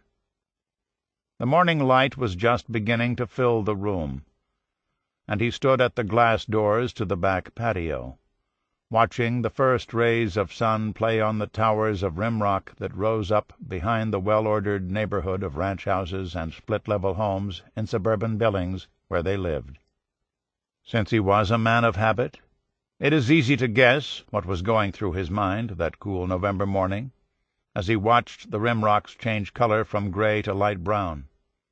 The color, he once remarked, of the young antelope that come down from the mountains in the spring to romp among the sage by the highway and feed on the first green shoots of prairie grass. He was happy to be free. Every morning for 54 years he'd had the same first thought. I can go where I want to go. I can do what I want to do. It's wonderful. And this notion, this simple sense of emancipation that came to him as he cleaned his teeth and combed his hair and pulled on his blue jeans and plaid shirt, made him a most agreeable man, a man with a warm handshake and an irresistible smile. He had errands to run that morning, and after cereal and toast he settled himself behind the wheel of his pickup, a new gray Dodge Dakota with a camper top. He was not an acquisitive man. The salary of an art professor had never allowed for luxury. And what's more, he was cheap. So tight-fisted, his grown daughters liked to joke. He could make the face on an Indian head nickel cry out in pain. But he had to have that new truck. His first stop was the ophthalmologist to prepare for cataract surgery a week hence. Old men, he liked to joke, were like old cars. Some damn part or other was always wearing out. Overall, he was healthy enough. A bit overweight, perhaps. Shirley fed him sensibly, but he had a sweet tooth and kept candy hidden in the cab of the truck. And a little slow of foot. Poor circulation often left him leg-weary. But he could still climb into a canoe to fish the bighorn or wade out into the icy currents of the still water to chase the trout in the eddies. He even planned to get on a horse again. A friend from the East was due that night, a tenderfoot eager to understand the open range and ride side by side with an old cowboy, a man who believed in the boundless. After the eye doctor, he headed east on Broadwater Avenue to a branch post office to mail something to his adopted son, Sean. Then he turned the truck back up toward the rimrocks, looking for KEMC, Billings's public radio station, where he was scheduled to give an interview on his life and work. Artist and educator Ben Steele was born November 17, 1917, in Roundup, Montana, to Benjamin Cardwell Steele and... It was just before 10:50 a.m., and Elizabeth McNamara was taping her show, Speaker's Corner, in Studio B at KEMC Radio. McNamara was something of a personality in Billings. An Irish woman educated in England, she had lived long in the American West, but had held hard to her Anglican intonations. An odd voice for cowboy country, but then Billings was a town where the word character seemed to apply to a lot of folks. Ben grew up on the family homestead south of Musselshell on Hawk Creek. He attended school. McNamara had known Ben Steele for years, which is to say that, like most who claimed his acquaintance, she really knew his work. In 40 years of days, Professor Steele had trained hundreds of painters and draftsmen, a handful of whom enjoyed some renown. Clyde Aspavig, Jim Reineking, Elliot Eaton, Kevin Red Star. Outside the classroom, their teacher had developed something of a reputation as well. In 40 years of nights and weekends, Ben Steele had holed up in the studio behind his house in the lee of the rims producing his own work, art that reflected his life. Ben volunteered for the United States Army Air Corps and served from 1940 to 1946, present at the bombing of Clark Field in the Philippines. He painted the West, and he painted the war. And though his war stuff, as he liked to call it, was in every sense art, almost everyone tended to look at it as testimony, an affidavit of the suffering of those days. Elizabeth McNamara described that work for her listeners, then asked her interviewee what it had been like to make the infamous Death March. Ben Steele leaned forward. "We were so thirsty on the Death March that we would—" 7 or 8 minutes into the interview, Elizabeth McNamara noticed that her guest seemed suddenly unsettled. The bright brown eyes, usually so relaxed, looked distressed. "What's the matter, Ben?" He sat very still for a moment. "I've got this pain in my back," he said. McNamara reckoned he was getting stiff from leaning forward at the microphone. "Why don't you stand up for a minute?" she suggested. But he could not raise himself, and the pain was getting worse. "Lois," said Elizabeth, "can you get Ben a glass of water? He's not feeling very well. And maybe someone should call an ambulance." Lois Bent, the producer, was sitting on the other side of the glass window that separated Studio B and the control room. When she came around the corner into the studio, she found Ben Steele slumped forward in his chair. My back," he mumbled. "Ben! Ben!" Lois was bending over him, yelling. "Oh, my God!" said Elizabeth. She was just about to make a second call for an ambulance when 2 paramedics, Michelle Motherway and Julia Johnson, rushed into the room. To Motherway the man looked ashen, like the color of the wall. And his blood pressure was low, 80/60, she told Johnson, dangerously low. His symptoms suggested a ruptured aortic aneurysm. He had that look, as paramedics say, that impending sense of doom. They picked him up in his chair and hustled him into the ambulance. "We're fighting time," Motherwell told the emergency room doctor, Ron Winters, on the radio. Then, turning to the driver, Alicia Kraft, she said, "Get going, and go as fast as you can." The ambulance raced down 27th Street to Deaconess Hospital. Dr. Winters was waiting at the emergency room door. Motherway had been right. It was an aneurysm. This guy is in trouble, Winters thought, and he grabbed for a phone and summoned a surgeon. Meanwhile, in the shadow of the Rimrocks, in their gray clapboard house on Cascade Avenue, Shirley Steele had just returned from her own errands and was standing at the ironing board in the laundry room downstairs when the phone rang. "Shirley, it's Elizabeth McNamara. We are taking Ben to the hospital.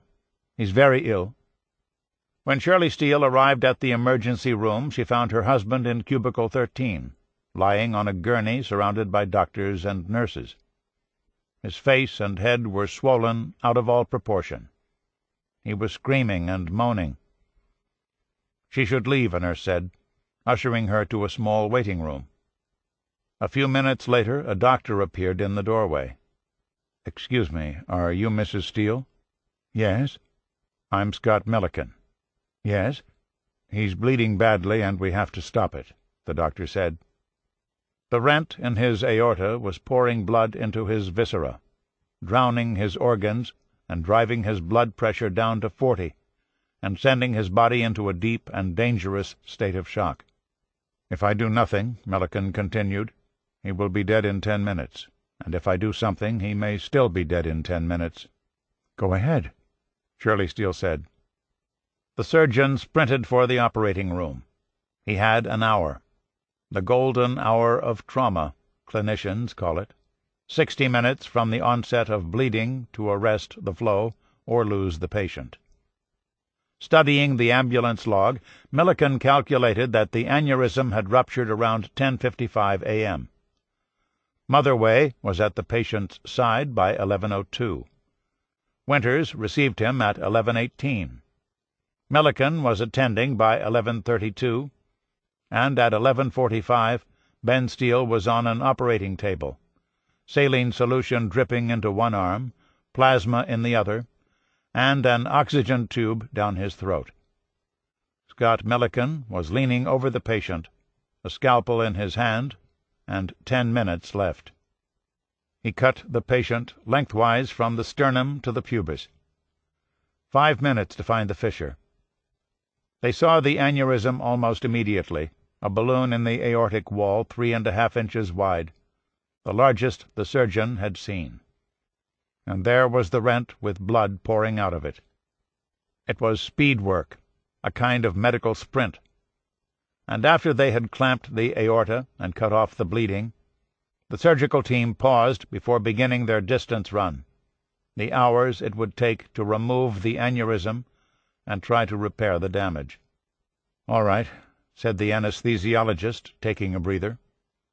"Who is this guy? What's the story here?" A nurse said, "This is Ben Steele." "Wait a minute," Milliken said. "I know that name." "He was an art professor," the nurse said, "and he was in that death march of Bataan." The surgeon turned to his assistant. "This is great, 'cause now I know this son of a bitch is tough. He's already proved he's a survivor."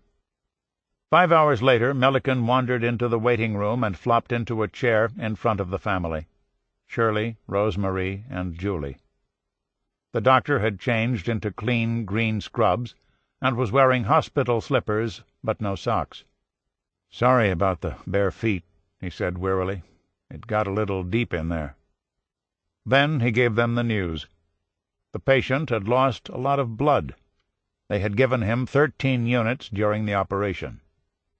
His main worry now was Ben's blood pressure. A sudden or sustained drop would likely cause a brain hemorrhage, and if that happened it was unlikely the patient would survive. And there was more. Ben's kidneys or heart might fail. His lungs might fill with fluid, and he might drown. A blood clot might form and shoot to the brain. His internal organs, which had been swimming in blood, might have been damaged and could shut down. Adding it all up, Milliken said, the patient's prognosis was no better than minute to minute. Julie asked a few questions. Rosemarie was too frightened to speak, and Shirley shut her eyes and took several deep breaths. "Hold it together," she said to herself. "You have to hold it together." The next day, Friday, Milliken revised his prognosis. Now it was hour to hour. By Saturday, Ben had improved to day. He could manage a few words at that point, and early Saturday morning Shirley was able to speak with him. She stood by his bed in the intensive care unit, her left hand on the bed rail, her right hand wrapped around 2 of his fingers. "How you doing, kid?" she said, and touched his cheek. "Hey, you need a shave." He looked at her and blinked. "I thought—" He blinked again. "I thought they had killed me," he said. Then he turned his head and smiled. This concludes Tears in the Darkness. Please visit our website, www.tantor.com, for more information on our growing library of unabridged audiobooks, and to take advantage of special offers. Or call, toll-free, 877-7-TANTOR to request a catalog.